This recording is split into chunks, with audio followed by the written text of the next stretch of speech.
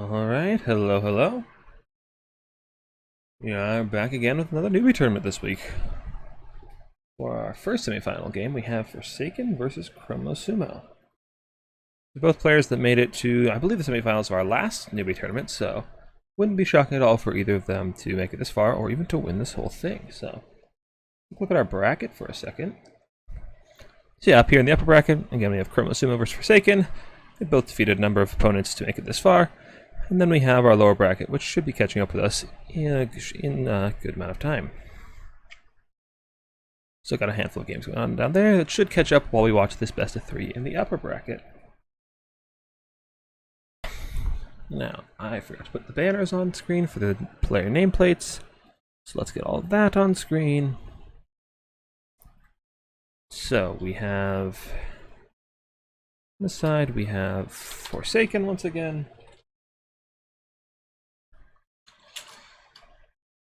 That name is far too big.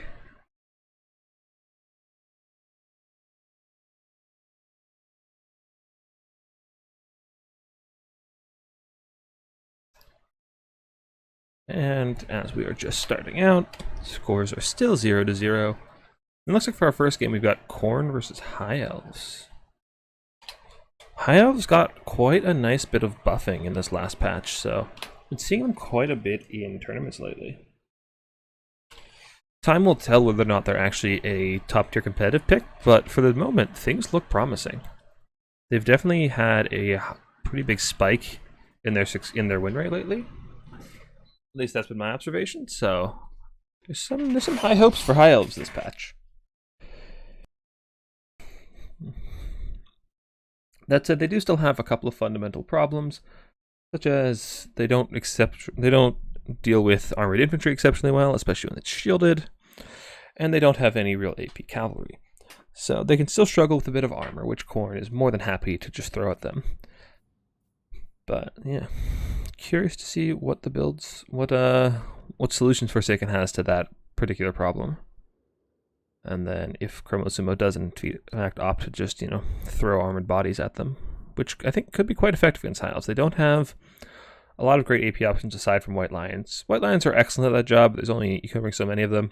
And then if you want more AP, you have to opt into things like Phoenix Guard or Sword Masters, which are very, very expensive. So High Elves can struggle to field a lot of AP, so things like Chaos Warriors can be a bit of a problem. The other question I'm wondering about in this matchup is who's going to rule the skies? Khorne obviously has a pretty respectable air force between Valkia and Furies, but High Elves aren't without their own tricks as well. They've got a lot of Flying Lords as well as Phoenixes and Dragons. They even have Tempest and some other anti-air spells that they can use. So I'm curious to see if High Elves will be investing into ruling the skies at all, or if they're just going to stick with a terrestrial-based army.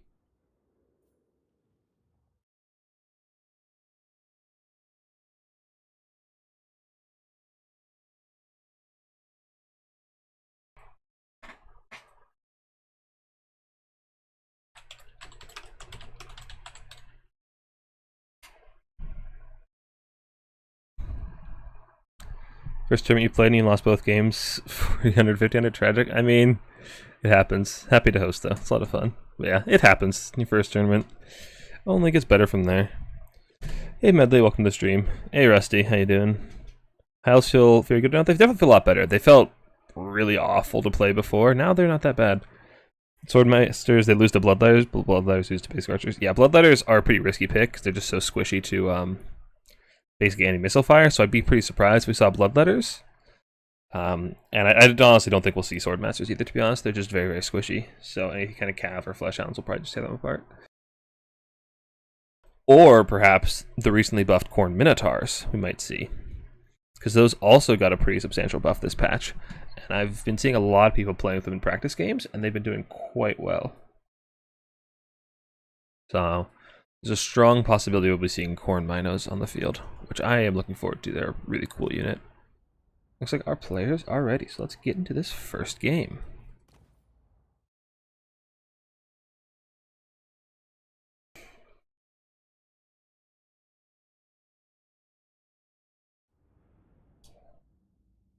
Sad to miss the check-ins. Okay, Rusty.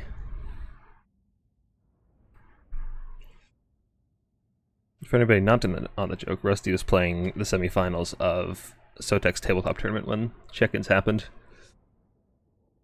And also watching that game made me realize that, Rusty, you have no place in this Newbie tournament. What army would I recommend for somebody new to multiplayer?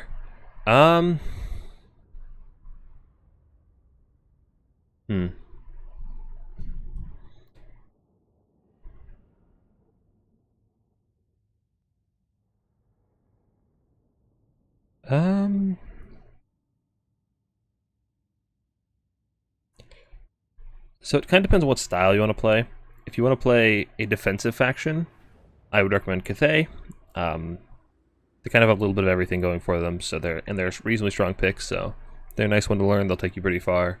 If you want to learn a more aggressive faction, probably either Norska or, I don't know, maybe Greenskins? Those two both teach you pretty strong fundamentals without just carrying you because their stats are so high. And if you want to play a kite faction, probably Dark Elves are the easiest kite faction at the moment. But I would definitely suggest either Cathay or like Norska Greenskins kind of thing. Okay, so let's look at these armies we got. So for the High Elves, we got a Life Mage with Dwellers of Balance and Regrowth, as well as the Wom recharge items. We have Imric on, is he on a horse? Looks like he's on, yep, he's on his horse with no items. Okay, he doesn't even have Dragonhorn? That's odd. Usually you see Dragonhorn. It's a very, very strong army, ability for your entire army. Top of that, we have 2 Lothern Sea Guard, 2 White Lions of Crace, 2 Silvern Guard, and the Fireborn. Fireborn are really, really strong. I've been using them a lot with High Elves lately. They're your only anti-large cav unit, and they do a ton of work against enemy large units, even without AP. The Fizz Resist is just really, really valuable, and against Khorne, the Fire Resistance is pretty big too. For Khorne, we got Valkia, we got a line of Chaos Warriors, got more Chaos Warriors, and the Minotaurs we were talking about with great weapons. They'll do quite a number against the Fireborn. Well, do they have flaming attacks? They don't. They're not actually going to be... they'll probably do pretty well in the Fireborn because they don't have to cut through the resistances. Now, Chaos Warriors do lose to White Lions of Crace, but there's only 2 of them on the field at the moment. They should be able to dominate everything else, infantry-wise, that the High Elves have to offer, unless, of course, they start to summon in really elite stuff like Phoenix Guard or Swordmasters of Hoeth.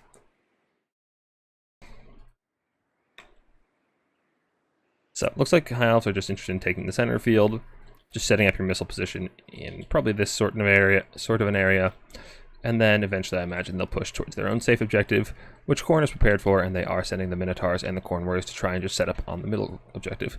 Khorne doesn't really want to fight in the open because they don't have missiles of their own. They want to fight, in the close quarters where their infantry can just pop out the woods and get right into melee without getting shot out in the open. So, very smart approach from Chromosumo. Curious to see what Forsaken is going to do to counteract that. No point in shooting Valkia. Your missiles aren't going to hit. She's too fast. And your arrows just move too slowly. Punishing those flying characters is quite difficult unless you have gunpowder units with much faster projectile speed. Arrows and, slings, jabs, anything like that, throwing axes, they'll travel far too slowly to hit these small flying characters, generally speaking. Most players are able to juke those quite effectively. So I'll have Khorne taking objective number 1. And I kind of like this from Khorne. By sitting here, outside of the archer range, he forces a large amount of the High Elf units to stay to protect objective number 2 without actually being able to accrue value. Because this force will probably beat these 3 Chaos Warriors if they fight, but by not fighting, he forces basically a standoff where High Elves have to leave a lot of units dedicated to holding objective number 2, while Khorne's real objective is to take objective number 3. So, very, very smart play from Khorne here. And now High Elves have the awkward game to play of, well, how do I dedicate my resources? Because if I move too much over here to fight for objective 3, then these Khorne Warriors come in and roll over me on objective 2. And if I just stay here on objective 2, then I can't hold objective 3 from the Minnows and the Khorne Warriors that, honestly, the High Elf player might not even know about yet. So, and this looks like to be the answer. The Fireborn is going to run up and start just cycle charging the Chaos Warriors, lancing them down. Some Minotaurs coming in will do a good job of just massing the Fireborn, preventing them from getting a ton of charge bonus. The Fireborn do pull back. The Minotaurs will do quite a number on them, so they don't really want that engagement. That said, they are quite a bit faster, so I think they could be pretty greedy and start getting some cycle charges, as Khorne doesn't have a whole lot that can really threaten them. Unless they summon their own elite cavalry, which would be quite a shock. We don't see a lot of elite Khorne cavalry. So the High Elves take the center objective, Khorne takes objective number 1, and for the moment, High Elves are also holding objective number 3. Khorne is just kind of lurking in the trees, waiting for the right moment. I'm really curious to see if the High Elf player actually knows that they're there. And yeah, Valkyrie takes a little bit of damage, but like I said, most of these missiles are in fact missing. Even without much juking, they just don't tend to find their target that often against flying small characters. Okay, so it looks like Khorne is opting for the Mino rush towards the center. Oh, actually, I'm not sure what their goal is here. We do have a Frostheart Phoenix coming in. Frostheart Phoenixes have been kind of disappointing to me. Their aura is really nice, but their melee combat prowess is just kind of not there. They don't tend to do a whole lot of damage to infantry or really anything else, but the aura is really nice for keeping other units alive, as it does debuff your enemies and provide pretty substantial debuffs, minus 12% weapon damage and 8 melee attack. That said, Khorne has very hefty melee stats, so that may not be enough. The Minos and Khorne warriors have popped out of the trees and are capturing that objective, but Phoenix is coming in. I suspect Valkyria should be able to beat the brakes off of that Phoenix. She is an anti-large duelist with better stats than the Phoenix, so she should do quite well, even through the debuff aura. She should tear it apart, and that'll allow the Khorne warriors to come in and start chewing up these Silver Guard. Silver Guard do have hefty armor and melee defense, but they don't have much AP of their own, nor are they that aggressive, and the Minotaurs should be able to tear them apart fairly quickly. The Fireborn are coming in. Whoa, geez, Valkyrie took a lot of damage. Not sure what that was from. Was that from the bird? Seer Schlapnir comes in, does some good damage to Silverin, chunks them out. Imric's coming in. He should be able to do pretty well against Valkyria. He is an anti-large duelist, and she is small, but he still has just hefty melee stats. And with the bird's help, Valkyria needs to get out of there very quickly. The Khorne warriors are not going to be enough to dissuade them on her own, and Valkyria needs to run. Does she have the demon shield? She does. I would like to see her pop that and just keep running. Minotaur Great Ones do get into the Fireborn. That's a really good engagement for them. The Fireborn didn't get off their massive charge bonus, so they're just going to get torn apart. They need to run. This is just a bad engagement. Yeah, get out of there. That's a huge win for Khorne, just chunking out the Fireborn like that. It's a perfect engagement. That's exactly what the Minotaurs are for. Getting Valkyria back in the sky means the bird has to 1v1 her, which means she has a much better chance of winning, so I do like that play. On the other side, Khorne has engaged in melee in the center, which I kind of don't like. I would have liked to see that standoff in the middle. You don't need to take this engagement if you're taking the other objective. Like I said, it does force your opponent to lose out in the middle, on the side eventually. Dwellers below coming in does good damage to the Khorne warriors. The Minotaurs do largely dodge it though, and have gotten into the cookie jar. They've broken through the White Lions. That said, but with the Minos in the back line, the Khorne warriors will lose to the White Lions in the front line, but they should be able to take out the Lothern Sea Guard support. That said, they are fighting into spears now, and honestly, I'm kind of wondering if you were just better off killing the White Lions, as they're the biggest threat to your infantry. And the Lothern Sea Guard aren't a huge threat to you. You've got silver shielded infantry with heavy armor. Minos have good armor. Like, what are the Lothern Sea Guard actually threatening? The Minos catch the Fireborn, and they're just tearing them apart. Like, they've probably already paid for themselves. Like, yeah, they've got 1,000 value. They're absolutely tearing them apart. It's a big misplay on the side of High Elves. You really need to avoid that fight. That's with the Phoenix coming in, but oh no, here comes more Minotaurs. Those Fireborn are not long for this world. Kind of like to see a regrowth coming on them, but I don't know if you have the WOM, because you just spent it on a Dwellers below. There are some Spearmen coming in, but they're going to be too little too late, and honestly, this bird is in trouble again as well. Lifecaster will get gooned out by Valkyria pretty quickly if she's not careful. Again, Valkyria's an anti-large duelist will do quite well. Imric and the Silverin are losing out over time to the Chaos Warriors, and Khorne has started to take the center objective as well. What do we have over here? Chaos Warriors and Fleshhounds are holding objective 1 just fine, and looks like Khorne is in a pretty good spot. They have a handful of value, and they have taken both objectives. The Minotaurs and the Khorne Warriors have finally busted through the front line of the White Lions, and are into the back line and just tearing apart those Lothern Sea Guard, as well as the spears. The Phoenix does manage to rout off some of the Minotaurs. These Minotaurs are running away. They're just going to come and start recharging these Silverin, which is an excellent play. If you can recharge the Silverin, they'll rout off, and you'll just take 3 objectives. And holding 3 caps will get you back in the objective ticket battle much quicker than holding 2. But at the moment, yeah, the High Elves are just forced to spam out slow infantry at the moment because their cav isn't really that effective in this matchup because it doesn't have any AP. So it's pretty rough for your boys in the High Elves. Yeah, recharge should rout off those Silverin pretty quickly. Imric needs to be careful because these Minos will take him to Pound Town very quickly. Valkyria and the bird are dueling again. Valkyria probably just needs to run. She's low health and you really don't want to risk it. Killing the bird isn't really your win condition, whereas keeping Valkyria alive, or killing Valkyria for the High Elves could be theirs. Silverin are starting to rout. I'd love to see these Minos just surround Imric. Again, did the caster die? I took my eyes off that. I don't see a caster on the field any. Oh no, there's the caster. The caster's fine. Okay, so there is still regrowth available for Imric, so he could be fine. But yeah, these Minos getting a good surround on the bird and Imric is a very good engagement for them. And these Minos have done a ton of work already. already well on the way to paying for themselves, and Khorne has largely overwhelmed the center objective. Lothar and Seaguard didn't stand a chance. With all the Minos, it's very, very hard for the High Elves to hold, and this is looking pretty solid for the forces of the Blood God. That said, they're not out of this yet for the High Elves. They've got a lot of Silvered and White Lions coming in, but I don't know if they have a great answer to these Minos. Silverin will do fine in a 1v1, but Khorne shouldn't really allow 1v1 to happen, and yeah, just good rear charging from Chromosumo. Getting the Minotaurs in the back, turn around with the Silverin. We do have a regrowth coming on the Frostart Phoenix. Honestly, I feel like you want to save that for Imric. So these Minotaurs just beating on. The problem right here is that the Minotaurs are all stacked up, so only about 3 models are hitting. What you want to do in this situation is give a move order past Imric, and then a turn into attack once they've surrounded him. Because then you'll get far more models in melee with him, as well as surrounding him so he can't run away very effectively. Valky's just hanging out. She's low health and doesn't need to risk dying. She can just hang around, but yeah. The High Elves battle lines have crumbled, and he realizes there is no longer any hope. Losing the Fireborn to those Minotaurs was a huge misplay. That really, really cost the High Elf player. It was very unfortunate, but I think this is still quite a difficult matchup for High Elves, even with the recent buffs. Yeah, the Frostart Phoenix did alright. It was really just dueling Valkia, so... yeah. I think, like I said, Lothar and Seaguard don't do a whole lot of damage to Chaos Warriors, and as I said, Chaos Warriors, and along with the Minotaurs actually, geez, 2,000 in both of these bad boys. They did a ton of work. They killed the Fireborn, they chunked out Imric, they chunked out the Bird. They're doing a ton of work, as well as just chewing through a lot of the High Elf infantry. With the Mino buffs, Khorne might be a lot stronger these days.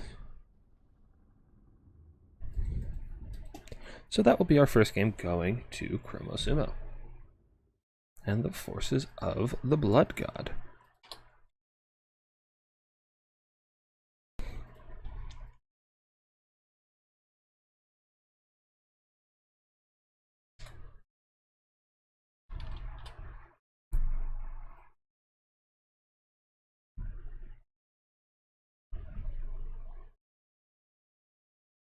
All right.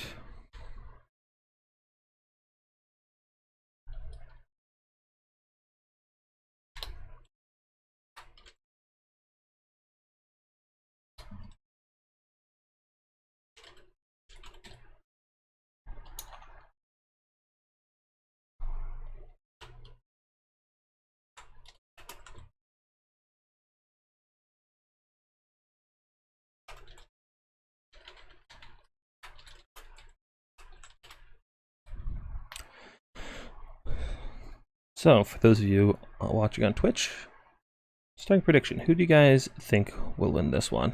You think Chroma, after this first game, what do you think? And do you think Chroma is going to be able to take this home in the next game? Or do you think Forsaken can run it back and pull off the reverse sweep? Let's hear your predictions. And let's check in on chat. What are you guys up to in chat?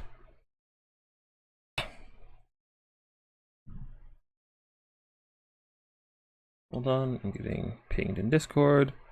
Nope, don't care right now.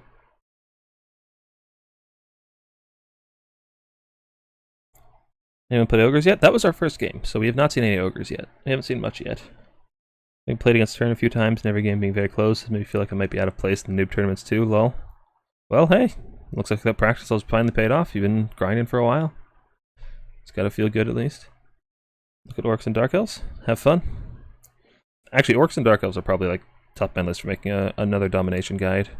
I have the Lizard one out already, but I'm probably going to add either Greenskins or Dark Elves next. And then I am working on a High Elf one as well, but that's going to take some more time because I have to learn how to play High Elves first. I already know how to play Greenskins and Dark Elves. Kind of feeling the same. Actually, a lot of good players in noob tourneys. Yeah, it's kind of hard to police that kind of thing. Like, I can keep the top players out, but once you get away from the top, it's like, well, how do you differentiate the skill level between somebody who's never played before and somebody who's, you know, played for ages and just doesn't pick up the game very quickly. So it's kind of hard to police that.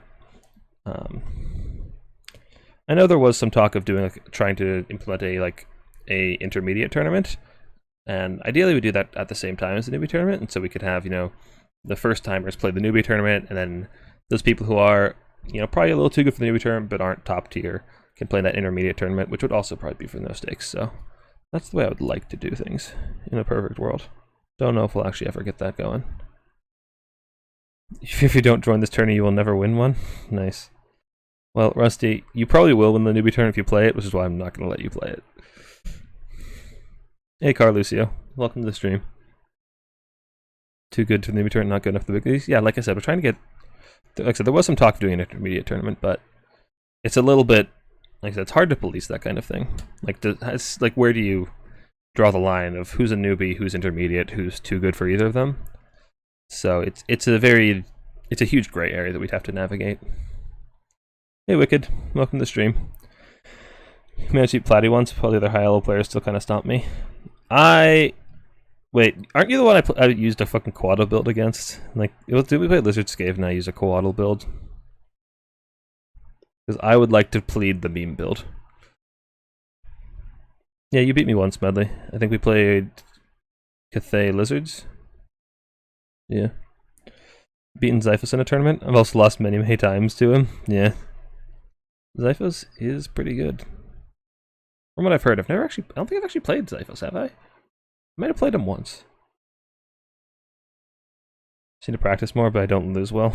Being tilted and quitting or just playing poorly. I feel that. I can also get pretty tilted when I lose games especially games I know I should win. Like when I'm playing somebody that I know I should beat. Also, I should have a screen blocker up, huh? Because then I can look at the armies we got. Looks like we got Count's Dwarves on Needle Mist Isle.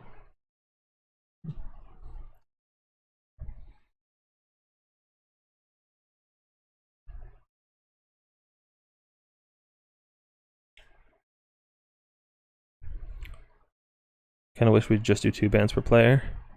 I haven't been able to navigate like how many bans we want, because like some people want 4 bans, some people want 2 bans, some people want no bans. So I'm trying to find a nice middle ground. Want to pick up High Elves? Well, now is the best time. They did just get buffed. It's probably more optimal to learn a few factions deeply at first, though. To each their own. You had to play as everyone first. It was really rough. Lost a ton. I feel that. I like playing a lot of factions. It's taken me a long time since IE came out. There's like so many factions I want to play, so it took me a while to actually get proficient on a couple. Learn 3 and then branch out. Yeah. In my opinion, the best way to do is like to learn one of each style. You know, learn a defensive missile faction, learn a rush faction, learn a kite faction. So then you have a really well-rounded understanding. And then that kind of like learning the skill of each style, learning how it plays, can also help you when you play against those kind of factions, because then you kind of know what your opponent's game plan is a bit more. After 4.4 hours in Warhammer 2 and into 3, plus getting diagnosed with ADHD earlier this year and treated. Apply your knowledge more to the game. Happily use anyone, yeah. It is very satisfying to have like a solid knowledge of the game all around, and just be able to pick up and play any faction. Cathay one tricks at the launch, yeah. Now Cathay is a frequent ban, need to pick up some new ones. Yep. That's the problem with, well, with both, you can call it a problem with one tricking or a problem with global bans. Like, if your faction gets banned, it just kind of sucks. Good Shroud faction, though, so you get a sense for the units, what the opponent may bring. Yeah. It's very, very helpful to have knowledge of how the faction you're playing against plays. Because, like, Skaven is a big one. People just don't know how, if you've never played Skaven, you don't know how to play against them. Because you just don't understand, like, they have a bit of an odd playstyle. Or Lizards, they also have an odd playstyle, so if you don't play them yourself, it can be hard to figure out how to play against them. Got Walk, DC, and Slash down pretty good. They almost get banned. Yeah. Only 3 factions offer utility and don't have totally unfavorable match across the board. Those aren't banned because they're in good shape. Yep. It's kind of hard to find that, though. Do fast mobile range when they get broken and undead action. Yeah.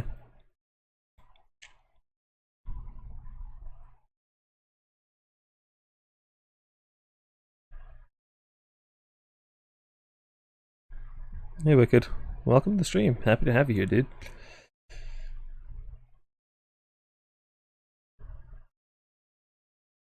I don't remember Quaddle, but maybe. I remember... I know which tournament I lost to in Delhi, dude. I know I used a Quaddle build in that tournament. I can't remember if it was against you or against the other person I lost to, because it was double elimination. Trying out the Dom tournament tonight, the Umize is hosting. Isn't there like a weird pick system for that? Aren't they experimenting with pick systems tonight? I haven't actually looked myself. Because I probably won't play tonight because I'll be doing this stream, and even if I have time, I'll probably be kind of worn out after the stream. Dawi. Oh shit, we're getting into the game. Takes long dwellers and banishment, our quaddle banishment, Narcoso take to melt infantry and cav. Honestly, I find Mazda alone is enough to deal with infantry. So they start Sunday, missed it. Oh well, slept in more. Yeah, I put out the initial announcement and said Sunday, and then somebody corrected me because like the date was actually Saturday. So that's my bad. Because the initial announcement said Sunday, and then I went back and edited it because I fucked up. So that's my bad, dude. Sorry. I really needed a consistent schedule, but the problem is my IRL schedule has been a little up in the air. It's blind pick through website for best on sub. Okay. I know there's a bunch of talk like behind the scenes of testing out pick systems, so I wasn't sure who was doing it. Because a lot of top tier players aren't super happy with the pick systems we have in place right now. One of your maps too. Don't think this map has ever been played on stream. I like this map. Aside from like the one problem where you can't see the center point super well, I think this is a good map. Alright, let's get the screen blocker out of here. And let's get into this game. So, what do we have here? For the forces of the Vampire Council, led by Forsaken, we have Vlad, double White King. So, let's just double check and make sure. Yep, no invocation of heck. That's the only thing that's banned. Well, that and a couple other things, but none of the banned stuff, so that's good. Zombies, bats, crypt ghouls, bit of an odd choice as they are very low on their AP values. Bit of an odd choice into dwarves, crypt horrors, graveguard great weapons, and yeah, a character goon squad. Not a bad build. For the forces of the dog. Oh my god, we have the Quarreler tied. Oh my god, Robo's just got he's got Thoric Ironbrow with Rune of Slowness, Rune of Wrath, and Rune of Doom. And then he's got Quarrelers out the wazoo, and oh, those are Rangers. So Quarrelers and Rangers, as well as Dwarf Warriors, and this is the front line.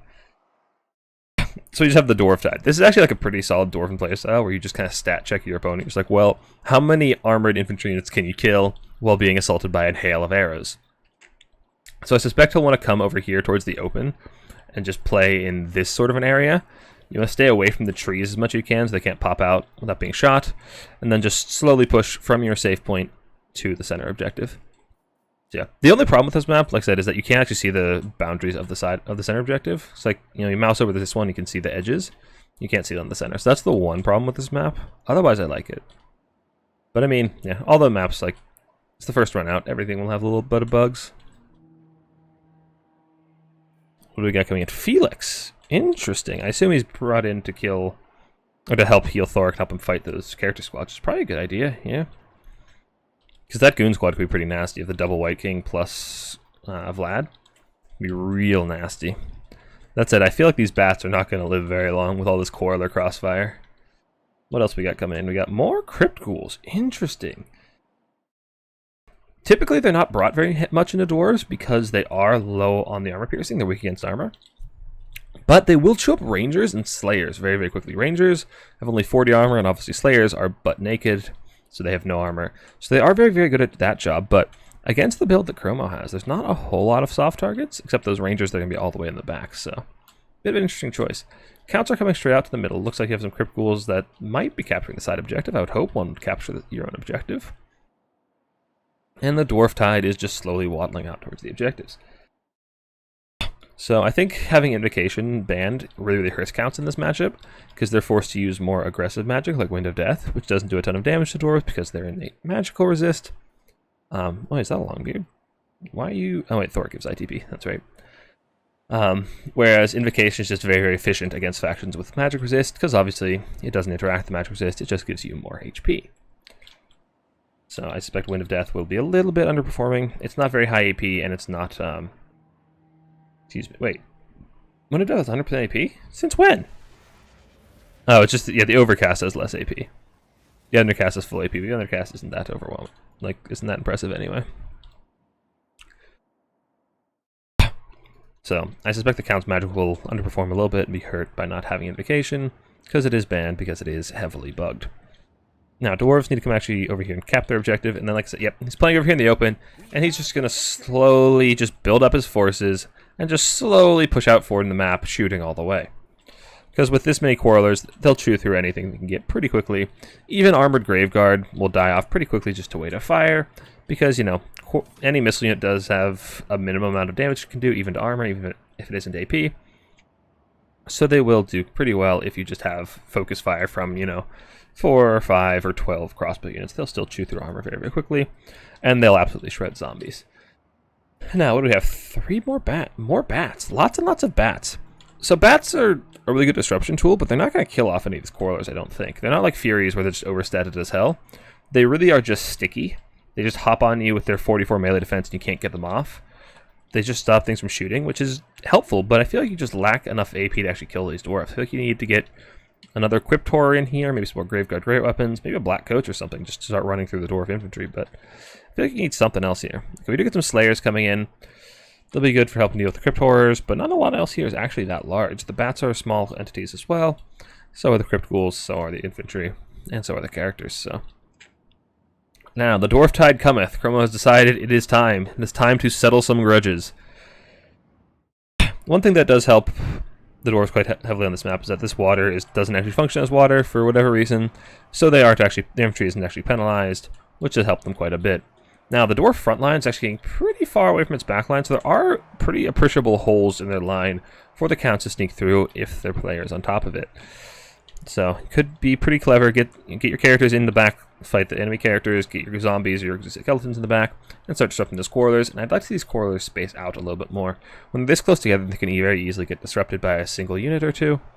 So you really want to see a little more space between them so that they aren't as easily disrupted. Bats just hanging around. This is kind of odd. Usually when you're taking damage or engaged in the front line like this, you want to start bringing in your tools on the periphery, bringing things in the back line, bring your bats, bring your crypt ghouls, get in the back. But right now you're just kind of walking out with zombies and just taking a lot of damage without really trying to actually fully engage. Like if you're going to go in with everything, going with just zombies doesn't make a whole lot of sense here. That said, if you're just trying to goad the enemy characters into fighting, I mean, again, just actually fight them, because they can absolutely kill Felix very, very quickly. White Kings are anti-infantry, Vlad hits very, very hard, as well as having the the Master of Beguilement for -40 melee attack. So yeah, Felix is the target. He's always the first target, because he provides the healing. So he's a very, very squishy target himself. So yeah, and he's in a lot of trouble. Okay, zombie summon coming in. Master of Beguilement is down on Felix, as well. Rune of Doom is up. Rune of Doom will allow the dwarves to shoot through all these zombies very, very quickly. Yeah, the problem is, like, all the zombies have just about died out, and now there's just so many of the big counts moneymakers here with no chaff to actually saturate them. I'm thinking the goal here is to try to snipe the characters first, but that's I find that a bit questionable. The problem is Vlad actually pushed through the Dwarf Warrior line, and the White Kings got left behind, so now Vlad is fighting Felix and Thoric 1v2, and that's not a great fight for him. He's a very strong, tanky lord, but so is Thoric, especially with Felix providing healing support. So that can be quite problematic. And now we do get the bats coming in, starting to disrupt the quarrelers. And like I said, they don't do a lot of damage. They're just going to stop them from firing, which could be quite valuable, but looks like a little bit off timing. Like I said, the Graveguard have just been saturated in just volume of fire. But the Crypt Horrors are coming in, and they should chew through these Dwarf Warriors quite nicely.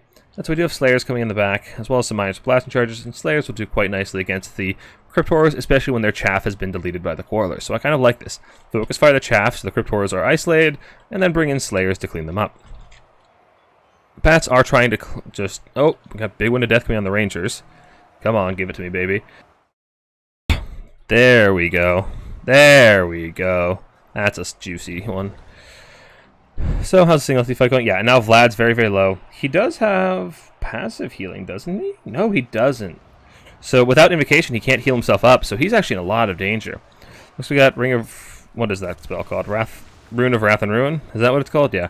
But yeah, Vlad has to retreat, and now the ability to kill Thoric is greatly diminished. The White Kings can do fine on their own. They're actually getting a pretty good gooning on Felix, but without Vlad to lead them, it's going to lose quite a bit of effectiveness. The Dwarves have traded up quite a bit in value. They're up almost 2,000 value, though they are losing out on objective tickets rather rapidly. But I really like to see all these idle units just start filling in the gap, getting on top of the crossbows. And like I said, this is the problem with having the crossbows so bunched up together, is now they're all getting disrupted at once, and now you only have, what, 1, 2, 3, 4 firing? And even this one, there's one crumbling zombie disrupting both these units. It's dead now, but that one crumbling zombie was getting a ton of value just blocking up those two units. You need to have your Quarrelers a little more spread. Now we do have Vargeist coming in. Vargeist have always been the bane of dwarves. They have a really, really hard time taking them out in the air, and they hit very hard with AP values, but when they're getting focus fire with this many Quarrelers, they're not going to be long for this world. And you really need to disrupt all these Quarrelers. This is, yeah. Playing counts into Dwarves requires really, really precise timing, so you can just shut down the Quarrelers while your heavy hitting AP tools come in and actually do the work. So yeah, the our guys just get absolutely shredded by the missiles.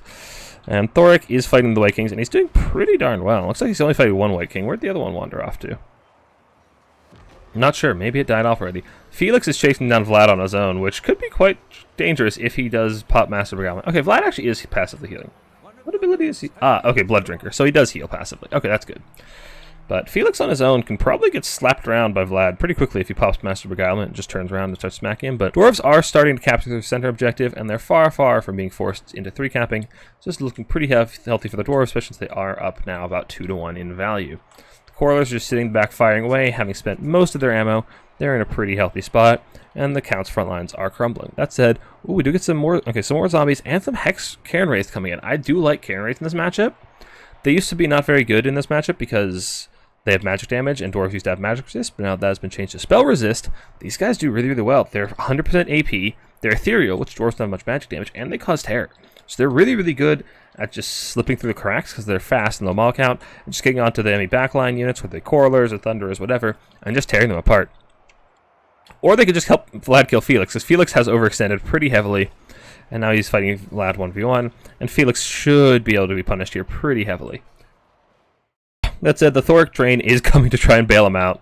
Okay, I kind of like this. Yeah, none of these are hammers. Oh no, those are hammers. Yeah, the hammers are the one things with magic attacks. You gotta keep this Cairn Wraith clear of them. So they will be fleeing the scene and just trying to get, hopefully, into these back lines over here, trying to get into these Quarrelers. But honestly, this is looking quite grim for the forces of the Vampire Counts. Dwarves have, like I said, they've traded up very heavily in value, and they've captured the center objective just about. Come on. Come on, cap that objective, please. You can do it. Come on! There we go. And do they have to 3-cap? They need, what, 650 to math? So no, Dwarves do not have to 3-cap. If they can maintain these 2 captures that they have, they will win the game. So they are in a pretty comfortable spot at the moment.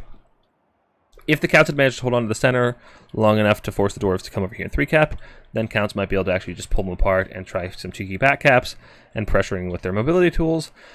But without that without being able to force that 3-cap, these Quarrelers are able to just sit back here and just keep fighting on the center objective, and Counts aren't able to actually flood the point with AP tools quickly enough, especially not anything that can actually stand up to this massive amount of Quarreler fire. Another Wind of Death coming in, and that's a very, very nice one. Gets the Hammers, gets the Slayers. That should be some pretty good value for Vlad.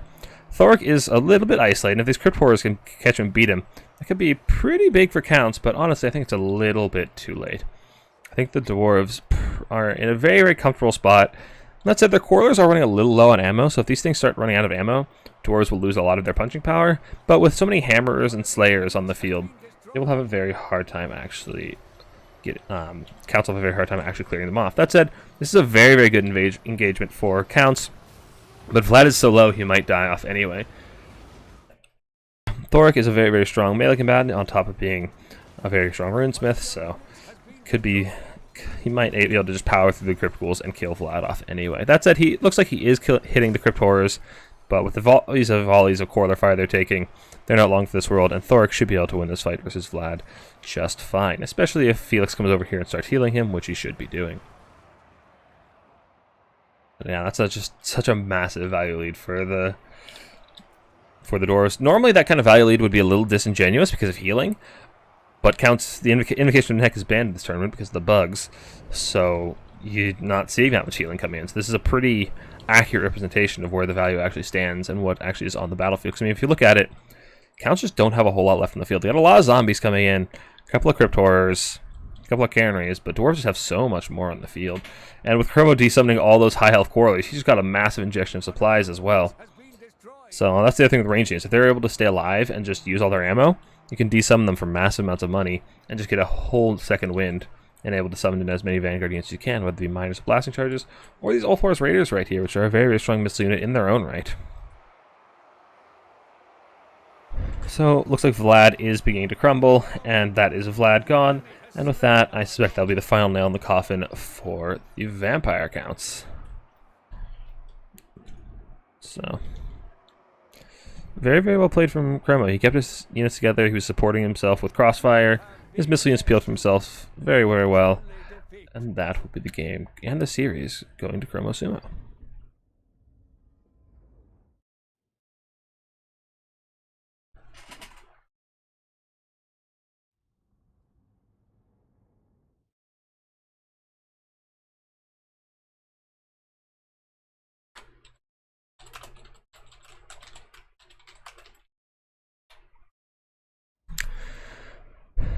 Yeah. I think the Cats players had a little bit of trouble with timing. Like I was saying, the zombies kind of went in early and then just got focus fired and died. By going in one at a time like that, you allow the Corlers just focus fire targets one at a time. You need to kind of swarm with everything so that the Corlers have too many targets to shoot at and can't kill them all at once, as well as bring in the bats at the same time you're bringing in your money targets so that they can't really be shot at all. So it's a pretty tricky matchup for Counts, again, especially with the Invocation ban. So still pretty well played by Forsaken. Definitely a valiant attempt. But yeah, the Corlers got to spend so much ammo and just output so much damage. I mean, look at the damage numbers, not the value, just the damage numbers. They were all getting, like, on average about 10,000 damage done. Hammer, oh my god, the Hammers got 527 kills. And they still didn't pay for themselves. They got 41,000 damage dealt. Jeez, they were just chewing up zombies left, right, and center. But, as I said, this is a best of 3, so that will be the series going in favor of Chroma Sumo.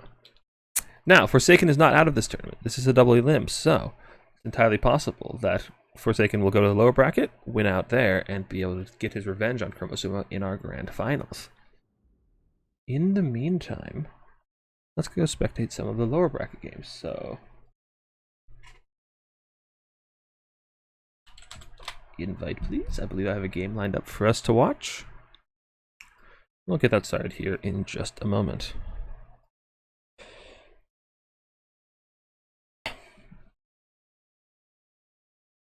So let's take a look at our bracket real quick.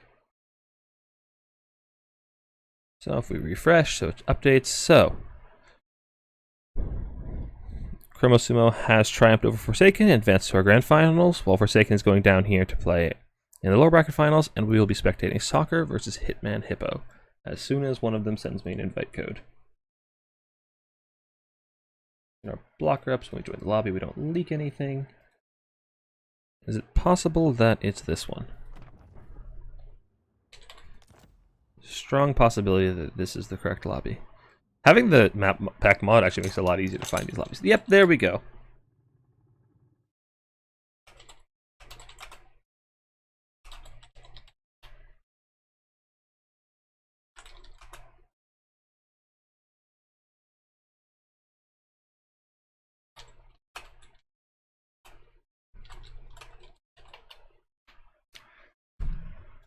Okay.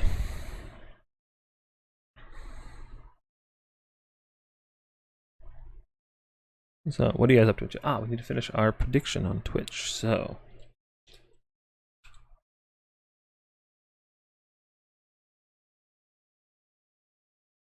Chroma Sumo did in fact win.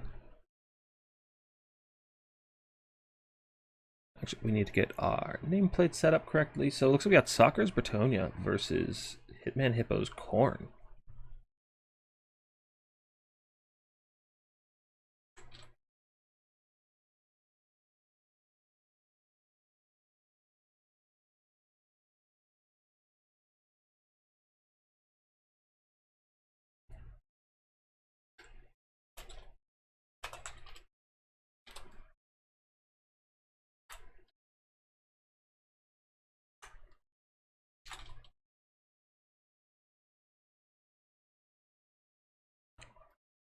So once again, if you're watching on Twitch, you can predict with channel points in the chat and let me know who you think will win this series, Soccer's Brettonia or Hitman Hippo's Khorne.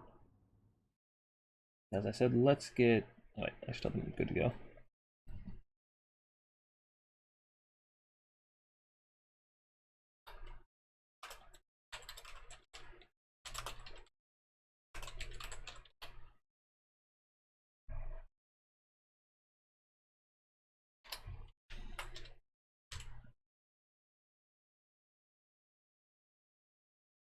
We got Soccer versus Hitman Hippo.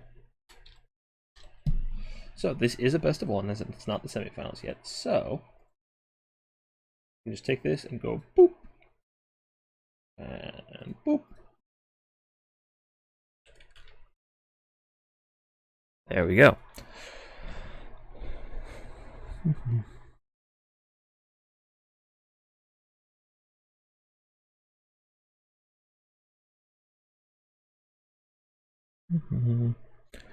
Yeah, Medley has several maps in the map pack. I really like that one. Noma style. I like that one. It feels pretty good to play, and it looks really good. Aside from that center point, which is a little janky, but honestly, I don't mind it too much. News to the game: how do the aquatic buffs work that factions can benefit from them? So I believe aquatic just means they don't get penalized for being in the water. Normally, infantry units fighting in shallow water get penalties to their melee attack and speed, I think. And aquatic factions like Lizardmen or Coast don't suffer those penalties. I think. I'm not 100% sure on that. One day they'll add a normal melee healer for ogres. The Great Maul will provide. Yeah, the ogres need a DLC pretty soon. Hammer's there, smack Vlad for mine. Yeah, the Hammers did a lot of work. He has the hunger, but he didn't though. Vlad didn't have the hunger. Like, I looked and he just didn't have the hunger. Like, I thought he did. Oh, nope, it's right there. Okay, I'm looking now. He has the hunger. You know, we're not going to talk about it. You can't prove anything. That's what Norscan Lord casters. Yeah, seriously. Can we get a just Famir themed Norska DLC? They're the coolest unit on the roster. Get us a Famir Balefiend Lord option, so we got Lord caster. It would be the best, please. What's the band where either cavalry, large units, or healing? I don't like that. Because you can't ban out large units entirely, because then every faction is just going to be dwarves, where it's only infantry. But worse, because they're locked to melee. Like, it's just a lot easier to just ban out the healing options. The thing is, I think I haven't actually tested, but can't it work on infantry as well? It's just a matter of it's much easier to do on large units. I'm not actually sure about that. It goes to lobbies in this tournament going and see people using the mod. Yeah, a lot of people have been practicing with the new mod, with the new maps. Yeah, Norscan needs the old Famir Lords. I would love some Famir Lords. Alright, so back at it. Let's drop the blocker before I forget. So for the forces of Brettonia, led by Soccer, we have Lewin Leoncoeur, Henry Le Massif. Is he a caster? Okay, we got and a Damsel of Life with Dwellers of Balance and Earthblood. Knights of the Realm, Beastslayers of Baston. I think that's how you pronounce it. Spearmen at Arms, Peasant Mob, Foot Squires, Spearmen at Arms. Foot Squires have made a pretty big resurgence for Brettonia. Well, I don't know about resurgence, they've never been good before. But they have one thing that all the other Brettonian infantry lack, and that's armor. Or rather, leadership. I mean, yeah, they have armor, but leadership. Brettonia has a really hard time sticking on points, and Foot Squires, they don't do a whole lot in melee. Their melee stats are pretty trash, but they do a good job of just holding the line, which Brettonia really needs help with. Those are forces of Khorne, led by Hitman Hippo.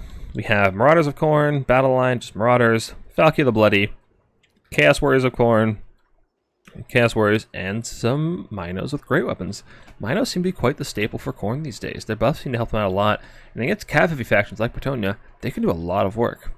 They can beat down the armored cav, they can catch Lewin or Henry.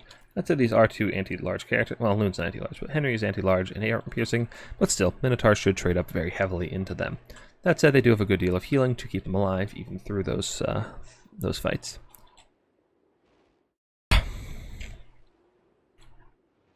So, I suspect Valkia will often just have to avoid the fight in the air, as Henry and Lewin should do quite a good job of beating the absolute snot out of her.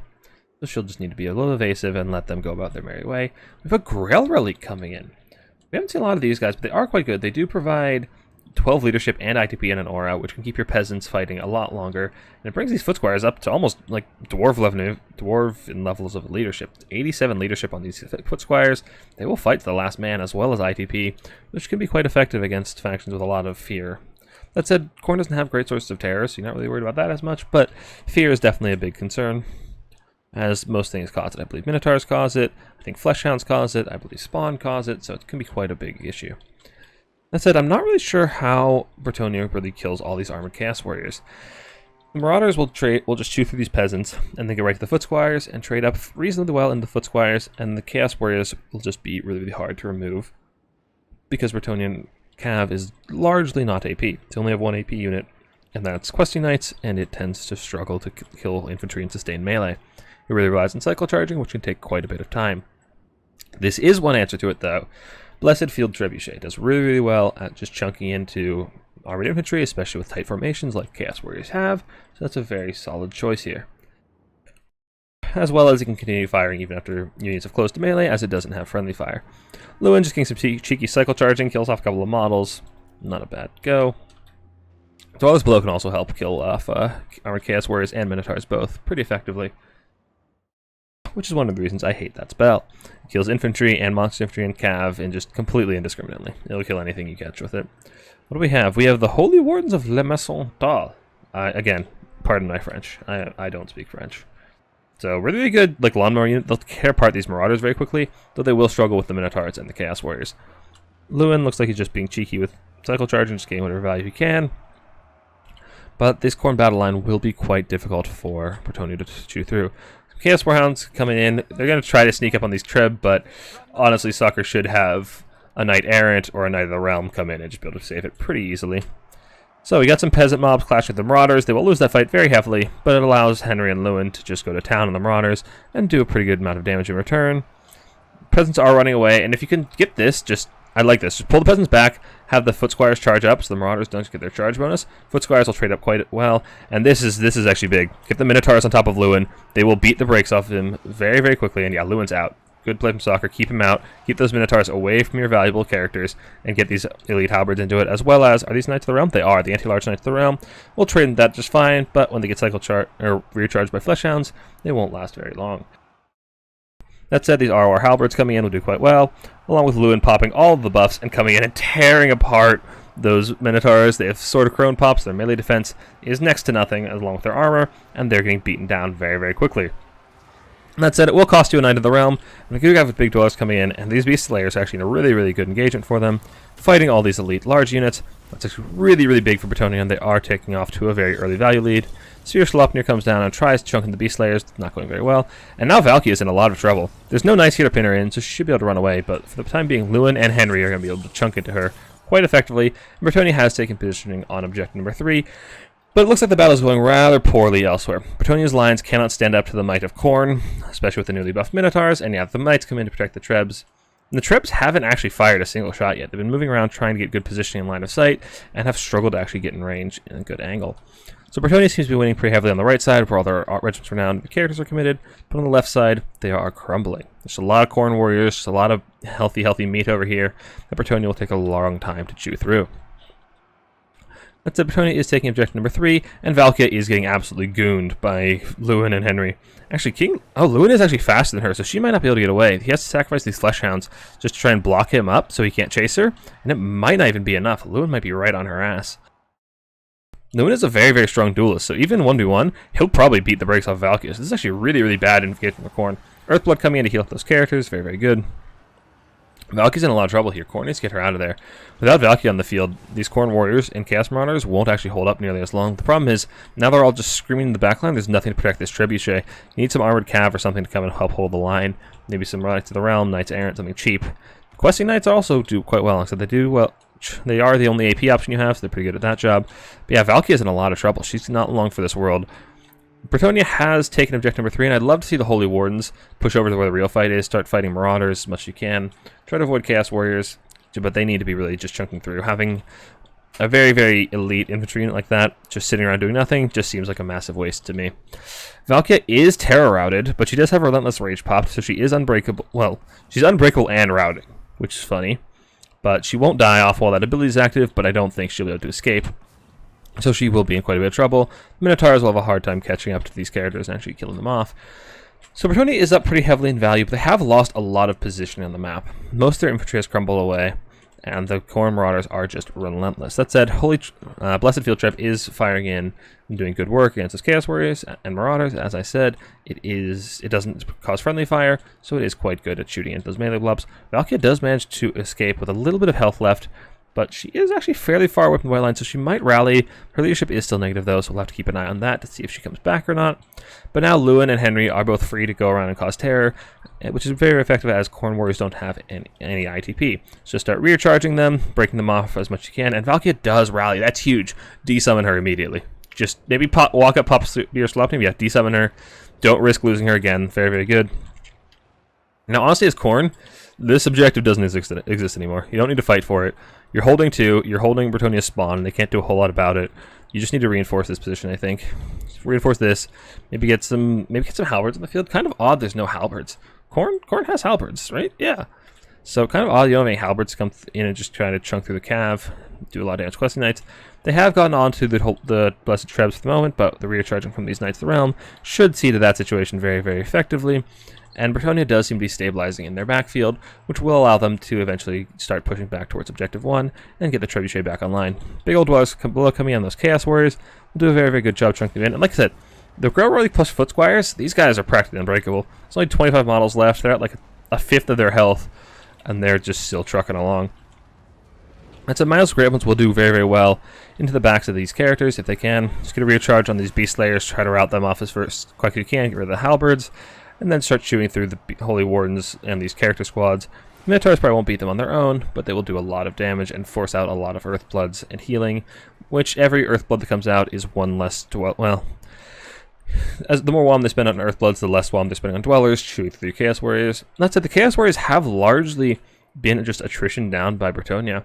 They are wearing out. That said, Khorne has a pretty healthy ticket lead, but we'll have to see if they can actually maintain it.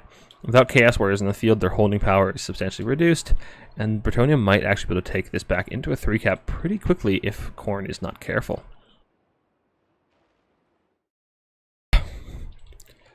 So, Brettonia, yeah, Lewin's just chunking away. And yeah, now the Minotaurs are fighting without chaff, which is a bit of a problem. They have just about killed off the Beast Slayers of Bastogne, so there's no anti-large here outside of Henry. So it should be a reasonably good engagement for them, but there's still chaff supporting those characters, so they should get the rakes beaten off them pretty quickly, especially with reinforcing peasants and foot squares coming in to just give a little more chaff to saturate. More Mino Grey Opens coming in. Boss, I feel like at this point just ignore the character blob. Like, you're not going to kill the character blob at this point, so just take your Minos and go somewhere else. Go kill something else. Kill some cav, kill some infantry. Just avoid the character blob, because you really aren't going to kill it at this point, I don't think. Especially with all the healing they've got coming in. That's a huge old Earthblood. So I think this position is lost, unfortunately, so I think you've just got to try to fight for Objective 1. But it's very, very hard to do because of just how deep onto your opponent's side of the field it is. So that's the problem with, well, not the problem, that's the challenge of triangular maps like this, where the points are triangular, is that kind of if you lose the fight on this one, you have to go deep into your opponent's territory and try to hold for as long as you can. That said, we are nearing the point where Brettonia will have to 3-cap, so maybe Khorne can just bring some halberds out to Objective 3 and just kind of turtle on this objective. The problem is this Treb is still sitting back here with a ton of ammunition to just shoot through those Trebuchets. So we are actually, yeah, we're very, very close to forcing a 3-cap if Khorne can hold on to Objective 1 for a little bit longer or take over Objective number 3. The thing is, Brettonia has so many units over here, but none of this have capture weight. Growweek is rallying, the characters don't have capture weights, they're flying. It's just a questing knight trying to shoot the Chaos Warriors and the Minotaurs, so Khorne can actually capture that pretty quickly. I like to see these Khorne Warriors just get to touch on the point to apply their capture weight, but these Minnows with Horn of Khorne, they have 69 melee attack. Nice, but also they're going to be chunking through those characters very, very quickly. Lewin is near his healing cap, so they've got 2,400 value. So Lewin's going to have to play a little more defensively. The problem is, when Lewin goes below half health, Blessed Son of Brettonia pops, I believe is the, yeah. So this pops, which is ITP map wide, as well as melee buff stats. So you kind of, like, if you take Lewin low, you gotta finish him off, because that ability is very, very strong. So I think we do, yeah, Brettonia does have to 3-cap. So as Khorne, I'd like to see just as many halberds as you can bring. Just bring out halberds and station them on this point. Don't push forward. Just take your halberds here, or even here. Either one works just fine. But station your halberds on objective, stop pushing. You don't have to push anymore. The Trebuchet is a problem, but it's got a timer to do its work. Like, it has to do things pretty quickly, and you can just sit back and juke. So Blessed Son of Brettonia hasn't actually popped, which is very, very good for Khorne. might be the only thing keeping them in this game, because as soon as whole Brettonia Cav gets those melee buffs, what is it? It's 15% base weapon damage, 8 melee attack, and 10% charge bonus, as well as ITP. So you really don't want to kick Lewin any lower. Like, taking Lewin lower really hurts you, because you can't kill him at this point. Without Valkia, there's nothing really to lock him down, like chase him in the sky. So yeah, good. Position armored infantry, on the point. Marauders Khorne, yeah. He realizes, yeah, then his opponent has to 3-cap, and this is good. Just bring out whatever Khorne infantry you can. It's very, very hard for Brettonia to chunk through all that armor very quickly, so you can just station it. And make sure when you're doing this, you're going to be on the outer edge of the point, so that way your opponent has to kill your unit before they can touch the objective and actually apply their capture weight. Otherwise, they can just, if you just sit in the center, they can just flood you with peasants on all sides and outcap you, even though they haven't actually killed you. Along with, if you bunch up like that, Dwellers is going to kill you, but that's not really that relevant. So looks like Objective 3 has fallen. Brettonia will be taking that pretty quickly, but most of what they have here doesn't have a lot of capture weight. It's just the caster, the Grail Relic, and some peasants, which isn't a ton of capture weight, so we'll take a little bit of time for them to capture, all the while Khorne is accruing more and more victory tickets. So now the question is, how long can the Warriors of Chaos hold? How long can these blessed Khorne warriors actually hold this objective? My bet's on a long time. There's not a lot of AP on the field for Brettonia. It's mostly in their characters and that Treb can only shoot so many things at once. And most of the Foot Squires have worn out. And at this point as Brettonia, none of your infantry that you resummon, I think, is going to get to that objective in time. So you just kind of got to spam Cav. And like I said, you only have one armored piece and Cav option. So I think they'll have a very, very hard time taking this objective. Hitman Hippo has done a good job of juking those catapult shots as much as he can, keeping these Chaos Warriors alive and denying the value to the Blessed Treb. Yeah, it's been shooting for quite a while, and it's only accrued about 500 value. So this is actually looking pretty rough for Brettonia. You need to get out here fast, and just like, what units do you use to do it? These Foot Squires back here, yeah, they're a good choice if they were like here, but when they're back here, they're going to get here by the time the game ends, probably. Well, maybe a little before that, but like, they need to get here and they need to win a fight before they can cap, so it's going to be very, very rough. And now is the time for these Forsaken to charge. They've been sitting around. They have a massive charge bonus you need to get. So you want to charge the Spearmen. Just shred them immediately. And there's the charge coming in. Like I said, they have, 40 charge bonus? It's insane for infantry. They'll tear apart those light armored Spearmen very, very quickly. Lewin and Henry are very, very low. But, okay, Blessed Son Brettonia has popped, it looks like. Yeah. That's actually kind of rough for Khorne, but it might be too little too late. But that said, having these big terror-causing characters flying around is actually, pretty rough for Khorne. But that said, the leadership is so high, it may not come into play in time anyway. It's not like the ITP will really matter, as Khorne doesn't have any big terror-causing monsters, like I said. No Fleshhounds do cause fear, and that does get negated. This is what you want to avoid as Khorne. Don't get pulled into fights off the point. Don't get pulled into isolated fights. You want to stick together and support yourself, and have your units support each other. Getting pulled apart, although actually getting into these for Peasant Bowmen might not be bad, but getting pulled apart just gives your opponents targets for Lewin and Henry to come and kill. Yeah, now it's just, can this Peasant Tide actually overwhelm this Khorne Warrior position in time? And my money is on no. Like, these Khorne Warriors are armored, most of them. Like, some of these are Marauders, but like Khorne, these are a lot of actually, those are a lot of Marauders. Maybe they can take it. If the Peasant Tide can just like walk around them, maybe get on the point, but these are like all peasants. It's all like peasants or flying characters that don't have much capture weight. So you really got to get on this objective very, very soon. Yeah.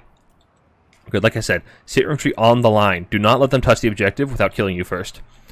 Like, if they have to walk over your dead body to take the objective, that's another, minute or more that they have to wait before they can actually apply their capture weight. And that's huge for Khorne in this situation, or anybody just trying to Helm's Deep on one objective. And that said, these Marauders will kill off these peasant mobs very, very quickly. Although that said, they're kind of jacked because of the Blessed Son of Brettonia. These are some pretty jacked peasants, dude. But still, they'll die pretty quickly. And they're kind of blocking their own Questing Knight's charge. So they're not even getting the charge because they're trying to path on the point. And I don't know if Brettonia can actually break this formation in time. Lewin and Henry need to get out of there and start recharging and terror routing to try and break off Marauders. Need to make sure these guys don't get too far out of position. Get them back to the point. Kill whoever you can. Return to the objective. But yeah, and like I said, here's those Foot Squires I talked about earlier. They're finally getting here, and there's only 100 points to go. So they have a minute and a half to actually fight whatever they have to fight, and then get on the objective. So, like I said, any more infantry reinforcements, the Holy Wardens, these peasant mobs, they're not going to be useful. There's another Treb that came in, but it's a little late, I feel like. Well, it's been there a bit, but I don't know. On one hand, I like it. It's the one thing you have to kill armored halberds, but at the same time, it's just a little bit too late, I feel like.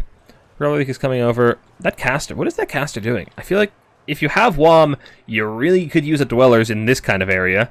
If you don't have WOM, just desummon it and get the magic and get the money back and turn it into Cav. But I think Khorne can hold this. I don't know if Brettonia can chew through all of these Marauders in time, especially with more Furies, more Marauders, and more Fleshhounds coming. Oh, those are Chaos Warhounds. They have capture weight, and that's what you really need at the moment.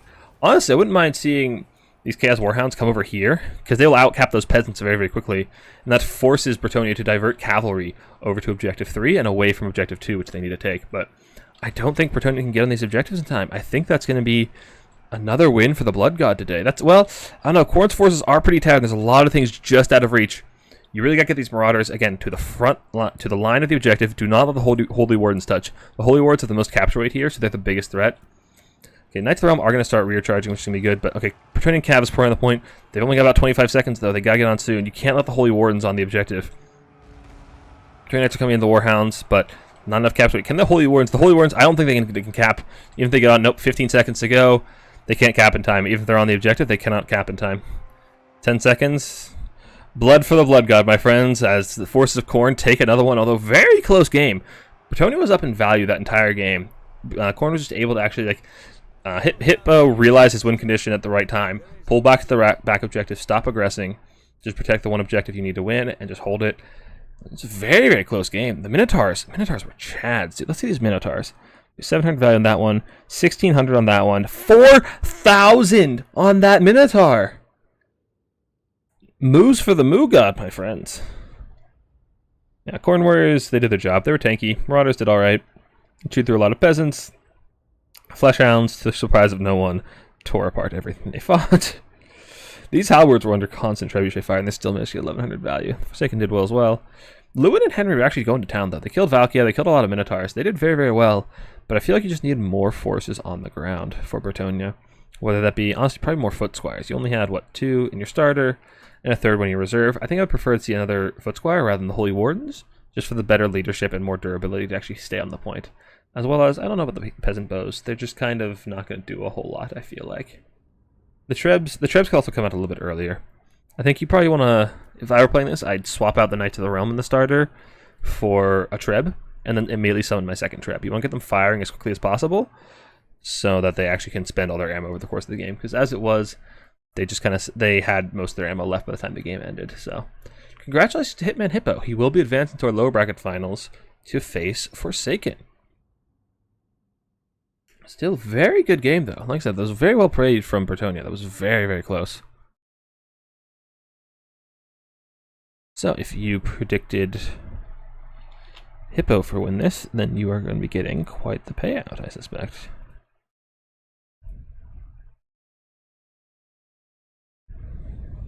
So again, I am on Twitch doing predictions in the chat, so if you want to try to take a guess who's going to be winning, spend some channel points, see if you can get a payout, you're welcome to join that over on the Twitch stream. Which, if you're on YouTube, there's a link to the Twitch stream in description. So, now, momentarily, we should be getting Forsaken in here to play our next game. We can update our banners. I'll have Forsaken.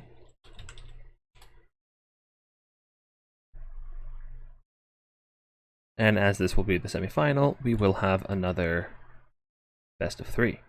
So we need our scorecards back, our scores back.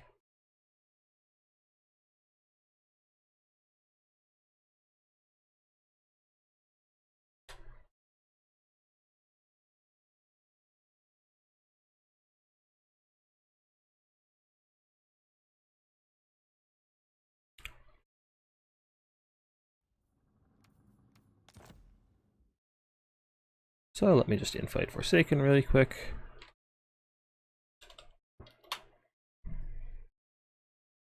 Yeah, we can catch up on you guys in chat. What are you guys on? Oh, we got Slanesh bots. Be gone, Slanesh bots. Was it only the one group? I need to get mods. I don't actually have YouTube mods yet. That's something I should do.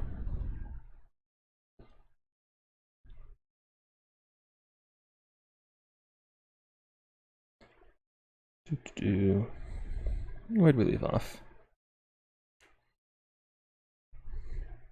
You think the spaghetti is only tied to cast size units? I haven't done extensive testing myself. Is bring a caster a must? Yeah, usually. Casters are just like you always have WOM, and it's a very powerful resource. Not bringing a caster means you're just not using that very very powerful resource, so it's just generally kind of a waste. Why is there no score for Forsaken? There's supposed to be a score there. It's supposed to be 0, but it's supposed to be there, nonetheless. Making it unbreakable shouldn't instantly unroute them. It's a bit weird to see a unit with 100% with 100 leadership still terror routing. Oh, should instantly route them. Yeah, I agree. It's kind of weird to have them route while they're unbreakable. Every faction besides Khorne and Dwarves. Dwarves have runesmiths, which aren't quite casters, and they also aren't as strong as casters, so they're a little more optional. But for most factions, casters are a must, yeah. Gonna join one of these eventually when you learn how to not maul and seethe with ogres. Blessed Treb's not having friendly fire is insane. Yeah, it's super good. Blessed Treb's are really good. And yeah, Khorne does feel very, very good this patch. Coops. They feel a lot better with the Minotaurs. Especially since, like, especially since spawn are still bugged. Chaos spawn of Khorne are still bugged. Where if they're in your reinforcements, they won't have their frenzy. So having that monstrous infantry, that heavy-hitting AP monstrous infantry, especially the Grey Opens that can just beat the crap out of Cav and lords and heroes and monsters, that feels very, very good. And City found something that highlights new messages on Twitch. That is the default, I believe. At least I can see the highlighting new messages. I don't know if you guys can, but yeah, on Twitch, I can always see when somebody's first time messaging.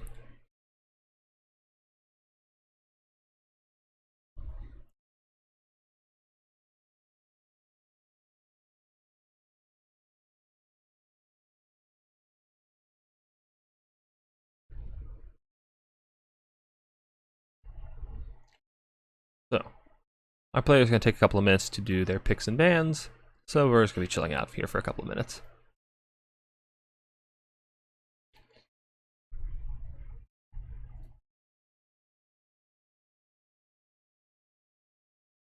If only Torox were here, he'd be happy. Yeah.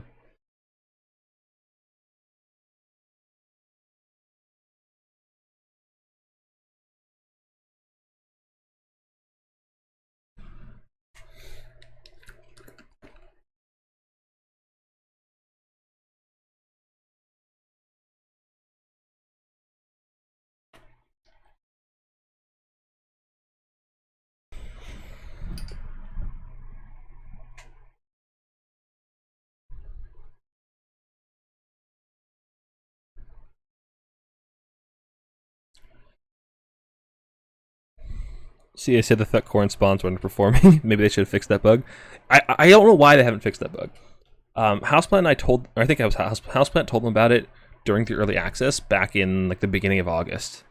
It is now what, October 22nd? Like we told them like whenever, like before IE launched that bug was in the game, and they haven't fixed it 2.5, 3 months down the road. Like it's a huge bug because it doesn't apply. It's any unbreakable unit with frenzy. So Chaos Spawn, Empire Flagellants, the ROR Red Crested Skink. None of those units get their frenzy, and it's insane.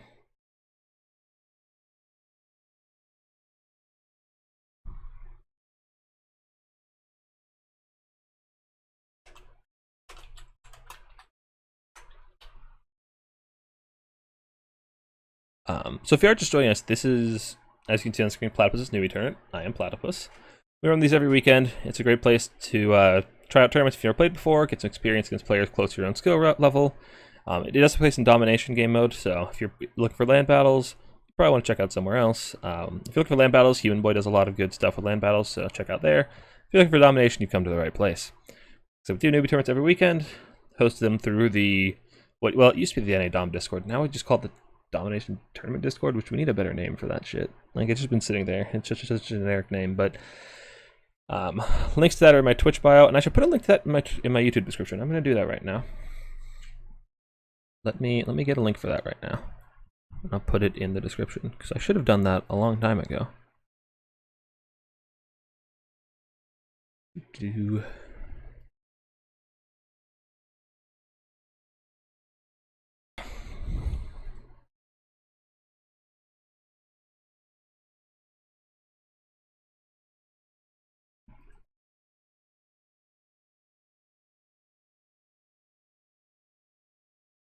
How do?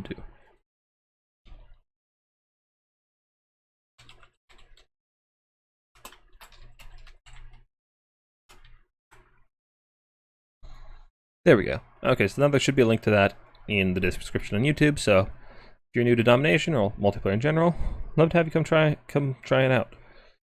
It's a great place to try it out for the first time if you've never done it before, as you won't be just, you won't face an Anticity in the first, you won't face somebody like Anticity in the first round who's just going to roll you. Ideally. It's not perfect, but CI isn't known for quick fixes. Ain't that the truth, Coops?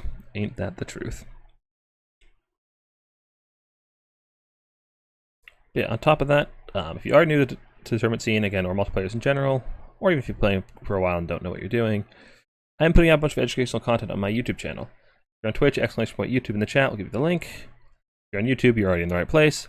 A lot of educational content, talking about fundamentals of the gameplay, talking about how units perform in a competitive setting. So, I'm trying to make it a good resource for people who are new to the game, or new to multiplayer. So please, check it out. Any support is greatly appreciated. And do we have our picks yet? No. Still doing picks and bans, which can take quite a bit of time. Hey, Faunix. Is that how you pronounce it? Faunix? Welcome to the stream, dude.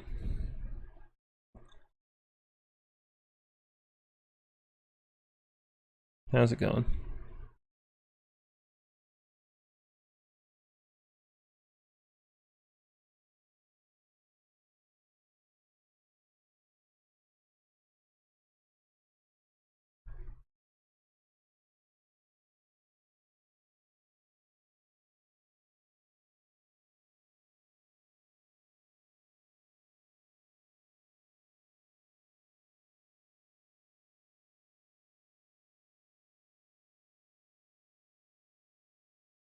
Yeah, it is. Nice. For once, I didn't butcher somebody's name.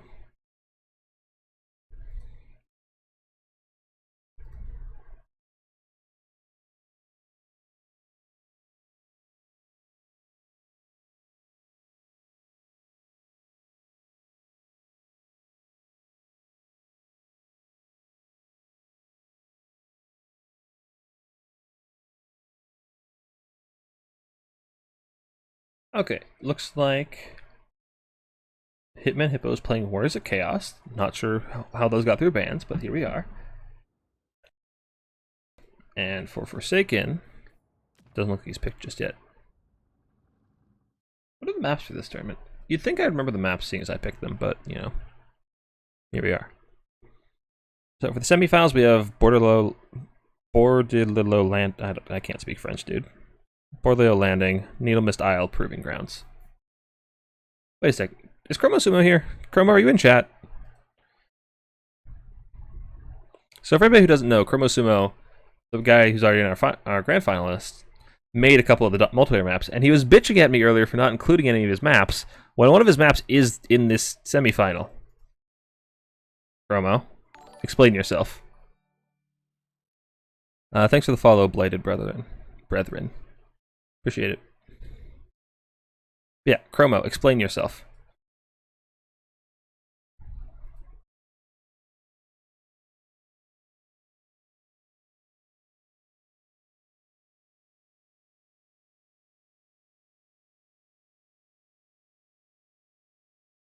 No, you brought it up first, Chromo. I blame you. Also, hey, Adelma.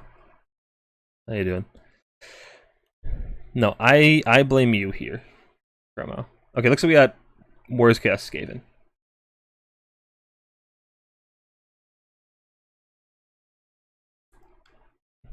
It's going well. Missed the tabletop tournament hosting today because I started a new Elden Ring file and lost track of time.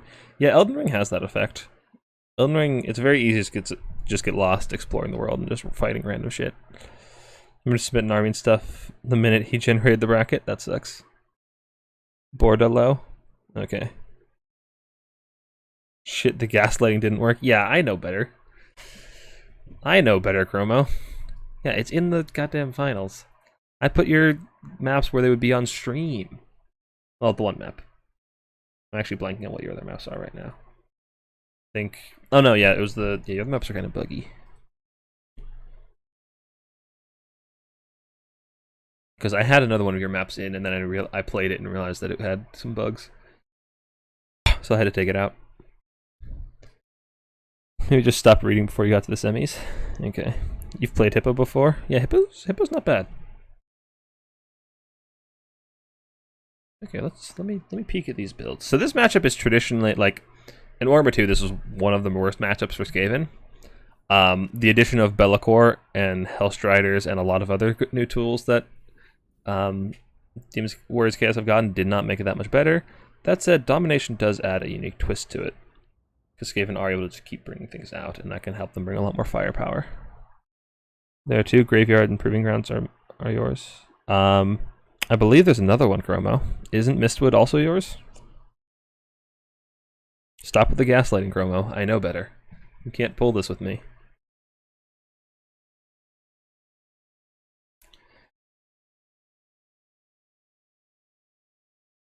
Alright, let's do our prediction on Twitch. So,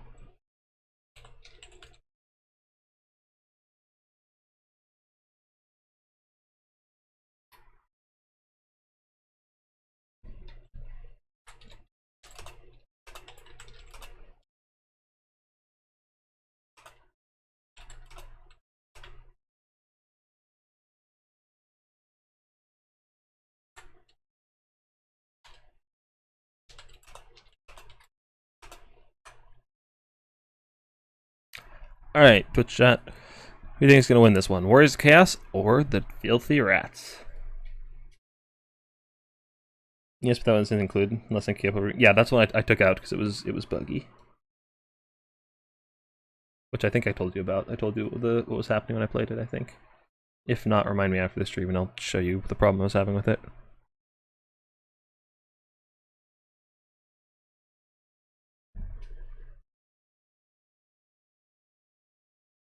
Oh, I meant to give more time in that prediction. Let me fix that real quick. I messed up.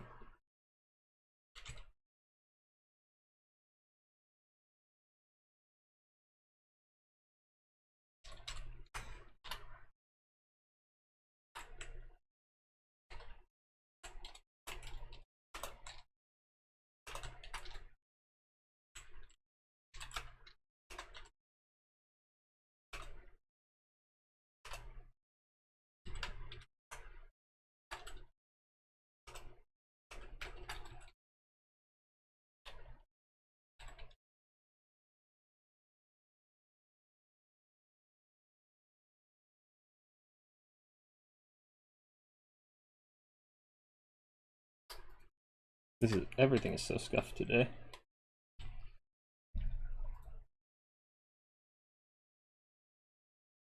Alright, enter your predictions now, quickly, before the game starts. The game is starting very soon. So I will catch up with you chat afterwards. We can continue with Chromo's gaslighting.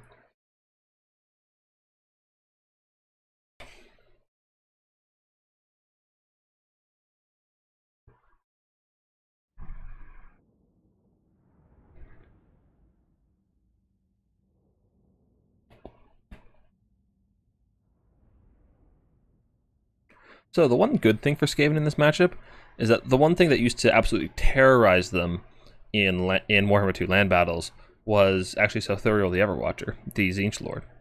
He got changed to being a flying character, as well as Final Transmutation being nerfed, so that's much less of an issue for Skaven these days. That said, now Be'lakor exists, which isn't really... doesn't make the situation a whole lot better for the rats.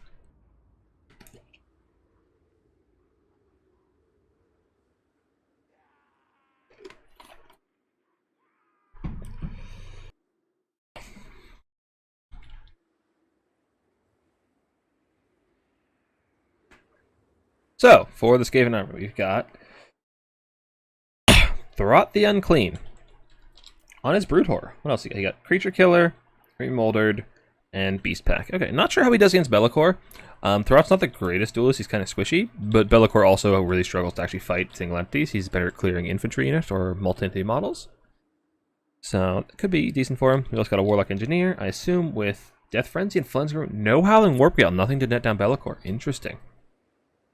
As well, we got Poison with Globes, a staple of the Skaven roster, as well as Clan Rats, couple of Stormvermin halberds, don't see those very often. Along with a healthy smattering of Skaven slaves and a plague catapult. So for the Force of Chaos, we have a couple Forsaken in the side. I assume they're going to be just advancing through the trees, try and get in the side, maybe cap the point, maybe just get into the backfield and kill the catapults or the globes.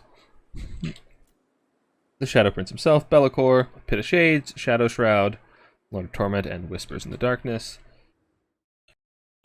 As well as some Chaos Spawn and a ton of Marauders. Okay. So Marauders need to space out or they're going to get just shredded by the Plague Claw and the globes. So you definitely need to spread that line, and he is immediately good. Just trying to deploy as far forward as possible. And yeah, the Forsaken are heading right in the trees. Basic Forsaken have always been very, very good against Skaven, because they'll rout Skaven slaves basically right off the charge and only take one volley from the globes, and can then just speed into the backline very, very quickly. So even clan rats aren't going to be standing up to them very, very well, so they're quite a pain for Skaven to deal with. That said, things like rat ogres will absolutely just stump them in melee, especially when supported by those clan rats. So as we saw with earlier with the High Elves, the Missile faction is going to want to come and set up in this sort of an area, not right in the open, away from the trees where they can just pop out and be jump scared, and they have long sight lines just plink away with their catapults. That said, they will need to put forward in at least two directions to try and put a toe on the point, which I suspect is where those Stormvermin halberds come in.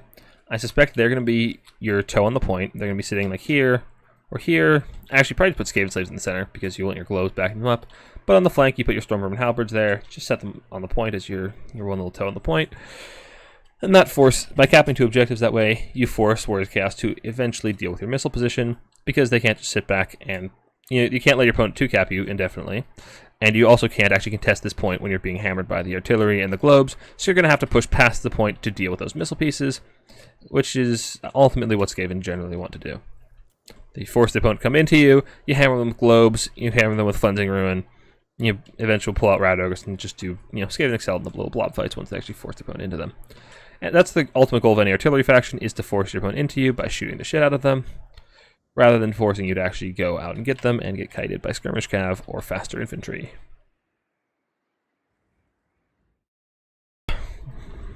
Yeah, that's the ultimate goal of artillery generally, is just force your opponent to rush you sooner or later.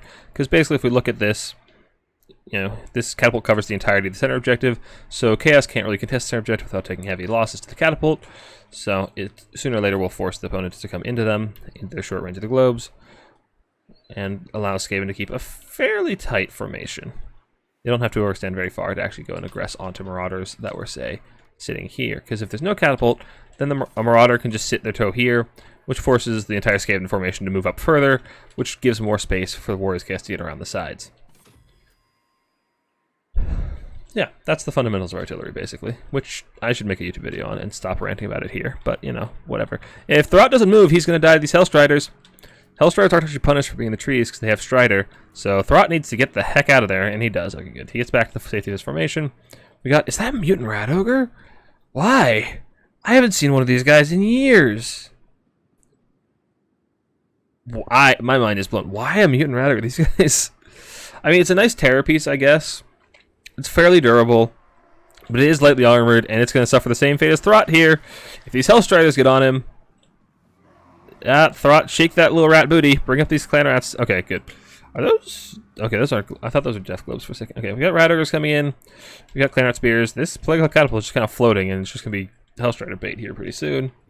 Are we on fire at will? We are on fire at will, so Be'lakor is going to be getting hammered in the face with plague catapult shots. And they completely whiff, which isn't that surprising. That's why you don't want fire at will on, because they'll waste ammo on characters like that. So Be'lakor is a massive problem for Skaven, because they have literally no way to kill him, and he can just fly around and do whatever he wants. And what he wants is to drop Pit of Shades on one weapon team, and land in the other. Actually, the other one's on the other objective, so Be'lakor's just going to come and eat this catapult alive, or the caster. Caster's also a good target. And what do you do against this Skaven? Apparently you bring Throt with the rat ogres, and that's not a bad idea. We'll have to see how well Throt can actually do. We do have some Marauders sneaking up around the long way. These are great weapons, but they're sneaking all the way around. There's not a whole lot Skaven can do here to protect it. And this is the problem for missile factions on this map, is that the objectives are so far apart that you just have these massive holes in your formation where the enemy can get around. Now, the globes are still largely alive. They didn't lose many models. How many is the basic model left? Okay, they lost almost half their models, but they're still globes. They'll still destroy infantry very quickly, as we can see right here. The Poison Wind effect does a ton of damage, but now Be'lakor comes in and tear outs, and they only get the one volley. catapults are shelling in shots. And Throt is on hand to start peeling off Be'lakor, and he needs to get to work very quickly. Problem is the Hellstriders coming in, they'll get the rear charges in, and that trade will go very, very poorly for the Skaven very, very quickly. Be'lakor is just a massive pain in the side. And I admire the creativity of the Throt pick, but I don't know that's going to be doing that well. And yeah, Hitman Hippo has seen this gap in the Skaven formation, and he's just going straight to the cookie jar with all these Forsaken and Dogs and Hellstriders. The Skaven formation in the center is just ripe for the picking. You get Flensing Rune coming down here, it'll do some good work. The problem is Be'lakor heals off of routing units, and if you've ever played as or against Skaven, you know there's one thing they really love to do, and it is route. A single Plague Monk here shouldn't be able to protect this catapult against all these mobility tools, so that catapult should be done for. I'd like to see some Wolf Rats coming in. Okay, Rat Ogres aren't a bad choice either, but you really need something to protect that catapult. That catapult is a goner. Which means, yeah, without... Okay, the one globe here is dead. The other globe here is currently in the open and is going to get jumped on by Chaos Warhounds, though they have armor so they should survive that, but this is looking to go pretty well for Warriors of Chaos, because now the Skaven weapon teams are dismantled. But the Mutant Rat Ogre and Throt are on Be'lakor. I'm curious how this fight will go. The Mutant Rat Ogre tends to hit, like, poorly connect, but they're actually doing pretty good damage to Be'lakor, especially with Creature Killer popped, it looks like. Yeah, extra bones versus large. So they're actually doing really well against Be'lakor, and they do, well, Throt regenerates. Does the Mutant Rat Ogre regenerate? It does not. But Throt can pop remolded on either of them, and they're actually doing quite a number on Be'lakor. How about that? That's very interesting. So Skaven blobs aren't actually that bad. When you get Rat Ogres on top of Clan Rats, they can do quite well in most infantry units with their heavy AP values. But their leadership is still pretty low, and actually Skaven are up a ton of value. That's a lot of that value is on Be'lakor.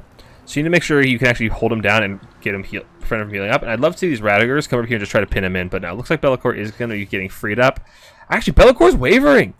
If he crumbles away, that's going to be huge. That could be the game lost for Warriors of Chaos right off the bat. Okay, Spawner coming in. They should be able to protect him.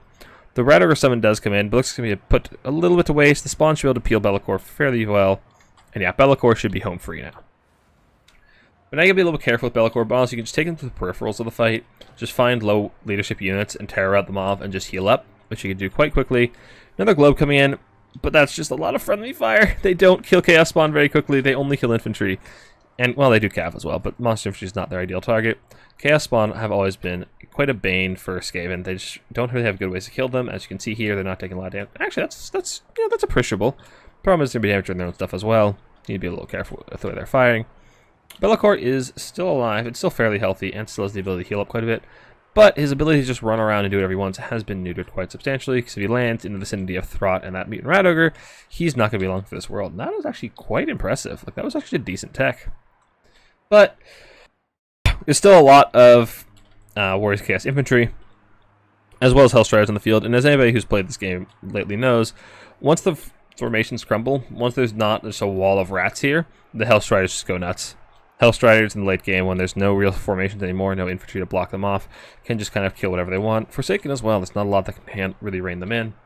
And I'd really love to see some Wolf Rats here. Wolf Rats are really good at just rear-charging lightly armored Hellstriders or enemy dogs, and doing a lot of DPS. The Be'lakor does land on these Plague Monks, and can the Mutant Rat Ogre and Throt get over there on him in a reasonable amount of time? Flensing Rune does come down. Be'lakor might just, Be'lakor dodges it. Still do some nice damage to those infantry units, but not a ton of work. Skaven up a pretty healthy amount of damage value, but without their globes, I really question their ability to actually kill off all of these Marauders. As well as just, the thing is, you can't even keep those globes alive because these Hellstriders are just going nuts. Hitman Hippo has been doing quite well, getting his Hellstriders in the right place, shutting down the missile units.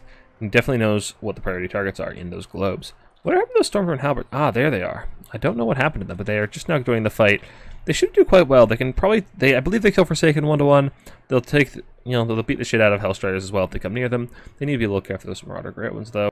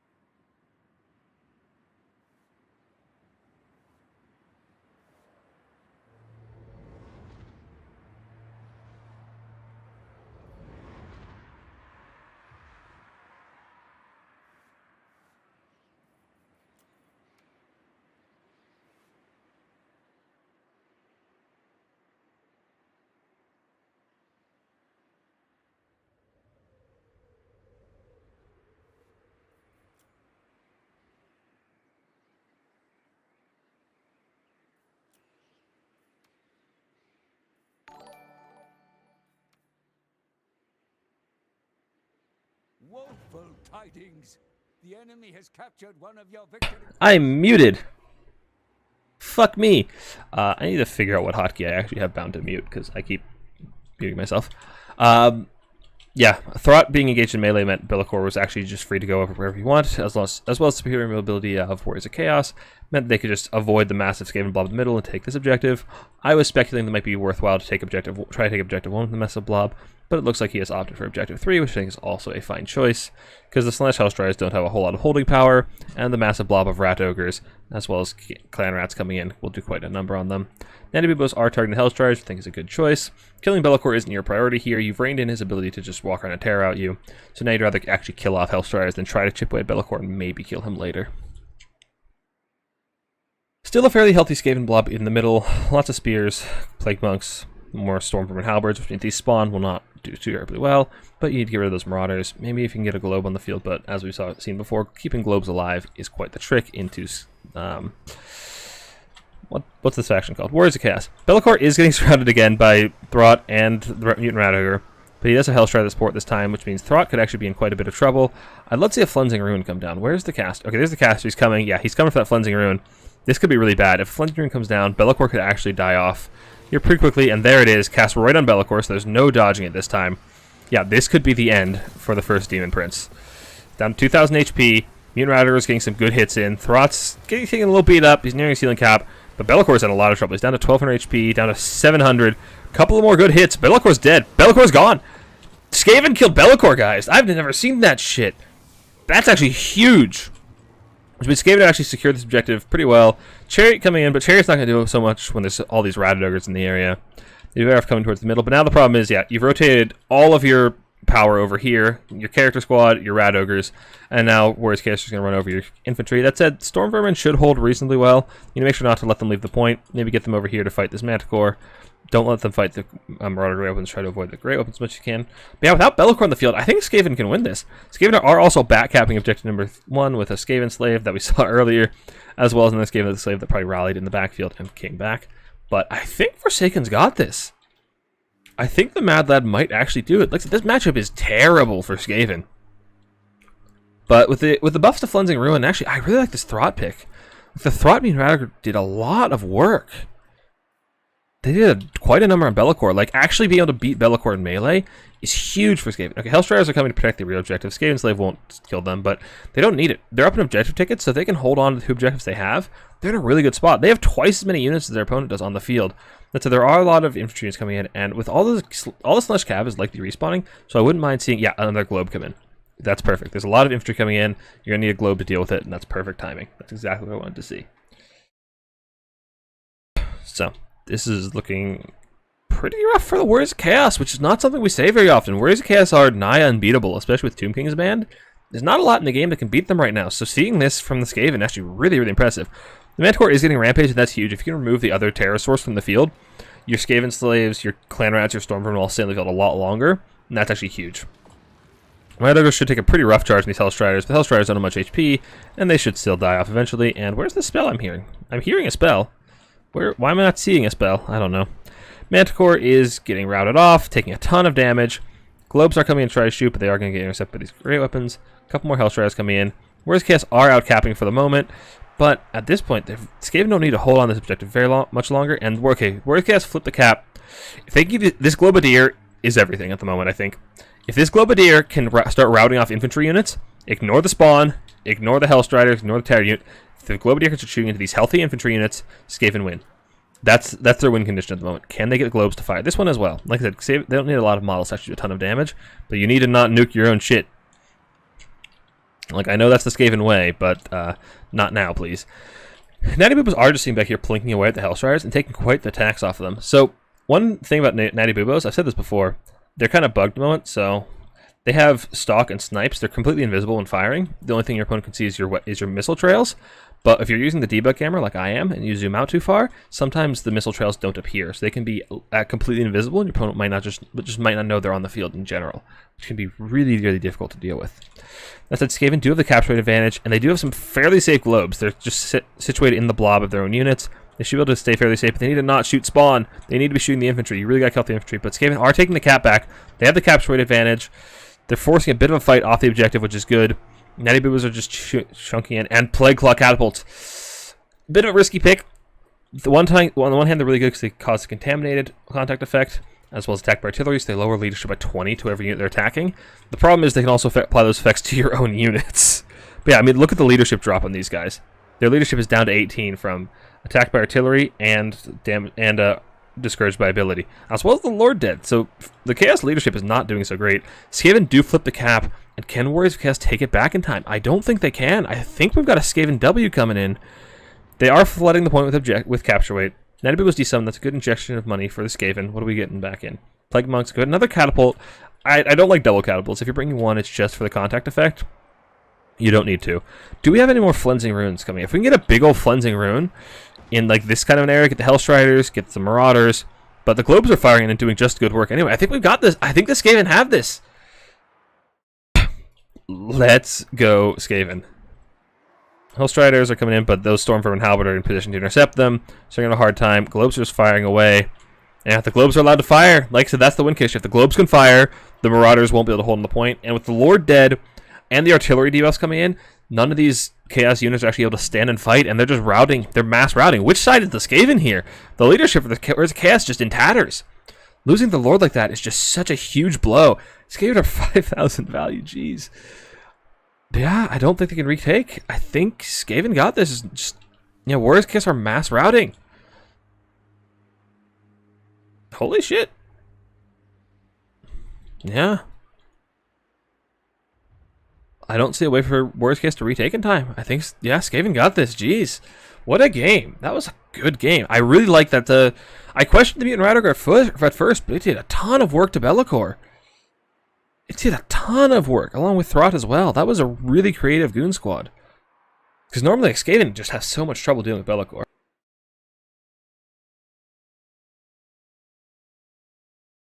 Yeah, I mute myself a lot, I know.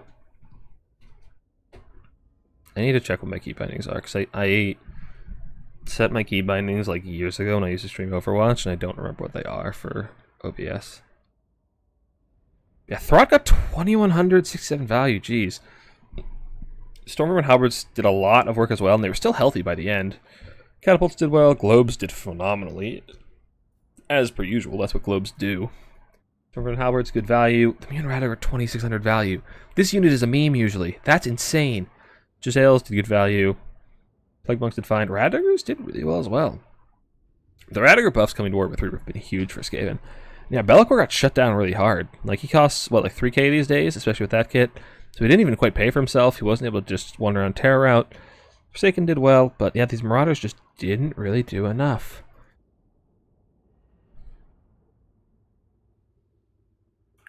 And that's going to be our first game going to Forsaken and his Skaven. I haven't gotten to say that in a while. Skaven actually beat Warriors of Chaos. That's insane. Yeah, so that is our first game going. Okay, that's our first game. This is a best of 3 though, so Hitman Hippo is not out of it yet. Nerf Skaven OP faction no one can beat. Yeah, basically.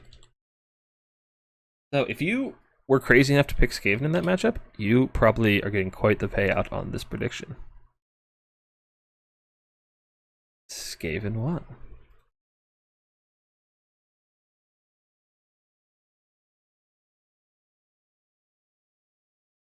Looks like Drakens is just hustling all of you in the predictions. He's getting all the channel points. Alright, what are you guys up to in chat?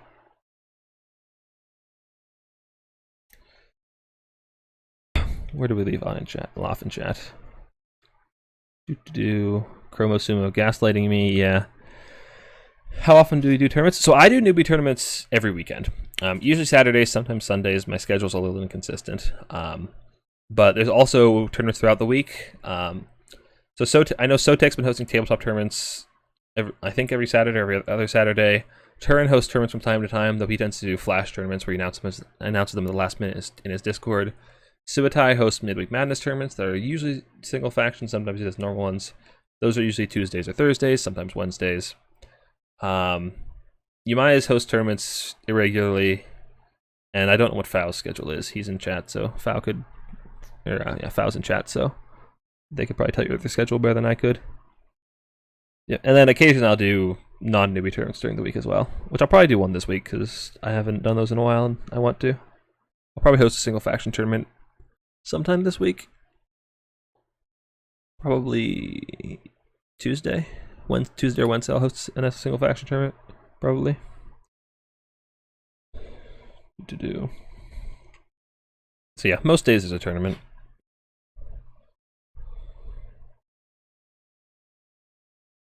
I feel like Be'lakor is way more pressing than Thuriel ever was. Yeah, Be'lakor is crazy. Any tips how to defeat Grand Cathay? Just get shot by their range, and after 5 minutes they have 30 units on the map. Ban them. No, that's not a helpful answer. So you gotta be very patient when approaching an artillery faction. You want to avoid getting shot as much as possible until you're ready to commit, and then you gotta move in with all your stuff connecting at once. You want to have your infantry crash against their front line, as well as all of your flanking tools, cavalry, chariots, furies, whatever, hitting at the same time from the sides. And then, yeah, you gotta have just good timing to actually break the box. What kind of units are taking them? Chariots are really good against Cathay. They struggle to remove chariots from their backline. The only thing that can really do that for them is the Aurora Longbow. So, yeah. Other big tip is drop spells on the front line. If you Pit of Shades the Jade Warriors, then your infantry can come in and kill the ranged units. If you Pit of Shades the ranged units, half the time they dodge, and usually they'll survive anyway. So it's much better to Pit of Shades the front line, which is already taking damage, which makes a hole in their line and allows your infantry to just stream through, just flood through the gap and get in their back line, and forces their missiles to stop firing. So those are the tips for any real missile faction. Those are just general tips, but they work pretty well against Cathay. Be'lakor can just right-click on the caster and he wins. No way to freeze when rattling gun.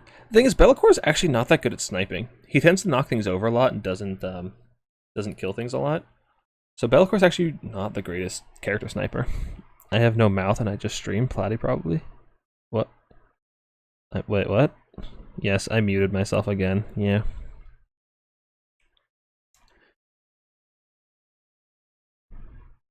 That's so good work, Be'lakor. Yeah. Yeah, getting rid of the terror is really helpful for Skaven. If you can bait Cathayan infantry out of harmony range, they lose so many buffs. Much more doable in Dom. Yeah, it's a little tricky to do that, but it's really effective if you can pull it off. Do we have our factions picked yet? No, we do not. So we're just going to hang out for a little while longer. So again, players are going to be doing their picks and bans. Once they have their factions done, I'll put up another prediction poll on Twitch. In the meantime, I am going to use the restroom real quick, and I'll be back in just a moment.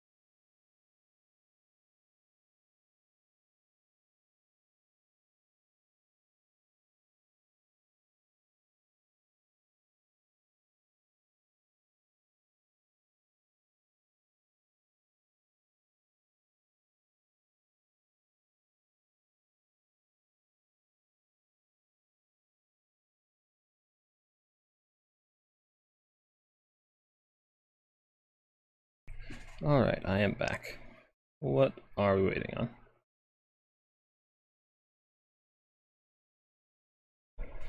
Still doing picks, that's fine. Sometimes it takes a while to think about what you want to play.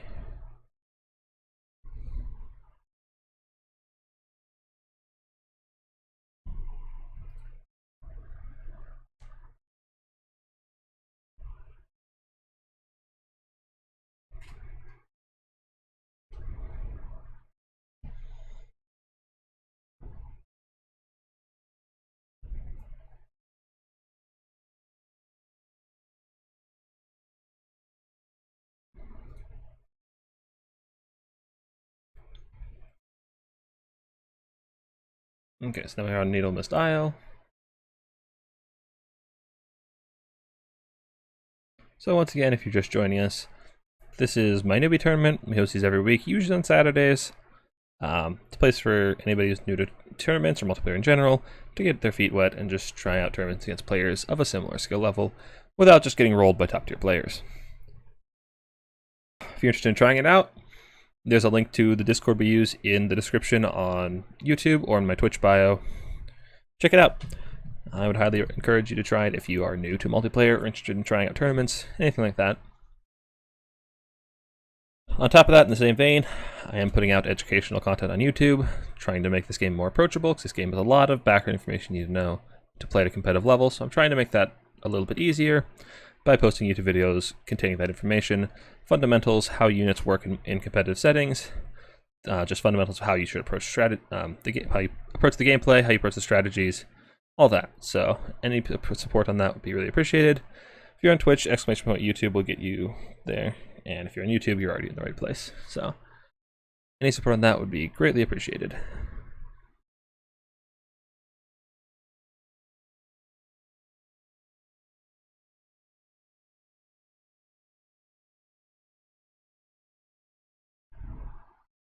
Hey, Minotaur Wizard. Pretty well so far. Things have gone fairly smoothly today. We haven't had any major hiccups, aside from me fucking up the bracket a little bit, but we're not going to talk about that. Ooh, Forsaken's on Lizards. We get some Lizards today? I'm here for Lizards Coast. Alright, I'm here for it.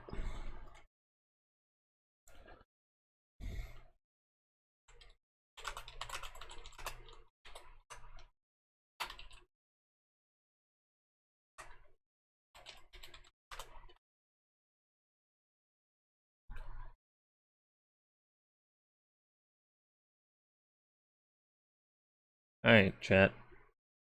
Again, running predictions on Twitch. Who do you guys think is going to win? You can wager your channel points to win absolutely nothing except bragging rights.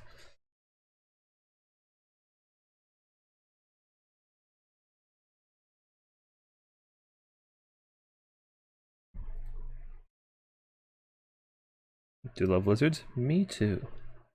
I am excited to see Lizards. So this is a rough matchup. Coast is generally considered to be quite a bit stronger than Lizards. But with the invocation of Nahekban, it could be quite a bit better for Lizards. And Lizards aren't without tools either. They have good shielded infantry, as well as a lot of cheap chaff. They have a lot of stock units that can trade into Coast pretty well. Skink Javs are really, really effective for killing off that chaff, lightly armored chaff very, very quickly, as they have quite high DPS for the price. As well as a lot of fast, relatively cheap units like, Frail Cold Ones or Cold One Riders, anything like that. So Lizards are definitely not without tools in this matchup. That said, it's a little difficult to bring some of the bigger dinos because the Coast does have such excellent shooting. You gotta rely on a lot of your smaller things.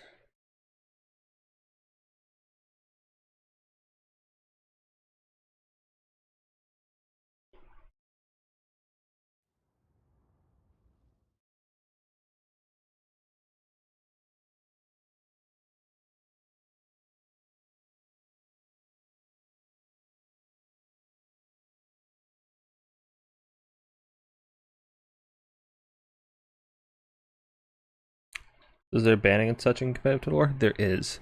So we can look at the bracket while we're waiting, or the term description while we're waiting. So if we look over here on the tournament page, so we have, this is our tournament. We have the rules set out here. So for this tournament, we have So the first rounds were best of one, so the way best of ones worked was each player got to ban 3 factions globally that nobody could play. So they would alternate. It was 1, 2, 2, 1 for the bans. So you ban out to 3 factions each. Nobody can play those factions. And then you would use this tool to blind pick your faction without being able to see what your opponent's picking. That's how we do the preliminary rounds. For the semis and finals, we still have those global bans. So still 3 global bans per player. No faction nobody can use. And then we use this format right here, where the person on top of the bracket picks 3 and bans 1. The second player picks 1 and bans one of the first player's 3 choices. And then player 1 picks their final faction to go against player 2's faction. Game 2, we flip it. And then for game 3, it's the winner of the second gets to pick 3. And then for best of 5 in the finals, it's the same thing, just extended. So yeah, that's the pick and ban format we use. I like to keep it fairly simple for newbie tournaments. There are some more complicated ones that are probably a little fairer that we use for more competitive tournaments, but for a beginner tournament, I like to keep things simple as possible, and this is what people have decided is the most fair but also simple option. So yeah, that's the format we're using currently.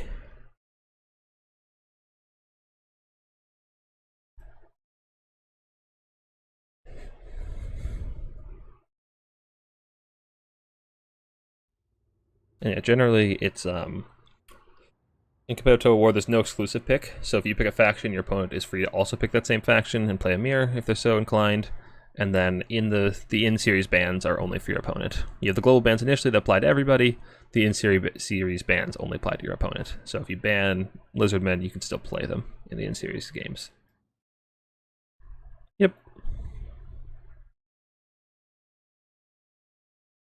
If you're interested to see that, that's all on Turn's Total Tavern website, which I believe there's a link to in my Twitch bio. That's the hub, the website hub we use to host all these tournaments. So check it out if you're interested. It's pretty neat. It's really cool having a site dedicated to just our stuff. Like we used to use Challenge, and like Challenge was fine, but it's nice. It's really cool to have just a hub for all things Total War multiplayer. Just really neat to me. Because we have our tournaments, we have our we can track the stats of each faction that performs those tournaments. We have a leaderboard, we have all that jazz, and it's really cool. So, let's see these builds. What does that even do?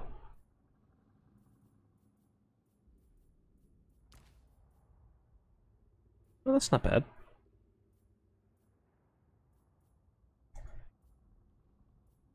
Okay.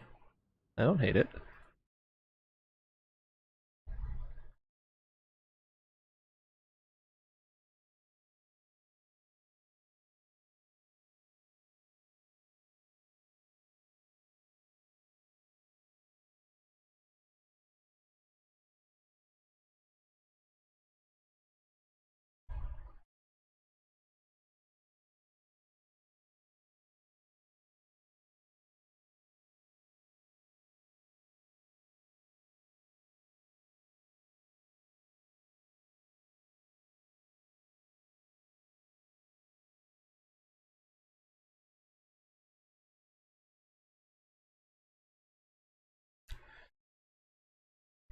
Alright.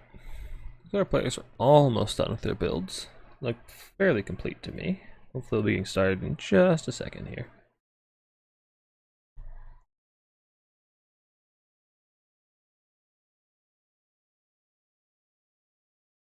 There we go.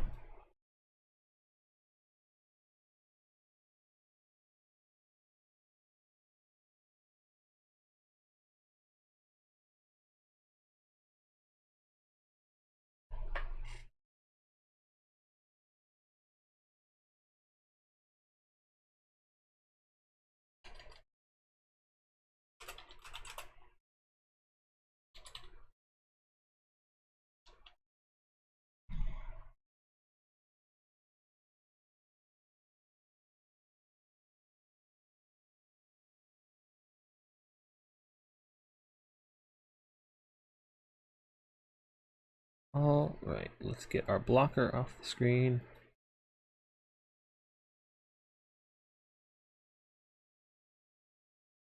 So we've got Lizardmen Coast on Needlemist Isle. This map is probably fairly favorable for Lizardmen, as it is there is a lot of cover on the approach. There's a lot of trees you can hide in to actually approach the coast gun line, so you can pop out from several angles, as well as having a fairly safe cap of your own and one you can pressure through the trees on the enemy's side. I think if you're going to take this matchup, it's definitely a good map to do it on, though it could be a little bit. It's still probably not the greatest matchup for the Lizardmen. Coast are generally considered to be a much stronger faction in domination these days than Lizardmen. Lizardmen are probably, I don't know, middle of the pack, a little lower, whereas Coast are up in the top 5 to top 10, somewhere around there. Anyway, for the force of the Lizardmen, led by Forsaken. So we have a Saurus Old Blood. What abilities does he have? He is Cold-Blooded, Foe Seeker, Amulet of Itzel. Okay, that's going to be good if you're getting Focus Fired, Stand Your Ground, and the Horn of Kragor. I kind of like this. Buffing melee attack on Saurus is always really, really good because they have high weapon strength and very low melee attack, so it actually increases their damage output a ton, especially against the light armor of Coast. We got a line of Saurus Spears with shields. Interesting, he takes Spears. I guess he's probably worried about animated Hulks or Crabs or anything like that, maybe some Mourngulls. Skink Priest of the Heaven with Urnon's Thunderbolt and nothing else. And we've got the Umbral Tide. The Arwar Salamander Hunting Pack. They are stocked and they have perfect vigor, as well as having very, very good anti-large missile attacks, though they can do quite well against infantry as well, because they do explosive damage a bit, I believe. And now for the pirates. So we got Vampire Fleet Admiral with Pistol. The meta choice, this item right here, Black Periapt, is very, very strong. It gives you a ton of Winds of Magic. It's very, very good, especially combined with a spell like Wind of Death that can just mass delete enemy infantry, as well as having Drown Dead to get you a bit of summons to, you know, fill any gaps in your line. There's got a smattering of zombie pirate deckhand mobs to block the front line, bomber mobs, as well as deck gunners to back them up with some handguns and a single cannon. Pretty solid coast build, pretty normal. Oh, I missed some Chameleon Skinks. Chameleon Skinks I really like here. They do good damage, especially into light armor, and they have 40% missile resist, so the Coast isn't likely to outshoot them, even if Coast has quite a bit of a missile advantage. So I suspect, yeah, one Saurus is just going to go sit on objective 3. The rest are probably going to line up in these trees, I suspect, and then when Coast comes out to try to contest their objectives, spread out a little bit and engage Coast on multiple fronts. Coast wants to keep their forces all consolidated around their missile line, so if you can actually just separate them and pull them apart, you can do quite well against them. That's true of any missile faction. Coast, Cathay, Dwarves, anything like that. That's generally a solid strategy, and one I wholeheartedly hope the Lizardmen employ here. Chameleon Skinks going in on their own is a little suspect. I don't mind them coming over here and like capturing the objective, but if you start trying to trade with missiles, yes, you have 40% missile resist, but if you're trading into, you know, like 4 or 5 more expensive missile units, you're still going to take a lot of damage, so I like to be a little more patient and start going in when their allies do as well. What do we have coming in? More Saurus Warriors, unshielded this time. You probably maxed out on shielded spears, but interesting that you go without shields, though. Shields are generally considered just a must, because even if you're not worried about missiles, which you are in this instance, they still just get a lot of melee defense for only 50 gold, so it's generally just a good trade. So Coast is probably going to set up like we saw the Dwarves do earlier in this sort of an area, and just start hoping to fire down range while holding their safe objective, their home objective back here. But the thing is, Lizardmen can actually sneak up through the woods and pressure both sides whilst coming out here, and perhaps even coming around this side in these trees and advancing on them from all sides. So it's a little bit risky. Chameleon Skinks are starting to shoot in. No counterfire immediately because none of the Coast guns can fire while moving, so there's getting a bit of free damage coming in. And even though the counter is a little bit bugged, they are getting a little bit of value, though not a ton. I'd wager the value is measured in the dozens rather than hundreds. Scurvy Dogs coming in to try and deal with the Chameleon Skinks. I'm not sure if they'll kill Chameleon Skinks. No, they probably will. They probably will. But Chameleon Skinks should be able to retreat to the safety of their own forces relatively quickly and be just fine. So yeah, I like this from the Lizardmen. They're fanning their forces out, like I said, to engage them on all fronts from multiple sides when they're ready. They're not trying to take first. They're using just their hero to cap the center point, and he's behind the rock. This is really, really good from Forsaken. His hero's behind the rock where he can't get shot, and even if he does get shot, he has the 6-man ward save. He's capping the center point without actually jeopardizing any of his units. I really like that. And like I said, he's surrounding here, so Coast is eventually going to have to push up and put a toe on this objective. Like, sooner or later, they have to cap 2 objectives. Like, sooner or later, they have to cap at least 2 to win the game. So they're going to have to move their formation forward a little bit, which is going to allow the Lizards to collapse on them from all sides and get a good surround. So I really like this from Forsaken. This is looking really, really good. What do we have coming in there? Chameleon Stalkers, not a big fan of that unit, generally. Their damage is out is really, really low with their missile attack. The melee stats aren't very good, but the one thing they are good for is sneaking around the side and just deleting this cannon unit. That could be very, very effective. Coast is getting some Sirens and some... Are those Depth Guard Halberders? Or basic... No, those are just deckhand mobs. I really like Sirens here. They trade very well into Saurus. Charmed attacks lower the melee attack, and as we said, Saurus on a melee attack, great melee attack in the first place. So they won't be taking many hits, as well as they cause terror, which can do quite well at just clearing out Saurus very quickly, because you really need a terror source. And geez, that was a cannon shot. Oh boy. Yeah, you need to shuffle a little to the left to stay in cover. Just hide behind that rock. Jeez, is it firing right through the rock? Hold on. Is it actually just firing right through the rock? Medley, do we have another bug here? Come on, show me a cannon shot.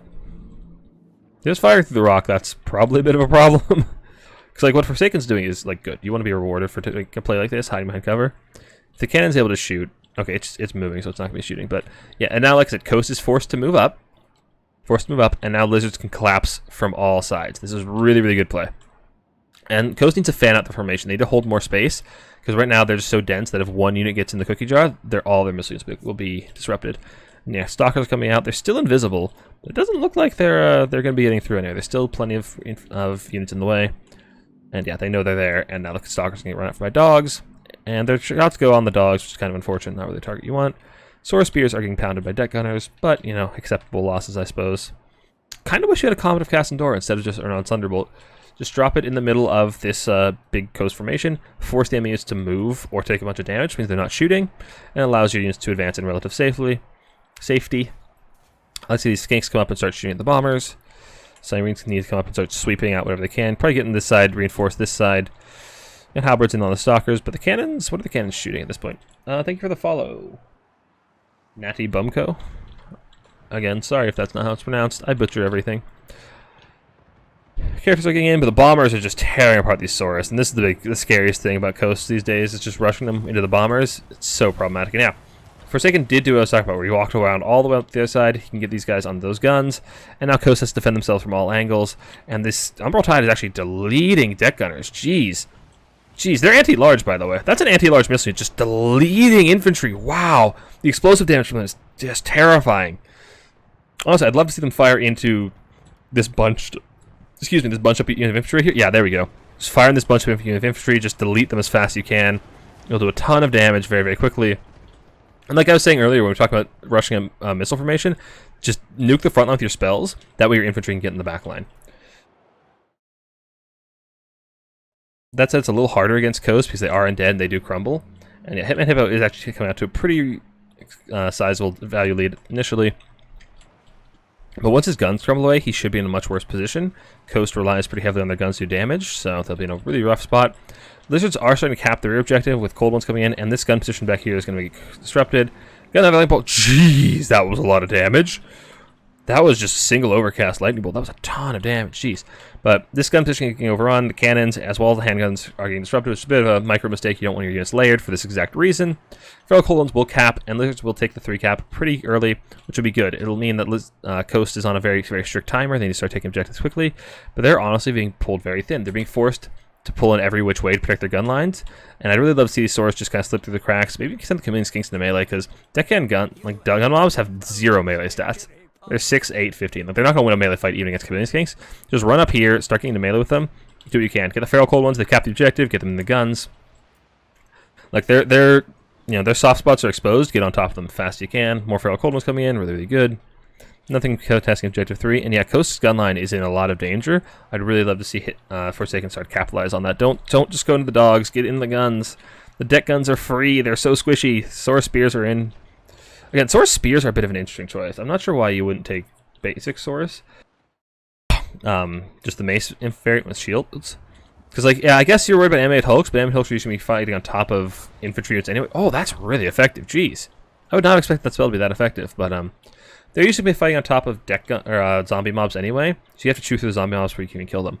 Okay, this is a nice play. He takes the crew off the cannon to run them to safety while you stabilize in the position the cannons are in. You can come back and remount the cannons once the threat is gone. I like that play. That's really, really good.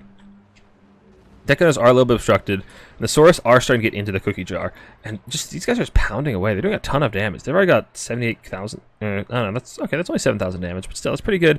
800 damage value, and now they can probably get in the cookie jar, start deleting these gun mobs. Get this gun mob, maybe clean up that one, maybe get on the deck guns. But yeah, the Saurus are getting in the cookie jar. The Coast front line is getting pulled in every direction, and they're just getting, you know, worn out.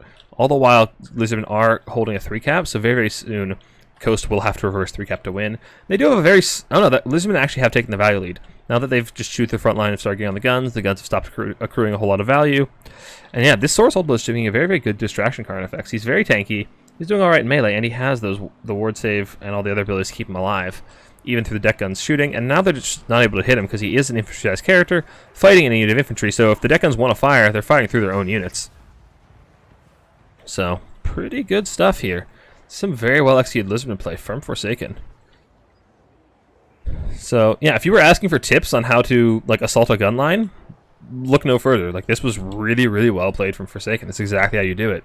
And like I said, Lizardmen are considered a strong faction. This is a very strong showing from Forsaken. In what I would consider, like, 2 matchups I would consider disadvantaged, so. Someone comes in on the Command Skinks, but, like, Command Skinks aren't really your big threat at this point, so it's not even really worth it to spend the WOM on them. They're fine, but they're almost out of ammo. It's not really a threat. You really need to just use that summon to kind of seal up these holes in your backline. Just, like, pop it here, pop it, like, wherever the Saurus are coming. So, like, right in this vicinity, just hold the line while your guns keep firing. Would be really, really huge. What do we have coming in? More coming in Stalkers. Love to see them come in and just try and get on top of these cannons or these guns. Try and delete them with their volley and then clean them up in melee. But I think this, yeah, so Coast has to 3-cap now. They're getting 1 objective back. And the Sirens on that, I don't think Liz is going to retake that very soon. What? Just deleted those. That was a Wind of Death, wasn't it? That was a really nice Wind of Death, too. Just deleted a unit of Command Skinks and a Saurus, but I'd really love to see these guys start floating through the cracks, getting on those guns and shut them down, because the guns are really the only threat now. The Umbral Tide is still just shooting in. They've killed 101 models, 1,000 value. They've almost paid for themselves. But the thing is, can this Lizardmen keep it up? They've got more Saurus. So many Saurus. This is just a lot of Saurus. But this is really cheeky from Hitman Hippo. Getting 1 dogger on the back, that forces something to come over here and defend it. And whatever comes over to defend it is going to be slower than these dogs. So you set a Saurus here, that's 850 or 800 gold sitting here, and the dog walks away. And you have to keep the Saurus there, or the dog's just going to do it again. So that's a really, really nice play from Hitman Hippo, but I don't know if it's going to be enough. He has to take these objectives and take them back quickly. And the Animate Hulk's the only really real killing power you have in melee, and they're being forced to fight into spears and characters. They're not doing a great job. Like, that's just not a good fight for them. And Lizardmen actually might even be able to force the cap on the back objective, moving the Sirens. Like, you want the Sirens in the front line because they're your terror source. They're the only thing causing terror routes, but at the same time, you need something to hold the back objective, or this is going to happen. Invisible Chameleon Stalkers are just going to take the objective, and Feral Cold Ones are going to get onto your cannons. So this is looking really, really good for Lizards. That said, yeah, dogs are backcapping, and what do we have coming in? Okay, Summon Hunter Back's not going to deal with the dogs. You need a Feral Cold One or something to come over here and get rid of these dogs. So you're going to lose that objective, and there's a lot of map pressure. So, but yeah, and they are starting to lose out on the center objective. This is close. Lizardmen could get forced off the objective. They might need to pull these Saurus Spears back to utilize their capture weight.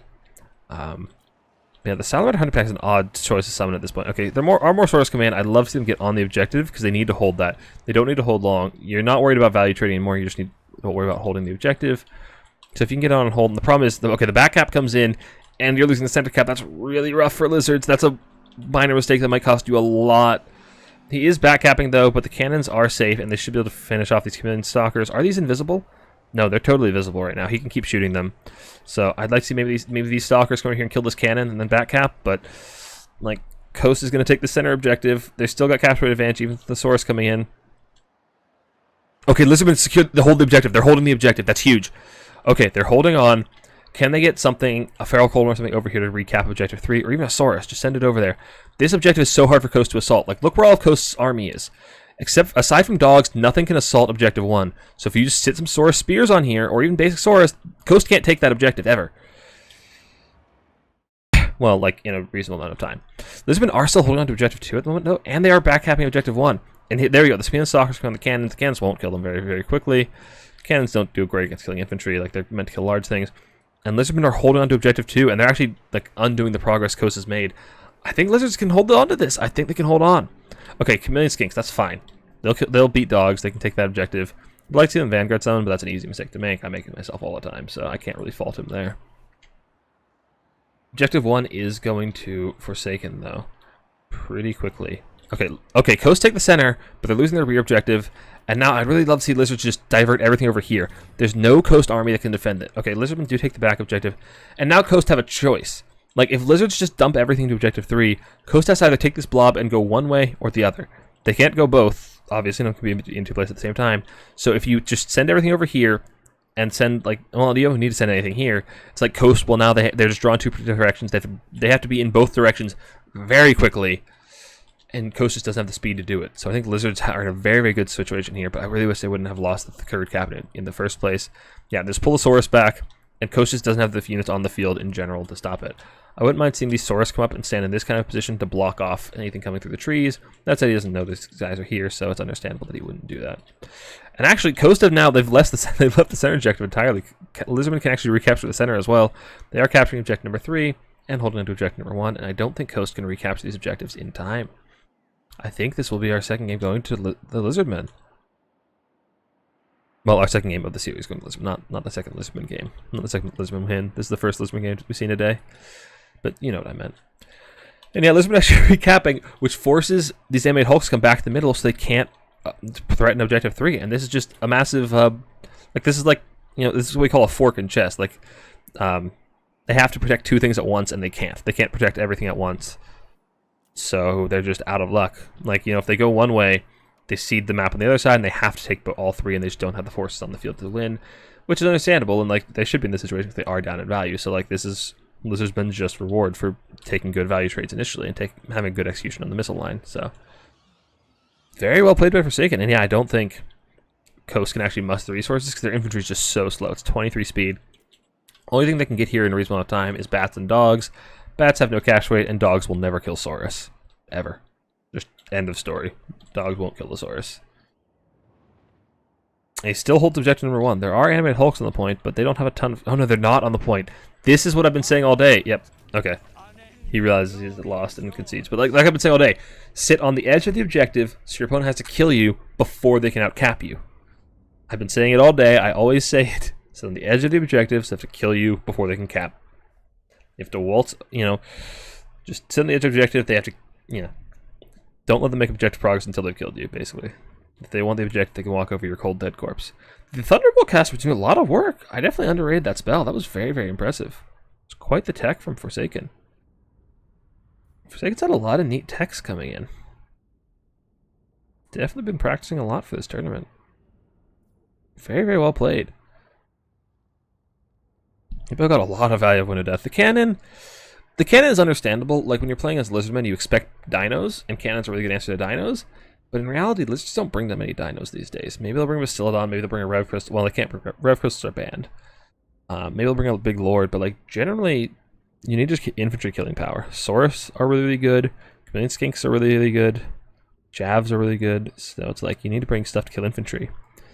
And I feel like the animated hulks were the answer. They just came out too late. They were doing really well in the grind. They just didn't come out fast enough. Sirens did well as well. Still, well played to our players. That will be Forsaken advancing for his rematch against Chromosumo.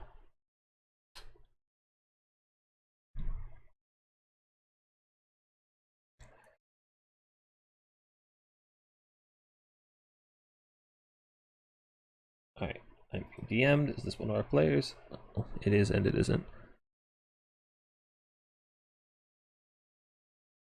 Okay, Chromo has a lobby for me. I will hop over there.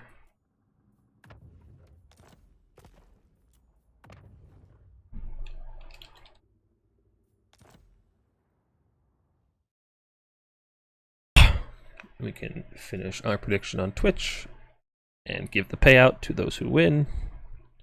So, again, it's the underdog again. Lizardmen were a huge underdog. And I'm very happy to see it. I am quite a Lizard fan, so I'm very happy to see them triumph over Coast. And like I said, they're considered to be a much weaker faction. Like, let me check the win rate on Total Tavern, because Lizards have been struggling lately, so. Yeah, Lizardmen have, where are the Lizards? Lizardmen have a 48% win rate on Total Tavern this season, and like since the patch, which was Tuesday. Whereas Vampire Coast have a 70% win rate. They're 7-3 so far. So like, yeah, they definitely punched way above their weight class. That was very impressive from Forsaken. And yeah, now he is back for round 2 with Chromosumo. Alright, what are you guys up to in chat?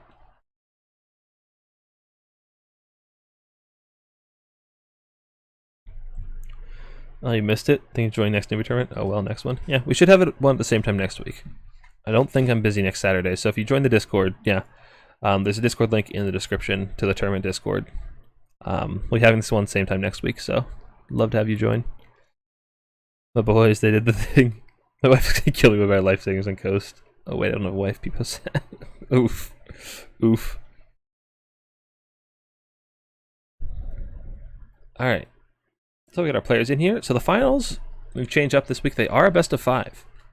So now I get to see a little bit deeper faction pool, and I'm curious to see if players ban differently, now knowing what each other plays a little more, having played that prior series, and having a better idea of what each other's about.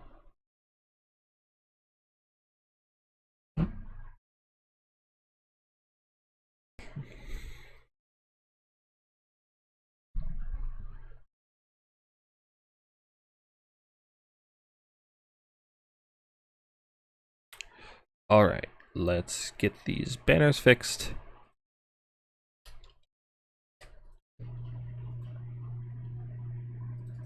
So instead of Hippo, now we have Chromo.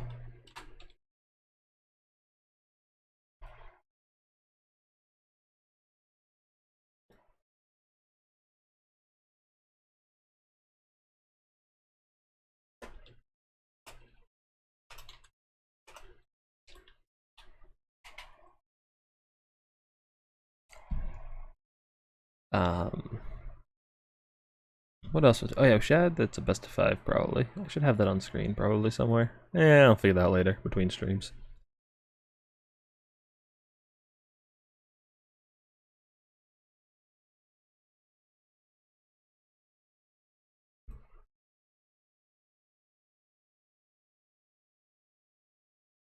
Saturday it is. Yeah. Yep. It should be same time next week, unless something terrible occurs or somebody else yoinks the time slot from me.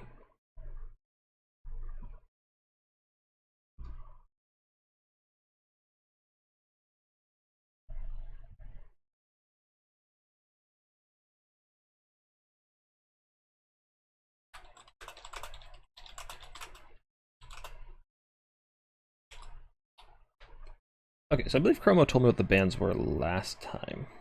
And I'm asking him to do it again this time. So last time, Chromo banned Slanesh, Warriors of Chaos, and Dark Elves, and Forsaken banned Empire, Cathay, and Greenskins. Curious to see if they do the same bans again, or if they've learned from the previous series. They have new information about what each other plays. So what is the map pool for this series? Again, I should know. I picked the maps, but, you know, it was days ago. So the maps are Battle for Itza, Glinty Tooth's Crag, which is a map we haven't seen yet today, Geothermal Crevice, another map we haven't seen today, Isle of Forgotten Kings, I think that was played earlier, but no, okay. So that one is another one we haven't seen today, and Road to Val's Anvil, which, okay, some people played today, we haven't had on stream yet. Yeah, it's nice having more maps to keep things fresh, because otherwise it was like, in the finals, you like cycled between Itza, Arnheim, Black Ark a lot. You refuse to ban any of Chromo's good factions. I must learn to beat it. Are you Forsaken? Is that you? You come forth with your real name, but I respect it.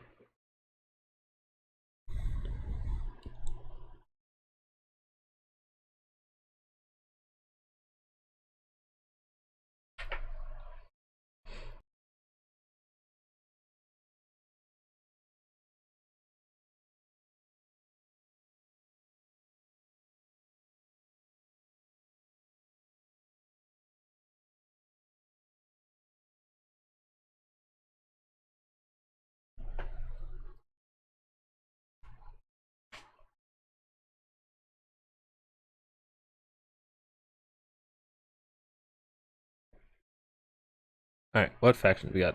Count's Coast. Alright. Let's start another prediction.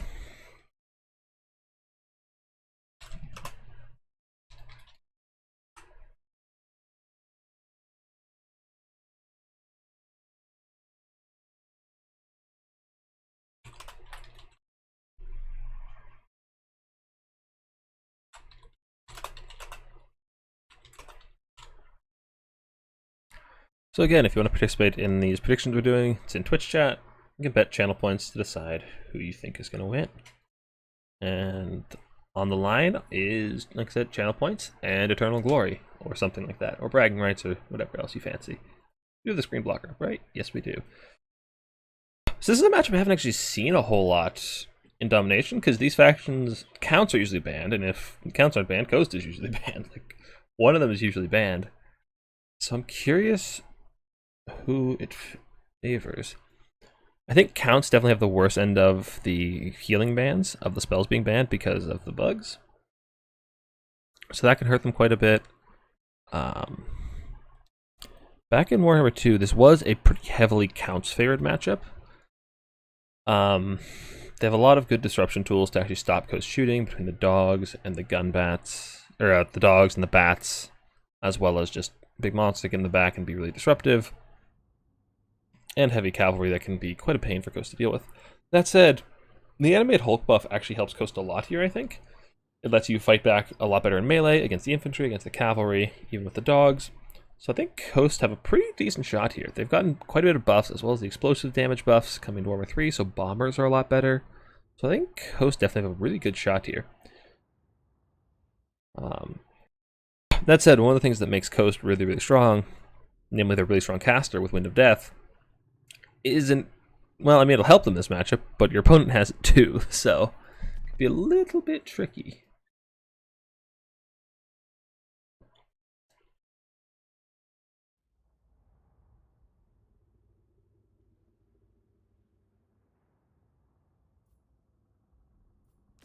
So I'm curious to see the builds. Looks like I haven't actually played this matchup in Domination at all. So really curious to see what we'll get.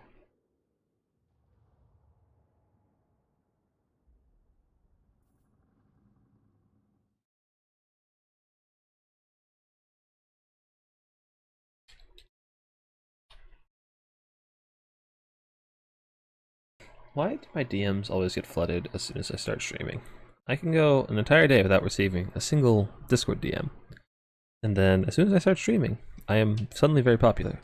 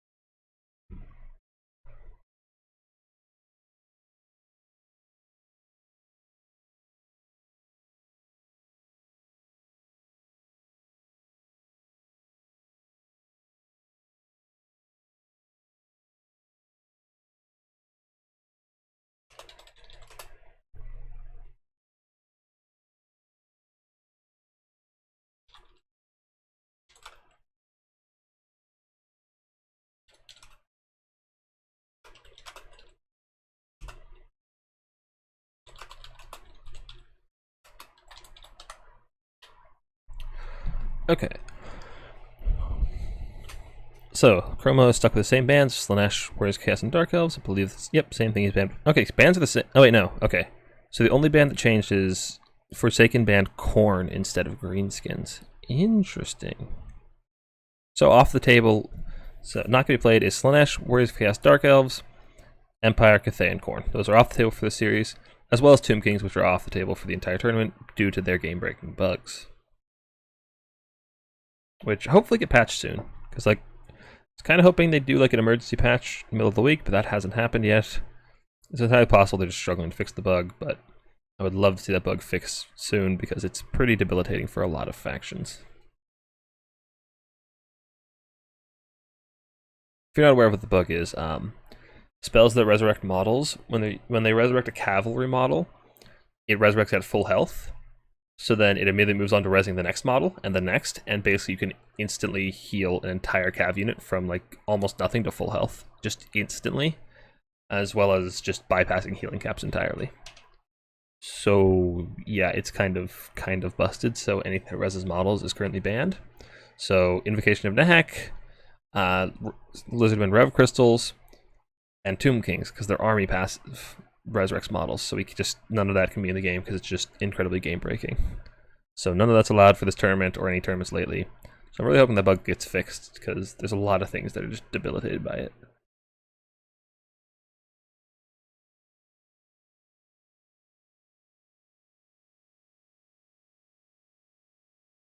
Alright, looks like Chromo's ready.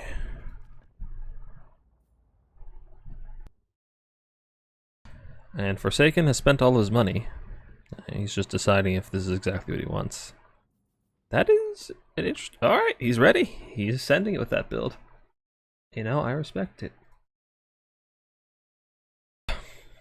As I said, I haven't played this matchup myself, so I'm very curious what these builds are going to be. This looks like a very shooting light build for Coast. We've got the Gallows Giant, there's a couple of gun mobs. That's it for shooting. Well, and bombers. Bombers I missed too. Yeah, bombers are good.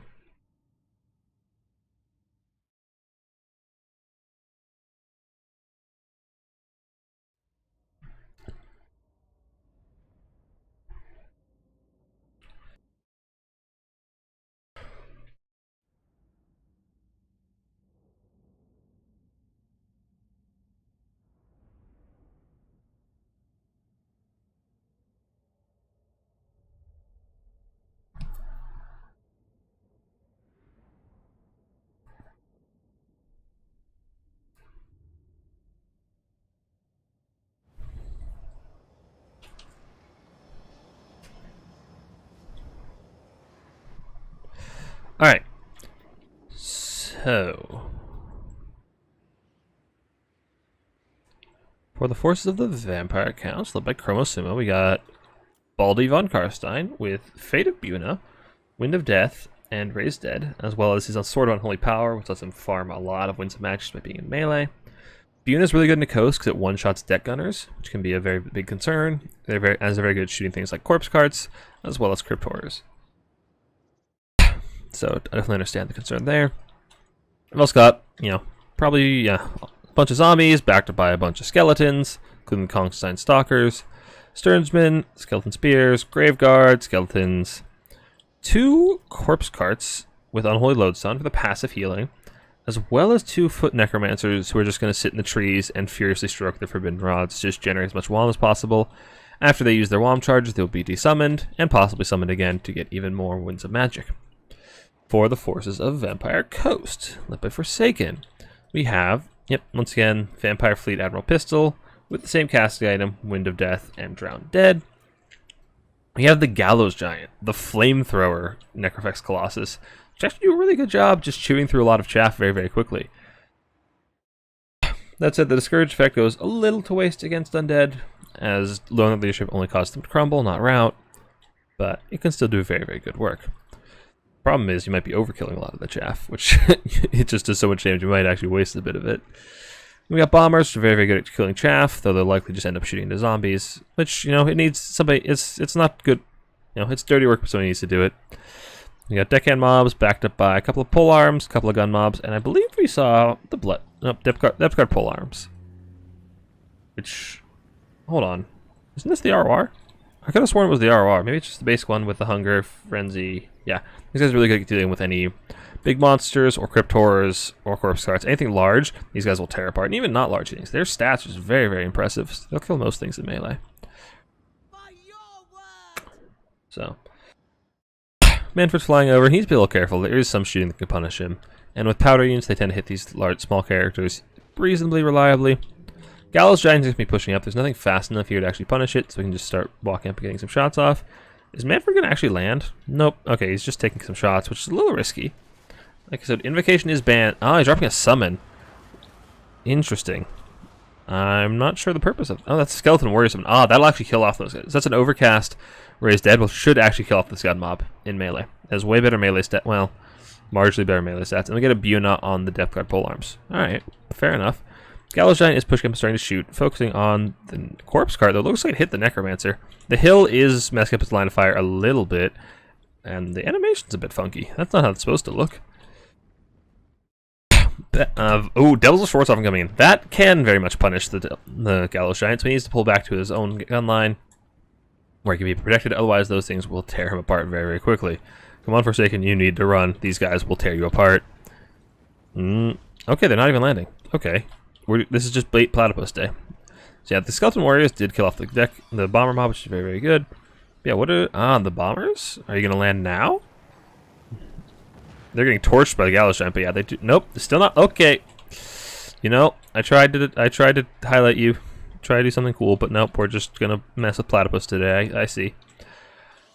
Now we're circling around with Manfred coming in for the Gallows Giant, and now there's not a whole lot that can peel him. These guys are quite tanky, even though they have very little armor. They have good hit points, and actually they're a lot squishier than I thought. To be perfectly honest, if they have the hunger, they'll be good. They'll be hard to kill in melee. The deckhand pistols can be quite a bit of a threat to them, so you need to be careful of that. But they'll still do a good job to this Gallows Giant. The thing is, Coast cannot hold up to counts in melee. Their deckhand mobs have garbage melee stats. Even though skeletons aren't great, with the corpse card buffs, they'll do quite well chewing through them. So Coast really needs to find some way to deal with that. And this is, I think, your best answer right here. Just a bunch of animated Hulks. They're very, very good for only 500 gold. They have AP, good melee stats, very tanky, hard to kill. The Devil's Force are actually getting pounded very, very heavily. They take a lot of damage very, very quickly. What do we have coming in? We got the Black Spot, which are just the Arwar handguns, which have halberds as well. So they'll be a little more resilient against anything that comes to try to disrupt them. But Coast's up a bit of about 500 value at the moment, but this is going to be just pretty much a large, ugly blob fight with a little bit of shooting going on, unfortunately. This is not going to be the most visually appealing matchup, I regret to inform you.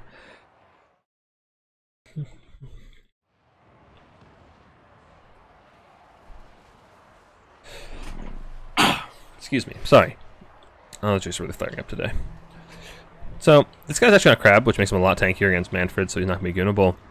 We got some Skeleton Warrior, Overcast Summon again coming in. He'll tear apart the deckhand mob, probably. Because even with the halberds, they're not that tanky. Morngul's coming in will do a really good job against all this member count chaff, but the problem is you really need to remove these corpse carts. Ooh, that's a nice Wind of Death coming in. Just ruins Kongstein Stalkers, the zombies. Jeez, that one shot's like 3 units of chaff. That's actually a huge Wind of Death. What are the kills on you at? Already at 226.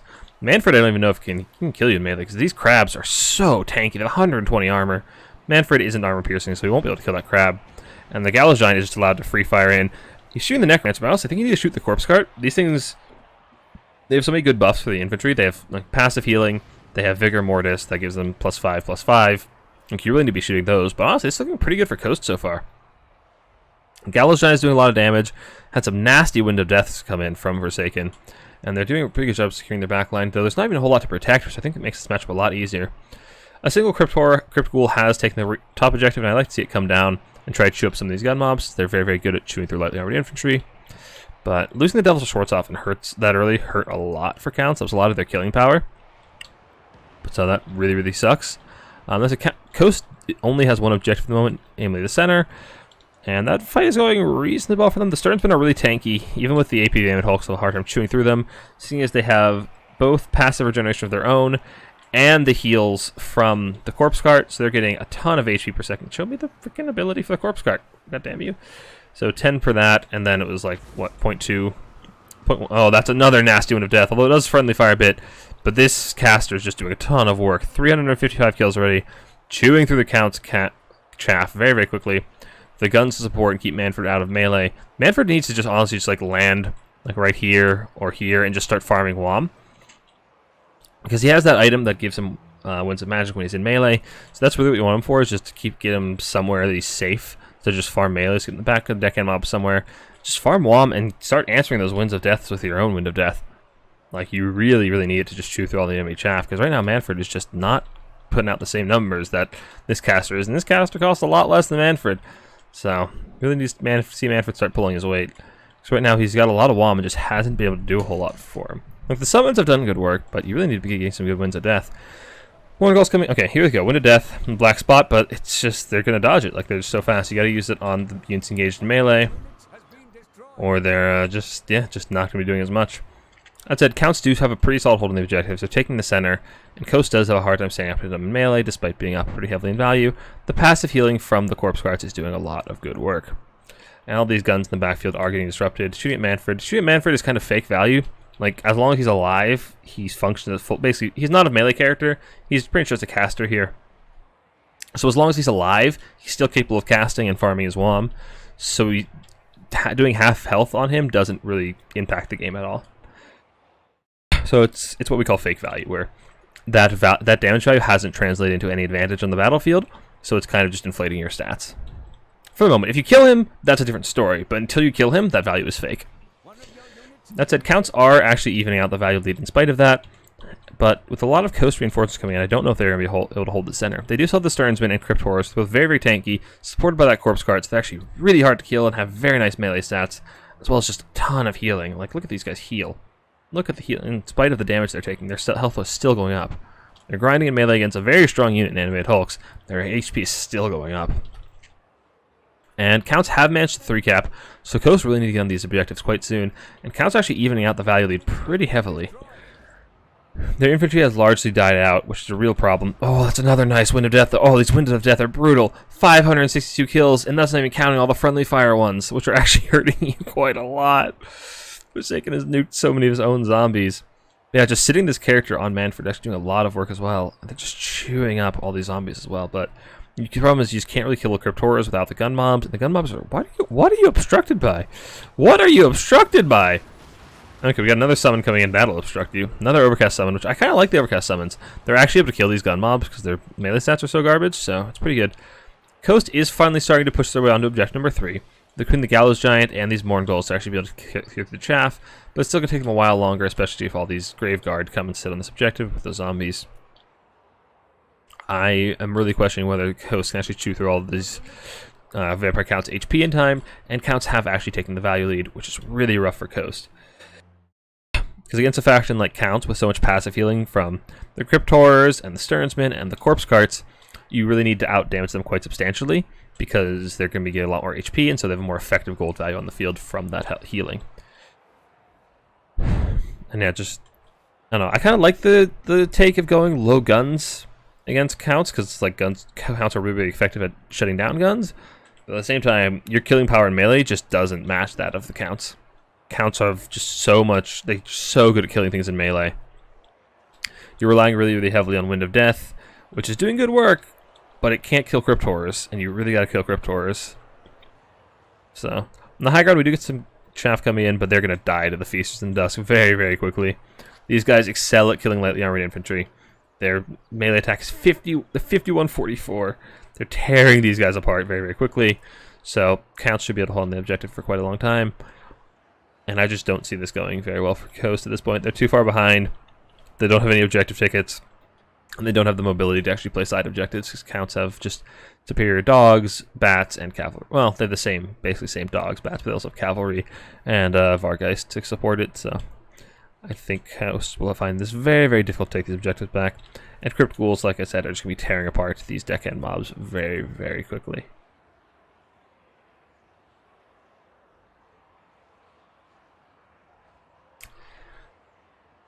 Yeah, this is looking pretty dire for the Coast. I don't really see a way from them back in this game, unfortunately. Anyway, blob for the blob god, my friends. I respect the attempt, but like, you're trying to playing Count Zone. Like, Coast is good in melee. With animated hulks, they can really, really grind in melee, especially with Wind of Death support. But you're playing the Counts game. This is what Counts are the best in the game at this kind of melee grind. You just don't stand much chance. So it was interesting, but ultimately it's gonna be kind of rough. And yeah, he realized he can't take the objectives, and he does withdraw. And that'll be our first game going to Promo Sumo and the Vampire Counts. Shocker, I know. Counts were such an underdog.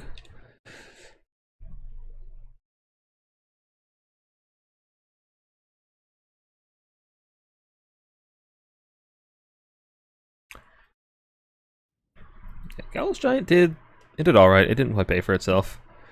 Caster did a lot of work, but I said there's a lot of friendly fire there as well, so it kind of cuts both ways.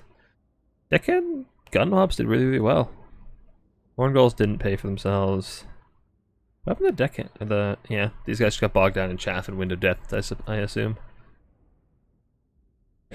Manfred didn't get a whole lot of value, though he was using summons, and the summons were used quite well, like killing off all the god mobs to just overcast summons, but that doesn't show up in the damage value. So yeah, not bad.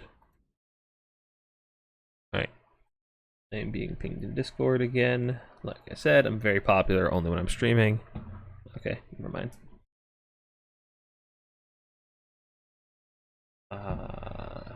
What was I doing? Twitch predictions. Yes. So,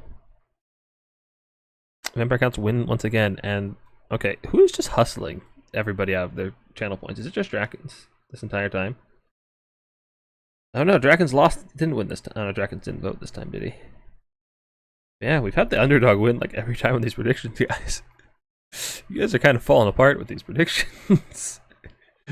Next map is Glinty Tooth's Crag, which is a map we haven't seen yet, so I'm excited to show that off to you guys.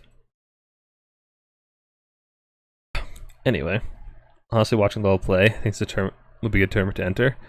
Yeah, Rusty, you gotta actually check into tournaments if you want to play them. You've signed up for this tournament 3 or 4 times, you've never checked in. Undead meat slapping contest for the 30 minutes. Fortunately, it was only about 12 minutes, but yeah.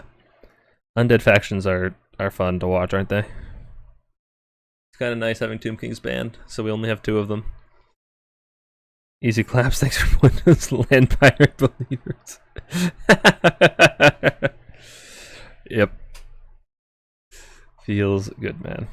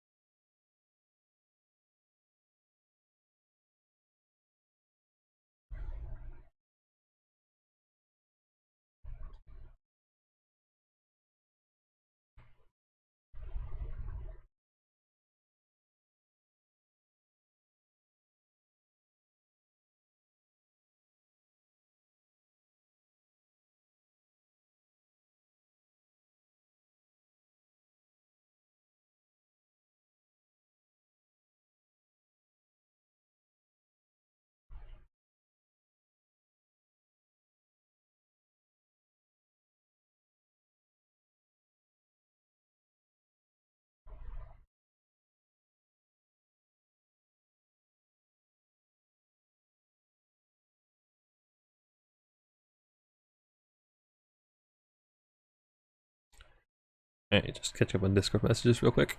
Sorry. Have our players picked yet? Ooh, we got an elf showdown. Okay, we're just doing undead. First we had an undead mirror, now we have an elf mirror.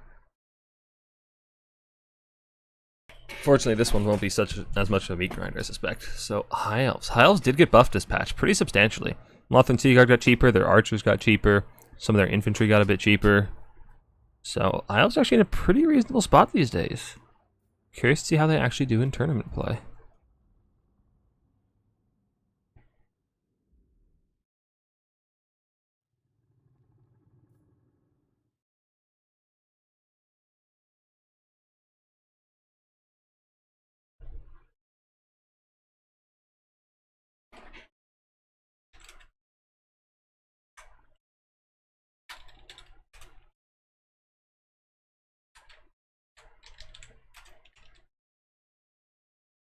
Alright, who do you guys think? High Elves or Wood Elves?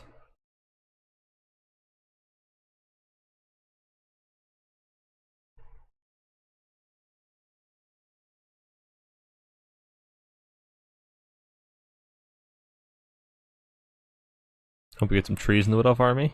Fan of the tree folk. They're not bad. Well, I mean, you always see Dryads. Dryads are really, really good. As far as treekin, they're pretty tanky. They're really good at holding objectives. You might see some. Especially the Firebark Elders are really, really good. They're ITP. They have good resistances. They're really hard to remove from an objective. So they can be a really good unit just to hold objectives for you. And they're incredibly tanky. So, like, really, really solid choice. Because they'll just, like, missiles won't really remove them. They have heavy armor. They have, how much fizz? They have fizz resist, don't they? Yeah, they have fizz and missile resist. So high elves have, like, most factions have a hard time removing them from an objective, so Treekin are actually pretty good in Dom. They have Vanguard too, don't they? Yeah.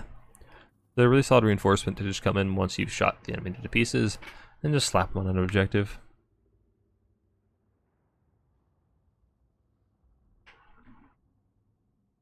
Curious what we'll see the high elves bring. Like I said, they just got recently got buffed. We haven't seen a whole lot of tournament play from them over the past couple months, but now's the time to shine for them.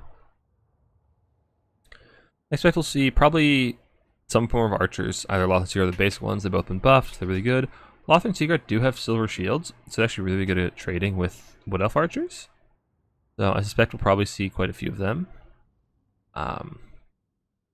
Curious what infantry the high elves will take.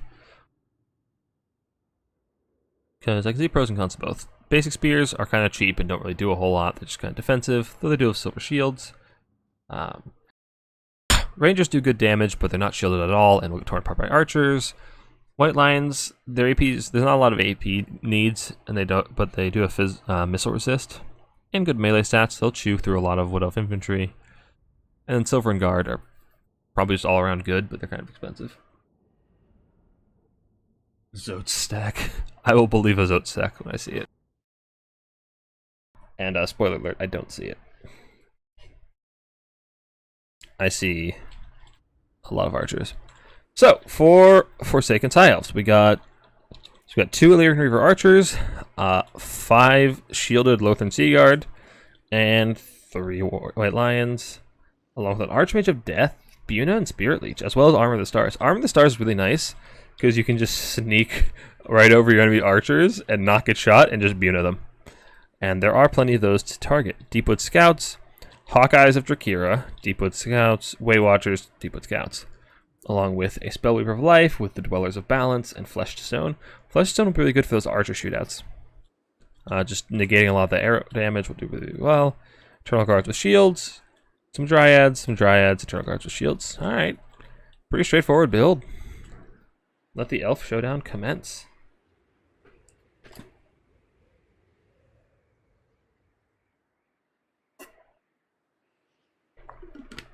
I don't think I can blame him for not taking Zotes into a faction whose, like, more than half of their infantry are anti-large. Like, their entire faction is just good at killing large things. Except their Cav. Their Cav is bad at it, generally. So the tricky part here for the High Elf player is that these Wood Elf units are entirely stocked, and Waywatch don't have Snipe, I believe. Oh no, they don't have Snipe. But they still stock, and they have greater range than the Lothern Seaguard. So they can actually get some pre-shots in if they're microed well, just, push up, fire a volley, and then back off where the Lothern Seaguard can return fire. As well as Lothern Seaguard don't have firewall moving, so they can't really just push up and shoot immediately. So this could be quite problematic for the High Elf player. That said, if they use their Lord with Armor of the Stars to just fly over and spot them out, cast some Bunas, they could actually do a lot of damage to them quite quickly, as well as their own horse archers, although they are outranged.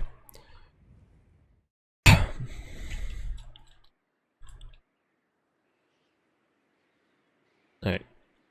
Looks like Wood Elves are interested in taking the high ground first, and High Elves are taking the low ground, which makes sense. Taking the High Elves for Wood Elves, it means you can get around the shields of the Lothern Seaguard, coming out either side. Get to all angles. You can set some archers here, some archers here. And that means the shields can't face every angle, which means you can get some shots in the back and negate their shields, as well as you can chunk out these Illyrian Reaver archers very, very effectively, as they are outranged by you and definitely heavily out DPS'd. Loopy, how do you always show up when there's elves here? Every time there's elves on stream, you just show up. Are you an elf main, Loopy? I can't remember. Also, how you doing? What are you saying? So it's actually kind of meta versus High Elves in some circles, so their spells really suck now? Yeah. Yeah, their spells are kind of garbo. Anyway, just got some light poking. Yeah, Wood Elves were able to push out the skirmish cav very, very effectively.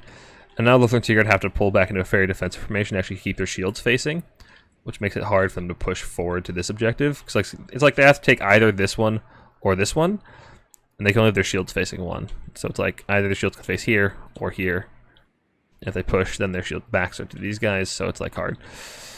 Do you have armor? You don't even have armor with the stars popped. You're just chilling out. Nice. So High Elves don't seem very interested in going in. Whoa, what was that? Dwellers of Balance? Dwellers of Balance, baby! Look at that balance spell.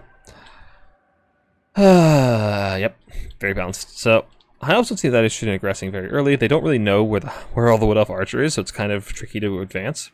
And their Lord is having trouble actually scouting them out, so I don't think he knows that all these archers are up here on the high ground.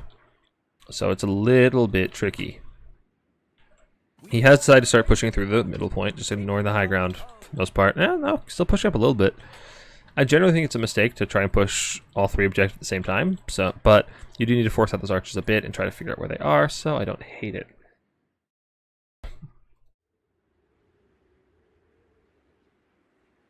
The elves speak to you, you hear them? Okay.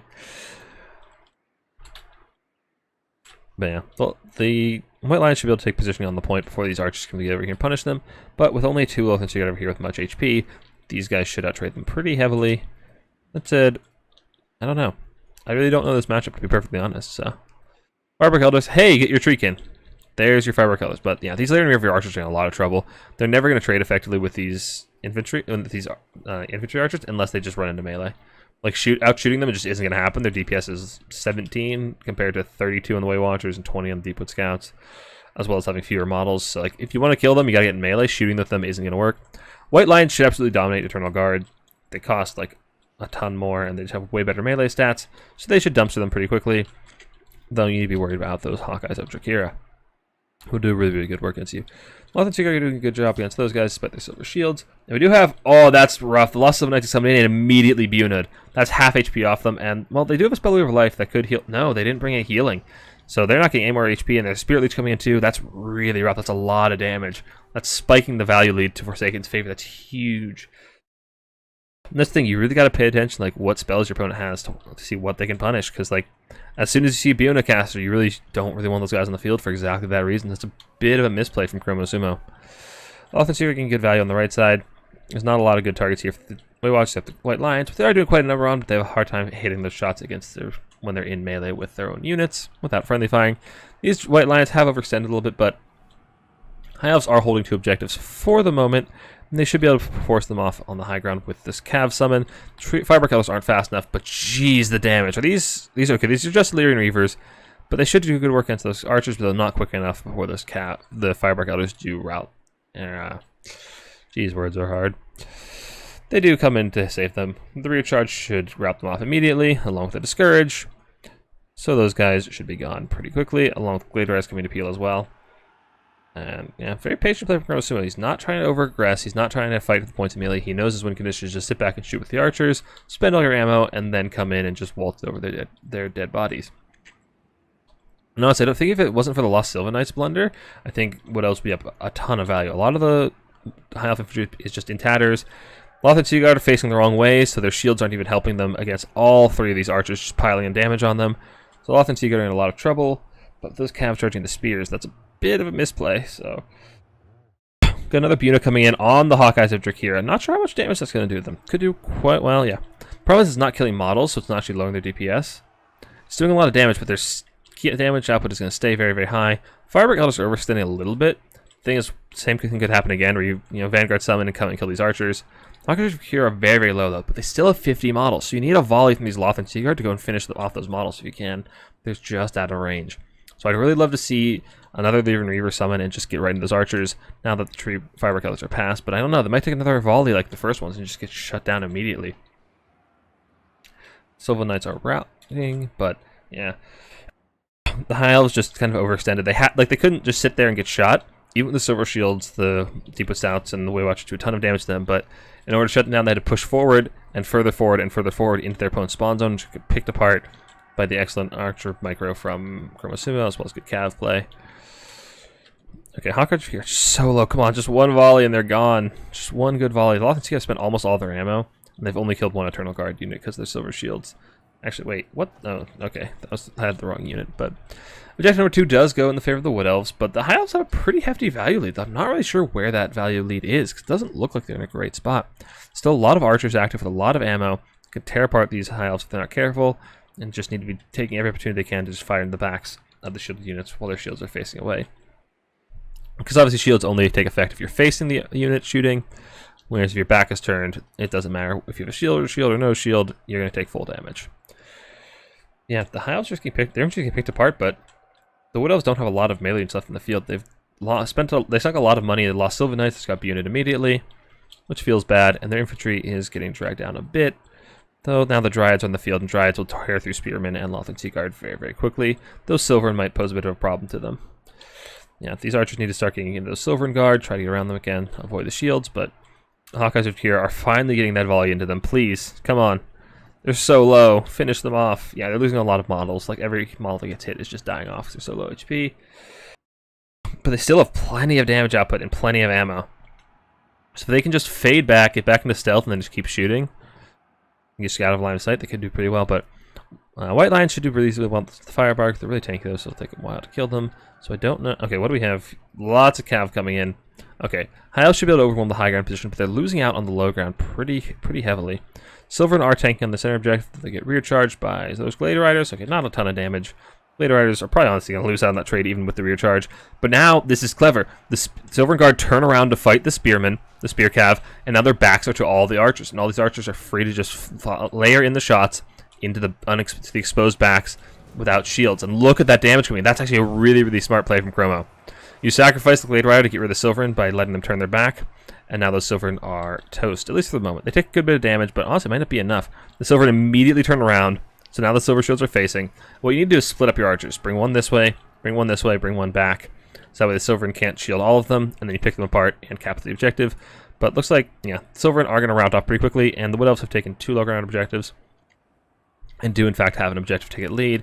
And the High Elves have taken back objective number 1, but I don't know that it's going to be enough. They have to get some kind of presence, ideally onto objective number 3, but they just have nothing in the area. They need to summon in more infantry units of some kind. White Lions coming in, good choice, but now the Lothan Sea Guard are almost out of ammo. You want to desummon those and turn them into a dedicated melee unit or another archer with full ammo, because a Lothan Sea Guard in melee, it's alright. They can defend themselves, but they're not going to be taking objectives for you, especially against Dryads. Wild Hunters of Khorne coming in. They are a little bit tankier than the Silver Knights against Buna, but I feel like Buna is going to be their fate even so, because this Archmage of Death is coming right for them. Though, might not have the Wom just yet, and it is taking a lot of damage from the enemy Lord. We got, oh, is that a Dwellers? Oh, that's a nasty Dwellers. That's 3 units of Cav and a Silver Guard. Silver Guard have magic resist, but the Lyran Reaver and the Archers don't. That's a ton of damage, and even for the magic resist, taking a lot of damage. That spell is so balanced. It's so balanced, guys. I can't wait for them to nerf it. What's the value on this? Oh my god. This is the dedicated healing lore of Magic, guys. Why does it do so much damage? Okay, the Buna Caster's got a little bit more, but still. Still. The value lead is pretty heavily in Wood Elves player. In the Wood Elves' favor, it's about a 700 value lead. So I don't know if the High Elves are able to recontest their safe objective. But they do have a lot of reinforcements coming in, and a lot of these Wood Elf units are in tatters, and the reinforcements are quite far away. And most of it seems to be cavalry, which does struggle naturally against all the spears of the High Elves. But fortunately, it is White Lions coming in, which can be dealt with reasonably well by the Cav, but they do have still have armors. They're fairly durable, so... Wood Elf Archers are also running out of ammo, which is a bit of a problem. Most of the Waywatchers are gone. It's just this one... Okay, this is the Waywatcher, but the Deepwood Scouts are gone. So there's not a lot of AP left on the field for the Wood Elves, which is really good for the High Elves. These Silver Guard, the White Lions, they're going to be really hard to kill. Dryads are terrible at killing armor. No, the Cav doesn't have AP. None of this Cav is AP. So it's going to be very hard to be removed. That said, the Lost Silver Knights are back in the field, and they do hit pretty hard in AP. Is there another Buna? Do we have another Buna? I wish we... Yep. Okay, that's a Spirit Leech. But oh my gosh, they have 150 flesh stone, they have 150% Fizz resist. They are taking literally no damage to the White Lions. It's just the Spirit Leech damage, but the fact that he's Spirit Leeching it tells me that he doesn't have enough for Buna, so there's maybe 1 or 2 more Spirit Leeches. So those Silver Knights are going to be a terror on the field now. So there's not a whole lot the High Elves have in their back pocket that can actually deal with them. So they can be an absolute terror and literally causing terror, just running around the Wood Elves back, or the High Elves backline and just terror-routing off, as well as recharging these White Lions, could be devastating. What do you have here? Still using Silverin. Silver will probably beat Dryads 1-1, but when they're half health and going to get recharged by the Lost Sylvan Knights, they're going to take a lot of damage, and Wood Elves might be able to take this objective here very, very soon. What do we have? Another Deepwood Scout coming in. Is this the basic one? It is the basic one, so it's still not AP, but it'll still do good damage through weight of fire against the White Lions, despite their armor and their missile resist. And downhill charge from these Glade Riders will do pretty good damage, but again, no AP. But with the rear charge, that's Problem is, all these models are knocked over and not taking damage. They'll do some good damage, but not a ton. And like I said, White Lion's gonna be very, very difficult. Actually, that's appreciable damage. You know, that's not bad. Especially for Wood Elf Cav, because Wood Elf Cav is generally pretty garbage. But no, they're killing those off really, really quickly. While Hunters of Grants are doing a ton of work, actually. Or it was the Spear Cav. No, actually, it was the Light Spear Cav, which is kind of hilarious. But Wood Elves have recaptured Objective 1, which means they don't need to hold Objective number 3 anymore. And they're actually quite close to forcing a 3 cap out of the High Elves, which actually... Math real quick. No, not quite. Not quite there. But still, Wood Elves only need to hold 2 caps. That said, they don't have a whole lot on Objective number 1. If these Spears and these Cav units can actually shoot through these Dryads quickly enough and get on Objective 1, they could hold it reasonably well. Deepwood Scouts resummons are odd to me. You don't need to get value at this point, you just need to be able to hold space. And Archers don't do that. I'd rather see more Dryads or Eternal Guard coming out, so that way you can actually hold space, which is really your win condition at this point. You're up a good deal of value. Just translate that into objective tickets for as long as you can. And honestly, Eternal Guard will probably beat High Elf Spearmen. They'll do well into Silver and Guard, and they'll do well into the White Lions, their AP. And you can just use your Cav to support them enough to just take things back. But I don't know. I also am not really a fan of pushing here for the High Elves.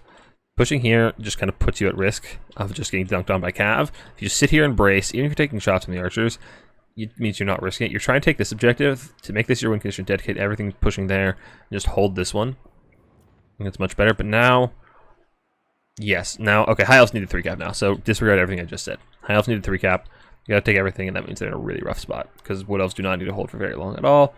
And as I mentioned, the Lost Sylvan Knights being on the field is a really big problem. There's no Buna left to kill them. The caster got desummoned, it looks like, or it died off. Oh no, the casters are back here fighting. Actually, High Elf caster gets routed off. That's actually huge. This caster will chase them off. That's gonna be Lord Loss's penalty for the High Elves. And again, with the Sylvan Knights coming around, just recharge and causing terror, it's gonna be very, very hard for the High Elves to actually hold any positioning. And I really love to see these Lost Sylvan Knights come over here and start charging these White Lions. They're the biggest threat. Get them off the point. The Lothern Sea Guard you can just deal with in melee. With the infantry, if you can get some out, but just kill off these White Lions and you're in a good spot. Or the White Lions on high ground. You know, that's also a valid target. There's more spears here. I'd like to see Wood Elves just sack the top point. You don't need this anymore. Bring your mobility tools over here. You're faster. Just run over here. Hold objective 2. It's close to your spawn. It's easier to hold. And you only need to hold for about 2 minutes.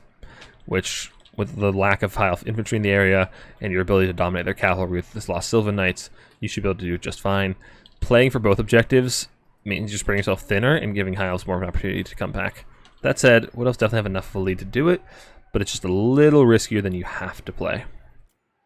So, with only 2 objectives, about a minute to go before High Elves lose on tickets, so they need to capture both objectives very soon, and with Wood Elves holding the capture advantage on objective 1, doesn't look like it's going to happen very soon. Cav coming in should sway that briefly, but with the Wood Elf Cav coming answer, yeah.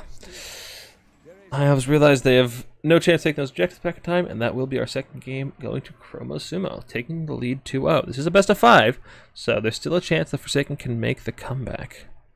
So that was a pretty close game. But, geez, the value on those Dwellers Below. Dwellers Below. Oh, no, those are... Yeah, Dwellers Below is just a disgusting spell. Weight Watchers got good value. Deepwood Scouts did okay. Okay, one of them did really well, but a lot of them were firing into shields. How did you get literally 0 value? Did you just get nuked? What did you get nuked by?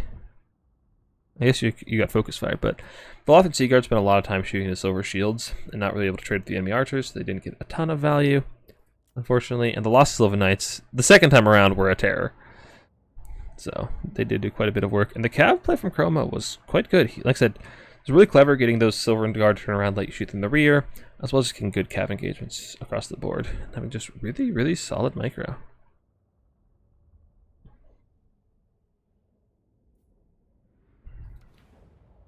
Alright.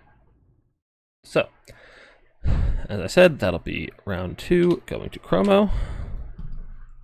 But Forsaken's not out of this yet. Loopy, you're a resident elf specialist. What do you think of that matchup? Who do you think it favors these days? Because I personally don't know. I haven't played enough of either faction to really get a good idea. Are they saying they should have brought more trees? I don't think so. If you don't have a forest, you really have enough trees. With the Archmage getting chased off, yeah. Well done, Chromo, indeed. That was very good, very solid Wood Elf play. Lothan 2 good Silver Shields is 2 good IMO. Didn't expect that. The thing is, they were outranged pretty heavily. Well, not heavily. It was like 15, but with Firewall moving on only the Wood Elf side, it's enough to actually get some pretty good trades in the Archer trade. It's bad Treeman aren't very effective in Dumbbells. Treeman aren't bad. They're really good at holding objectives. I don't know about that match in particular because there's a lot of spears, so they can take a lot of damage pretty quickly. But generally, Treekin are really good as a late game summon. Just slap on an objective. They're never gonna die, and they can just apply capture rate and keep your opponent off the objective. And their Vanguard deploys. They can get there pretty fast. Probably High Elves. That's what I was kind of thinking. So yeah, definitely interesting. Definitely, I think I would like to see more Cav from the High Elf side, personally. I don't think the Lyrian Reavers do much for you. So cut the Skirmish Cav, maybe get some more Silver Helms. I don't know. I don't know how they do into the Wood Elf Cav. I suspect they do just fine. They have armor, and Wood Elf Cav doesn't have any armor piercing, aside from the Sylvan Knights. I think Silver Helms would do really, really effectively there. Looks like it's Forsaken's turn to play counts, and Chromo's on Lizards this time. I am so here for this. Oh, let's do our predictions. So, alright, so complete that one. Wood Elves win. And next we have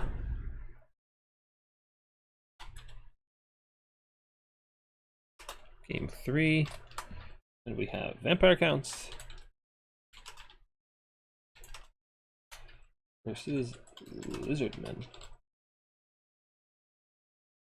Alright, chat, who you got in this one? I suspect I know who is heavily favored in this matchup, but, you know, Chromo's been playing really well today. Maybe he can pull it off with the Lizards.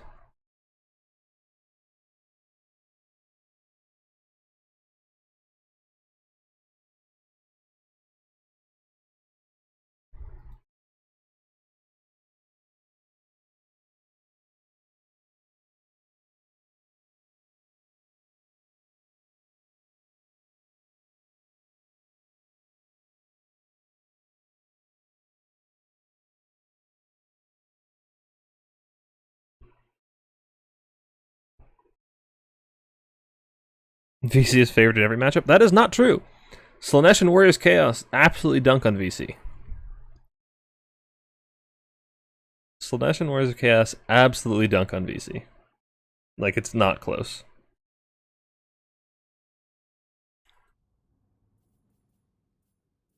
Actually, are there any other factions that dunk on VC? I think there's another one that... No, Dwarfs can actually do pretty well to do VC.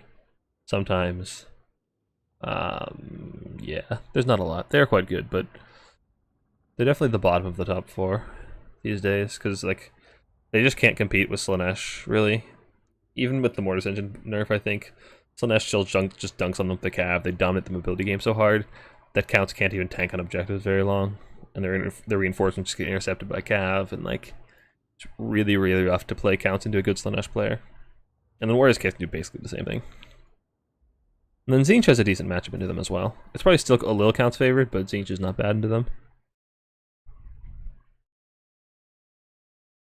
That's my experience anyway.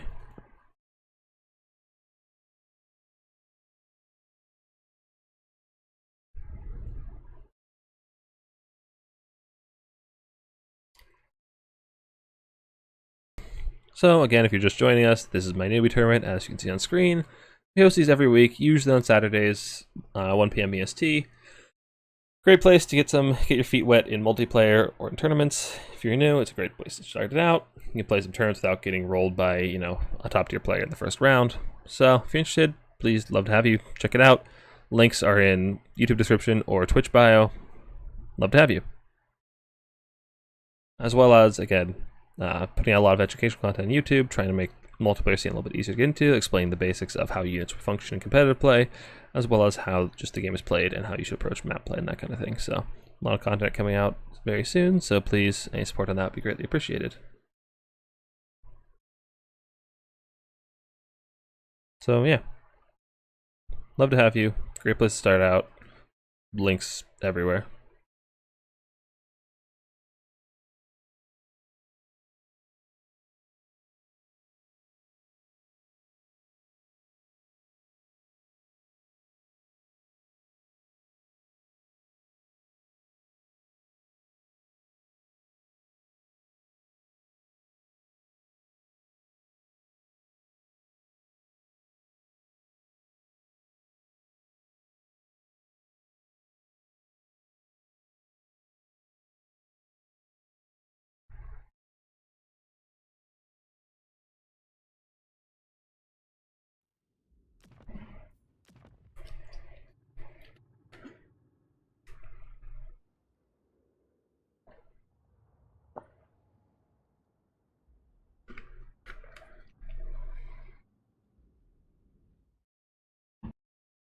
So I, for one, am very interested in this lizard build.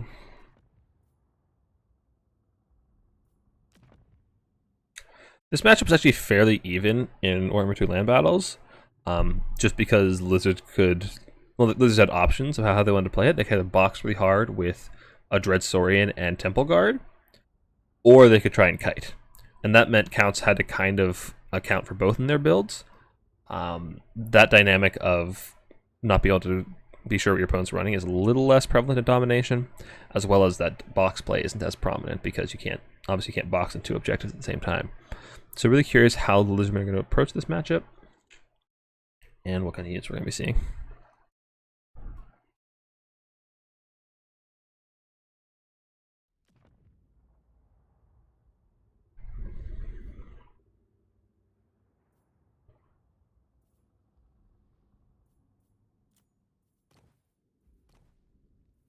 Double checking to make sure a certain event counts ability doesn't res models.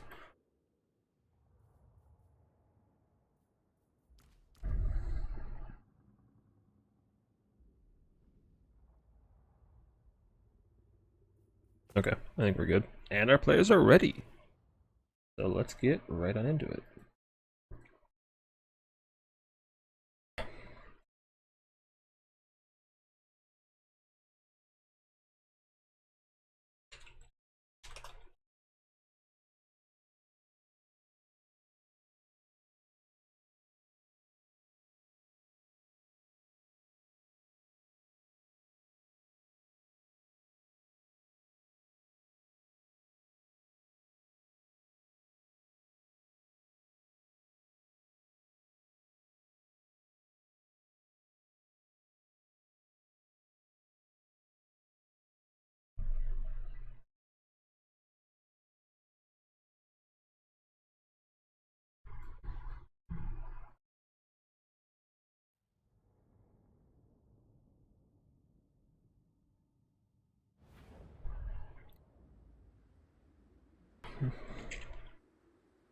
This is another of the maps we have. This is Geothermal Crevice, I believe, is the map.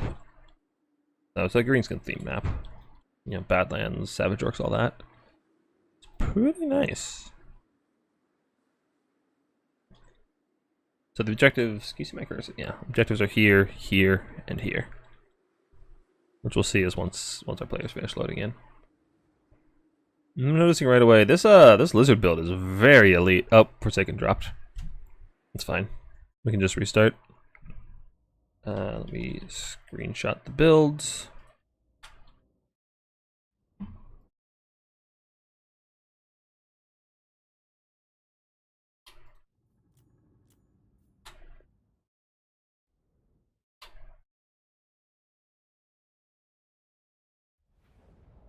And we get Forsaken back in here.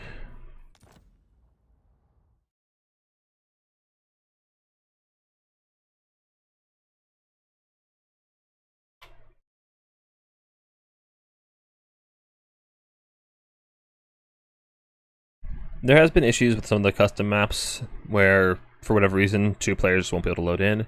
If that's the case, on this map, we'll just move on to the next map. And I can add another one if we need to play 5 maps. No big deal. So we'll try again one more time. If the map crashes again, we'll just move on to the next one. And it looks like Forsaken's build got saved, which is nice. Nice, both players have their builds ready, so we're going right back into it. Nice.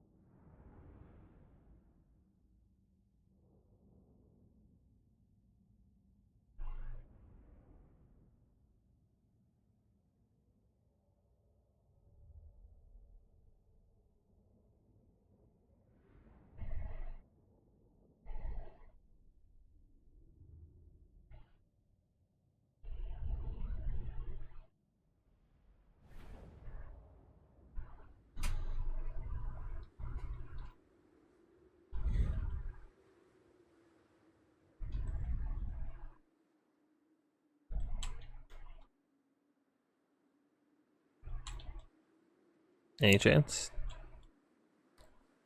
Like I said, they drop again, we'll just move on to the next map. What is the next map? Oh, no, looks like it's working. Nice.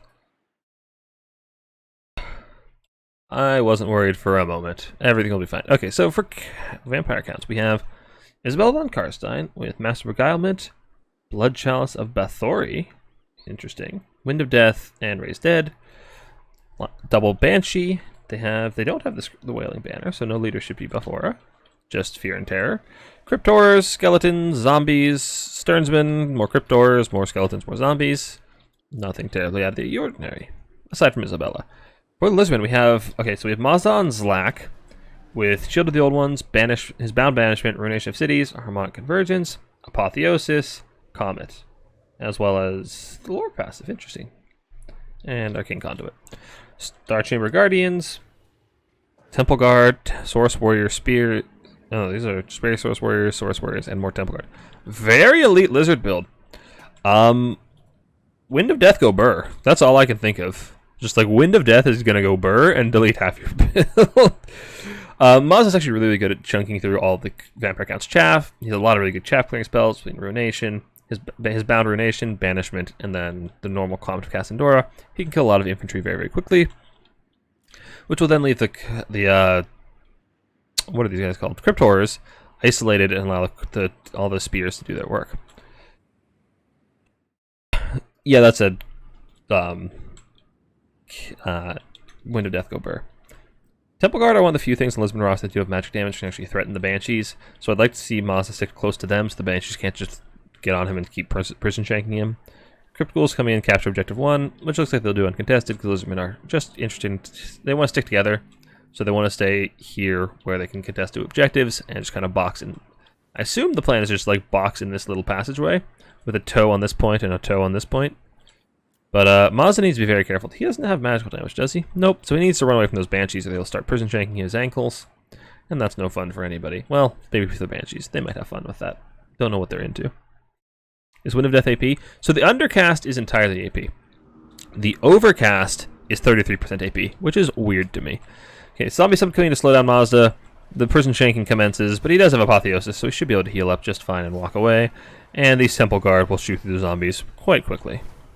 Shield of the ones coming in to make sure he doesn't take too much damage, and the Banshees are gone. So yeah, Wind of Death. The Undercast is completely AP. The Overcast is 33% AP, so it gains a lot of non-AP damage, which is weird, but that's the way it is.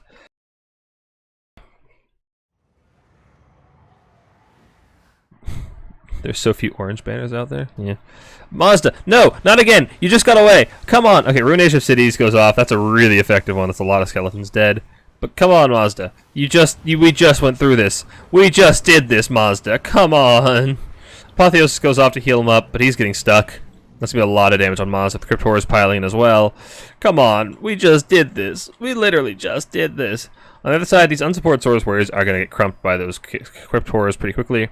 That's a lot of damage on Mazda. These Banshees are shanking his ankles. He's down to half HP already.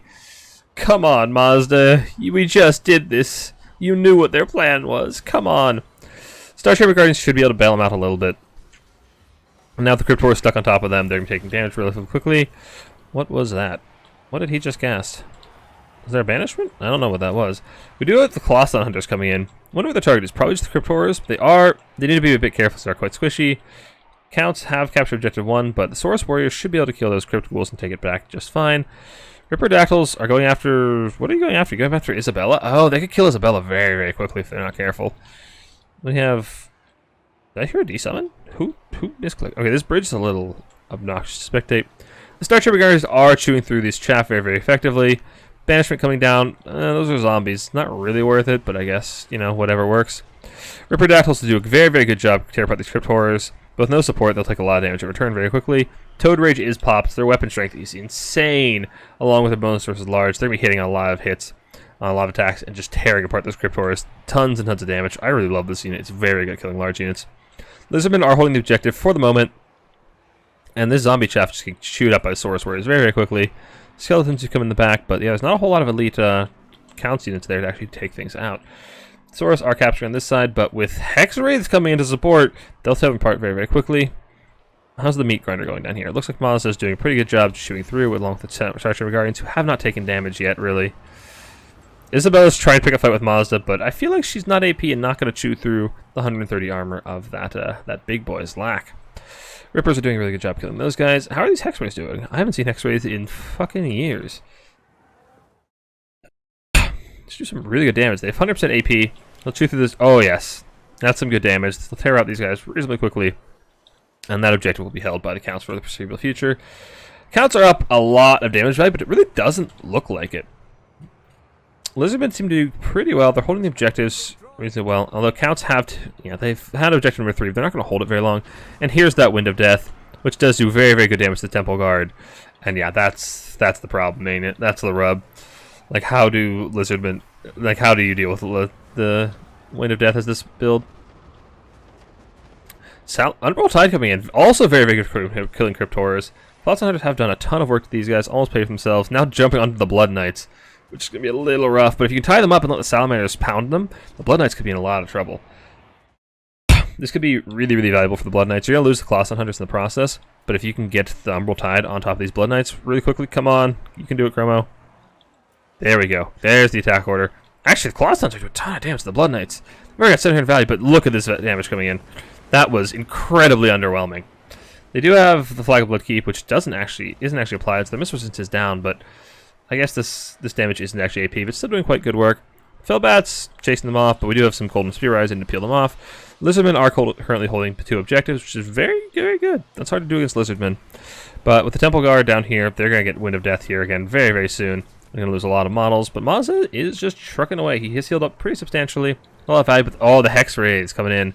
There's not a lot back here to actually protect these Salamanders anymore, which means the Blood Knights are free to do as they please. Ripperdactyls are still going strong, though. Well, they're going. No, not much strong. Blood Knights are going to kill them off, though, and once these Blood Knights are free up, they're going to start recharging all these Saurus, all these Temple Guard, and getting a ton of value just lancing down things. They're anti-large, but they'll lance down infantry just fine. Hefty charge bonus, good weapon strength, good melee attack. They can also just come and ram these spear kind of in the ass. Do very, very good there. Oh, Blood Knights are such a cool unit. Like, as much as like people always hate counts, like this unit is so cool. This unit is awesome. This unit is also walking past the target I said it should go for, and I don't know what it's doing. Now it's going to get recharged by this. Okay, this is a bit of a miss micro from Forsaken. You really can't afford to let your Blood Knights get recharged like this. That's a really rough engagement. Especially if you can get some of these Saurus Warriors and Command Kinks with the poison to actually support them, lowering their melee stats. They should still win, but not near their size. Oh, Harmonic Convergence coming down. Actually, they're not going to last very long. AP Anti-Large Cav with even better stats because of the Harmonic Convergence. These Blood Knights are not long for this world. It's actually looking really good for Chromo Soup, but geez, how is Forsaken in so much value lead? It really doesn't feel like it. Looking at the battlefield, Star Chamber Guard should be able to hold Objective 3 just fine by themselves. Leave them there, let Mazda push to the high ground. And this one are still holding 2 objectives, but this doesn't feel like the value lead is that heavily in the counts. Again, a lot of it is fake value in Mazda, which is healed up, but now with Isabella and the Banshees back on him, he needs to run back to the Star Chamber Guardians, because they are the things that can kill the Banshee. They have magic attacks, they have Guardian to keep him alive, although Guardian doesn't help a ton against the Banshees. Blood Knights are in trouble. Lizardmen got a really good cap engagement there. But Lizardmen really don't have much magic damage, so these Hex Rays are going to be a real pain for them to deal with. Umbral Tide is routed off entirely, and yeah, counts. Okay. More and more ethereal units, which Lizardmen just don't have the tools to deal with. Coming in, that's going to be really, really problematic. Saurus Warriors are hit with Master Beguilements. They have 0 melee attacks. They're doing no damage to anybody. Maz is surrounded by the 2 prison shanking Banshees. I'd love to see Bloodshot's Breath Authority come down. Haven't seen it yet. Maybe it's just on cooldown? Maybe? Don't know. Love to see it come down, that Banshee. Maz is actually doing pretty well for himself, but he's still not going to win this fight against 2 other, like 3 duelist characters. And yeah, the Temple Guarders getting bogged down with zombies. And that's the problem with these little tiny choke, like, corridors, is zombie summons just take so long to chew through. It's very, very strong for counts. Yeah, Maz is in a lot of trouble. And okay, now I'm starting to see why Lizards are so far behind in value. Spear Riders are taking this objective, but I don't think that's your win condition, honestly. I think I'd rather see it reinforce on this side, trying to bring in these Hex Wraiths, maybe kill off Sternsman if you... Well, you're not going to kill off the Stern if you could try. But Maz is in dire straits. Apotheos will take a very, very long time to heal up that much missing HP. But, yeah. This is actually... Yeah, the Banshee's just right on his ankles, prison shanking him. This is looking pretty rough for the Lizards. It was a strong start, though. Like, it looked pretty good to begin with. But, yeah, this... Mazda going down to these Banshees very, very soon. I don't see Lizards holding on a whole lot longer. Actually, the value lead is they're catching up a little bit. Mazda is routing. He's almost dead. Has he actually gotten to use his spells? No, he still has a lot of bound spells available to be used, which is kind of unfortunate. You'd really like to see those used before he dies off. But Mazda does fall. He disappears into the warp, I guess, or something. And counts are able to secure both side objectives. And I think that's going to be all she wrote for the Lizards. Star Chamber Guards are still going strong, despite being Wind of Death. And she's 340 kills, and they've only got 950 value. Zombie summons. But with just Elite Halberds left, they're going to have a hard time capturing this objective back from just loads and loads of Skeleton Warriors. So I suspect this will be going in favor of the Vampire Counts, much to the surprise of everyone here, I am sure. And it looks like Chromosumo agrees with me. Still, not a bad try. So the Temple Guard did better than I expected. Like, well, I guess they didn't pay for themselves. Like, they were really hard for the counts to remove. You got some good engagements on those Blood Knights. The Rippers did really good work. If you keep those Salamanders alive, they did good work for you too. But I liked the Chromatic Convergence on the Spearone Riders. That did a lot of damage. But this build is just so small. You can't, when your build is this small, you really can't play 3 objectives. You got to just play 2 and try to stay together. Splitting up when your build is that small is really, really difficult. Yeah, look at the value on these Banshees. The Banshees were a really good choice. Forsaken was definitely prepared for Mazda. Hex Wraiths did well as well. Blood Knights got a little bit shut down. They got a bit of mismicro and a little bad engagement, but everything else did pretty well. Alright. No shutout today. Forsaken ain't going down without a fight. He does take our 3rd game, and we're going on to the 4th. So, we are on Isle of Forgotten Kings. Oh. Do we have the Slash bots?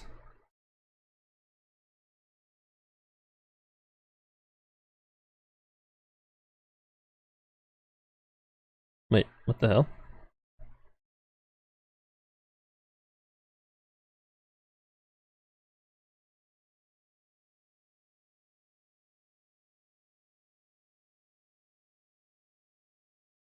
So I see Slanesh bots on my Streamlabs dashboard, but I don't see it on when I open the YouTube stream.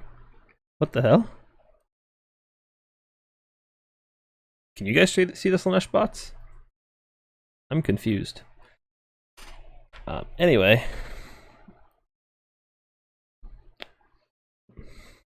Salamanders.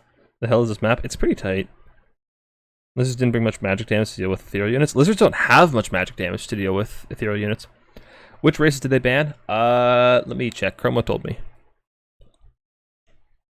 So Chromo banned Slanesh, Warriors Chaos, Dark Elves, and Forsaken banned Empire, Cathay, and Khorne.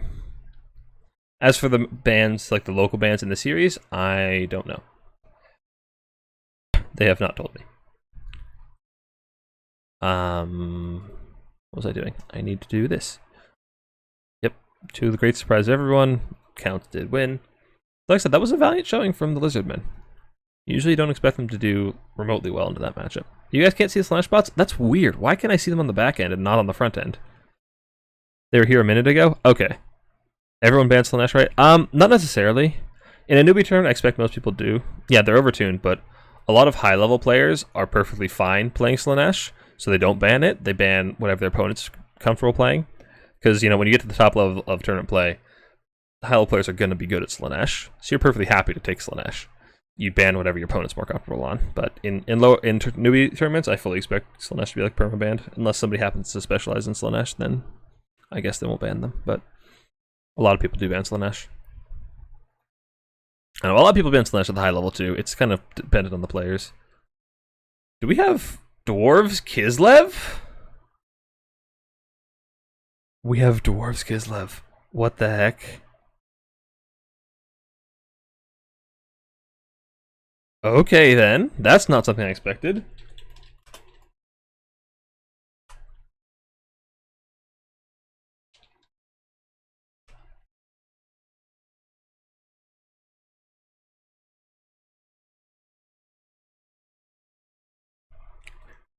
Alright folks, what do you got here? Alright, what map are we on? We are on Isle of the Forgotten Kings. This is a map that does favor artillery play quite heavily, or even just range plays to get some very safe positioning for you, especially atop the hill. So it's a map where you will often see those missile factions.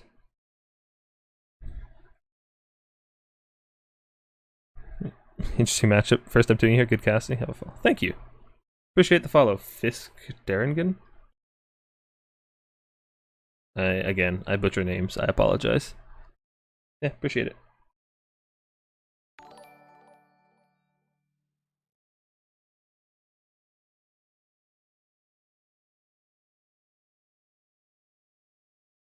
So, Dwarves Kislev. So, I suspect this is probably a good matchup for Dwarves, as Kislev doesn't have the same access to a lot of armor piercing, because they're both very heavily armored factions. But Kislev armor piercing tends to be a little underwhelming. Armored Kossar Great Weapons are considered one of the worst units on the roster. Their stats are just very, very low for their price. Their missile attacks have reasonably high AP damage, but they don't have a lot of ammo. So, the one thing that could go for them pretty well is the Bear Chariots. Like in every matchup, Bear Chariots are very, very good, and Dwarves have always struggled with dealing with Chariots in general, so they could be quite effective, just plowing through the Dwarf and infantry lines. That said, Slayers are always a problem, but you do have Archers and stuff to deal with them. But I do still suspect this is going to be a Dwarf favored matchup based on the fact that they can bring just a lot of great weapon infantry, which can chew through the Kislev front line much more effectively than the Kislev can do to them. As well as just having generally better shooting.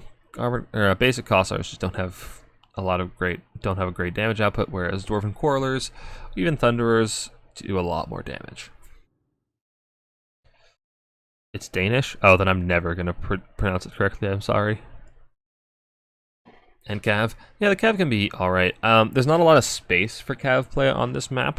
This is a fairly narrow map. So, it can be helpful, but against Dwarves on this map, I suspect they're going to have a hard time finding purchase in the back line unless they go right through the front, which is why I think the Chariots will be quite a bit better.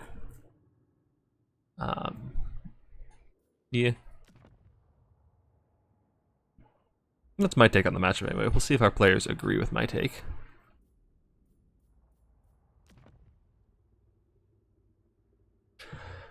Kislev cavalry is also quite susceptible to cannons, and I don't really think Cathay has a great method of dealing with the cannons. Cannons are going to be good against the Cav. They're going to be alright against the sleds as well. Those sleds are a lot tankier and can dodge reasonably well. But Kislev just doesn't have a way to deal with it. I suspect Little Grom is going to lose out against Dwarven cannons for the price. Little Grom is actually fast enough to really dodge. And while it's pretty accurate, Dwarven cannons are quite small and do hit quite hard. So I suspect Dwarven cannons will actually outtrade Little Grom reasonably well. But I guess we'll have to wait and see.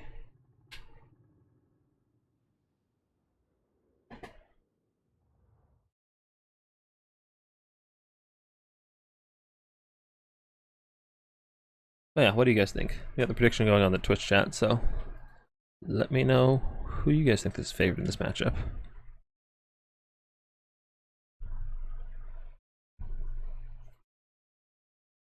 There's also a bit of a different playstyle. From both these players we've seen mostly meat grinder builds. Seen a lot of counts, just mashing these together in melee. Interesting to see both of them playing a more missile-oriented faction. I guess Forsaken did play Coast, but he played a very melee-focused Coast build. And I'm honestly completely blanking on what our second game was. What was our second game?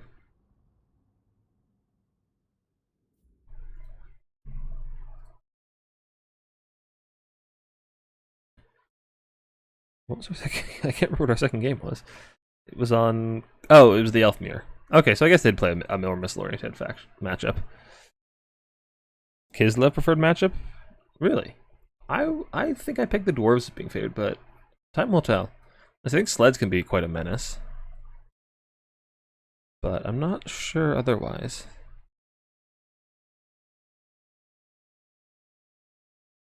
Looks like Chromosumo is ready with his build. And Forsaken's ready, so let's get this show on the road.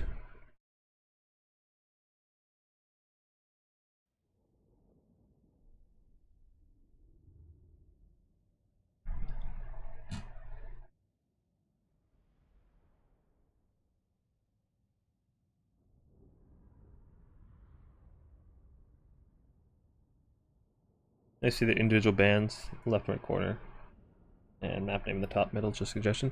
I had a UI to do that, and I never added all the Game 3 factions to that. So I need to get back to that at some point. It kind of slipped my mind because I stopped doing it for a while. It's like when I started doing these tournaments, I had a full draft screen, like picks and bans and all that, but I didn't have it set up for all of the Game 1 and 2 factions and not enough space for them all. So I needed to rework it, and I haven't actually finished that. So thank you for reminding me that is actually something I have on the back burner. Okay, so both have very large armies. 13 and 14 respectively. So, for the Forces of Kislev, led by Forsaken, we have, so Frostmane of Tempest is the Lord. This is the hero caster. With Hailstorm, and just Hailstorm. Does have pretty good AP values, but still, interesting choice of just Hailstorm. We have Armored Kossars, shielded versions, not the great weapons. And then just Max Streltsy and some basic Kossars. A lot of shooting. Okay, try not to shoot the Dwarfs. Interesting. We have, for the Dwarves, we have, nope, it teleported. So we have Dwarf Warriors, Quarreler Line, the Goblobber, a Master Engineer, and Thoric Ironbrow. Thoric has Rune of Slowness, Rune of Wrath and Ruin, Rune of Doom, as well as Hearth and Home on his anvil. And the Master Engineer's Flash Bomb. Yeah. Very good counterpoint to the chariots I was mentioning. If you can slow them down, you can focus fire them and kill them reasonably well. And then, yeah, just lots and lots of dwarven bodies. Lots of heavy armor. It's basically just stat checking to see how much armor Kislev can actually kill. Very, very strong build for the dwarves these days. Like this kind of build, just going wide as possible. Bring as many armored bodies as possible. Bring some slows so you can focus fire. It's very hard for a lot of factions to deal with. Oh, that's right. This map has these gates. So these gates actually provide extra supply if you capture them. And I forgot they were in this map, or I probably wouldn't have picked this. Oh, no, oh, that's right. Waka pulled a quick one on me. Oh, well. Too late now. These gates weren't in this map 2 days ago. They got updated in this map, and I don't know if I would have picked this map if I remember they were here, but oh well, it's fine.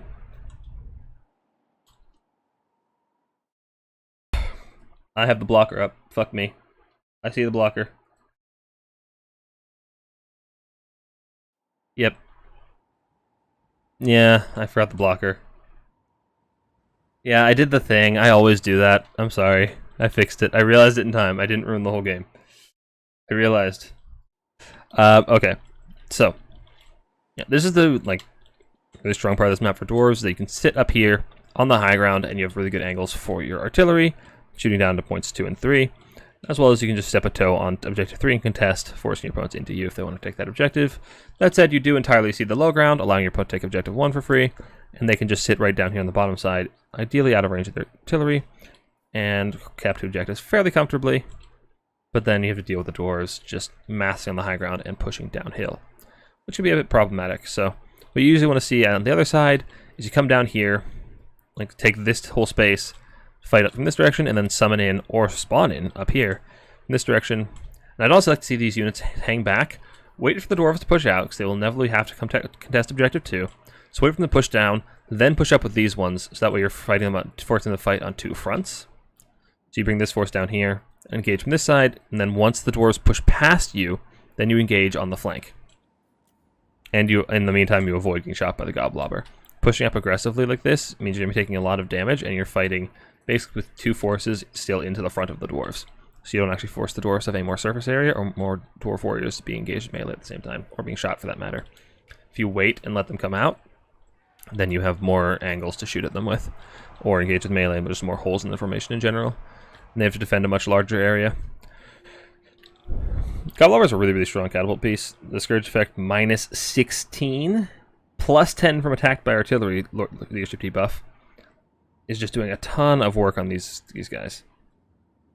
Like, they're just, it's minus 26 leadership just from being shot by that piece. That artillery piece is crazy. Kislev are starting to fire in. Dwarves actually banking a ton of money. I wonder what they're saving up for. If they're not able to spend this money, actually get something on this in the battle to actually help fight, they could be in a lot of trouble. So dwarves are pushing up, but they're taking a ton of damage. Like I said, armored crossers do have pretty good AP value on their missiles, as well as Streltsy firing in from behind. But the thing is, Streltsy aren't very heavily armored, so they're going to take a lot of damage back from these quarrelers, who do outrange them pretty heavily, as well as having a really high DPS for just a basic quarreler unit. So yeah, these guys are taking a ton of damage. Their passive is kicking in to help them survive, which does negate the effect of the catapult a little bit. But look at this. Chroma's already switched targets to the one that's high health, because that means the passive pop. Shooting the one with the passive pop with the artillery doesn't really have any effects. The leadership doesn't apply to them.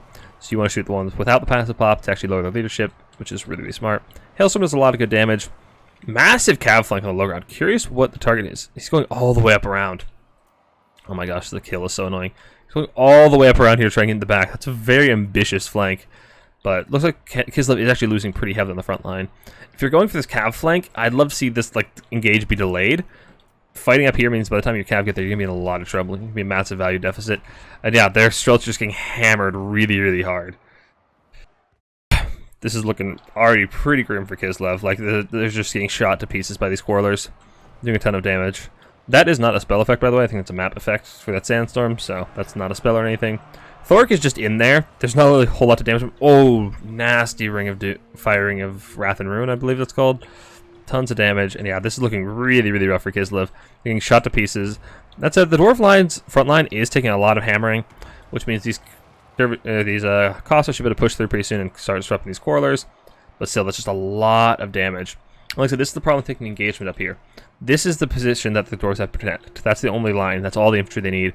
So many quarrelers stay behind it. If you let the dwarves push down, then their front line is here, and they have to defend like this.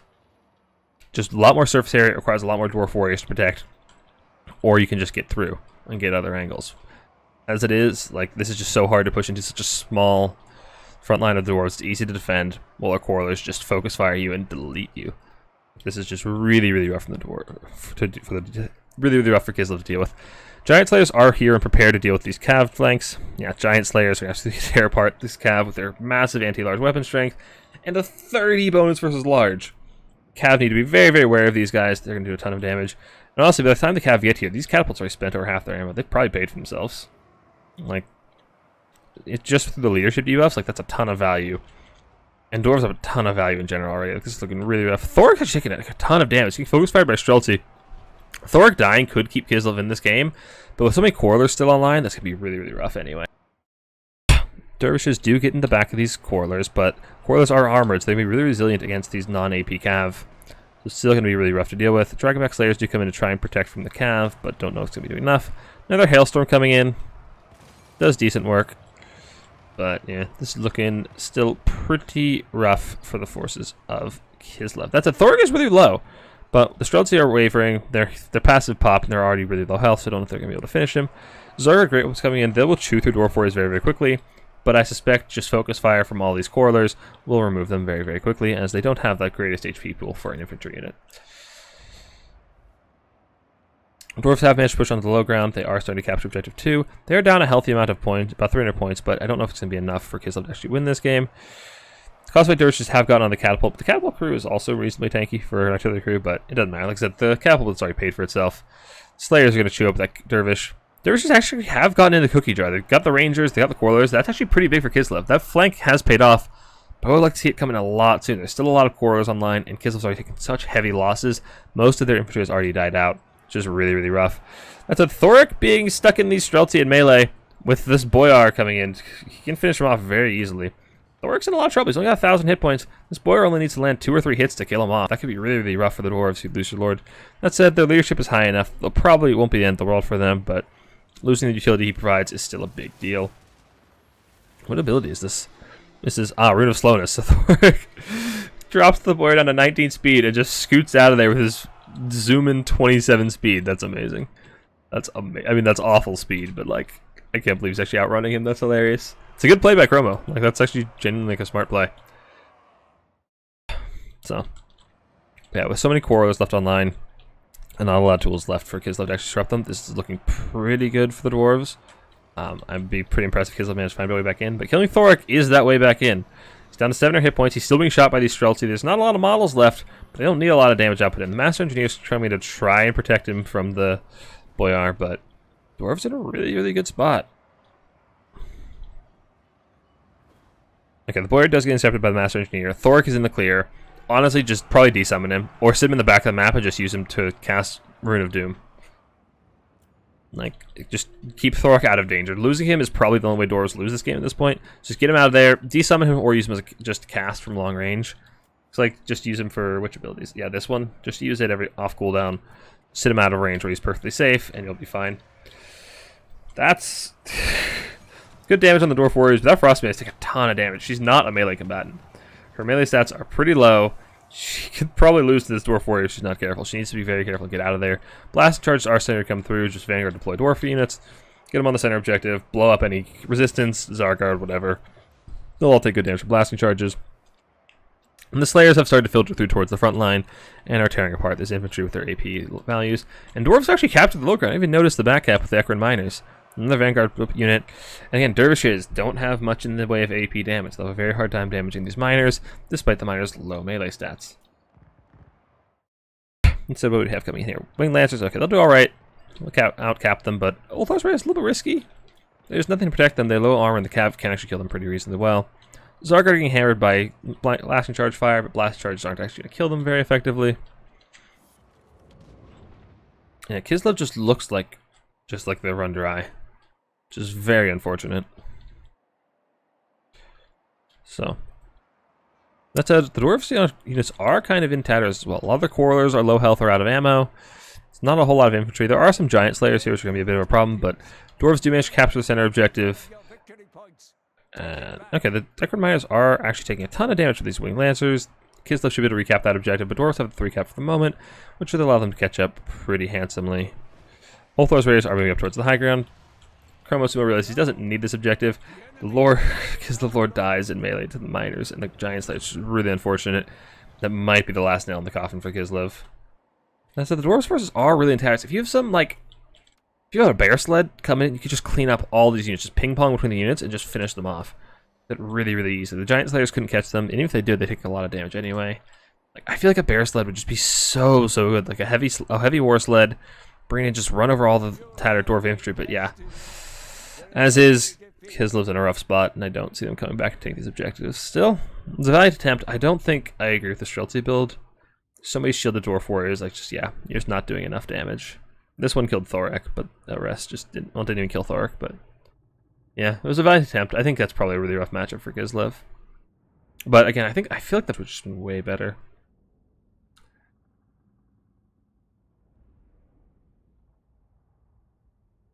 Yeah, these Quarrelers just did so much more damage. Just weight of fire did way better against the enemy armor than the AP Streltsy did.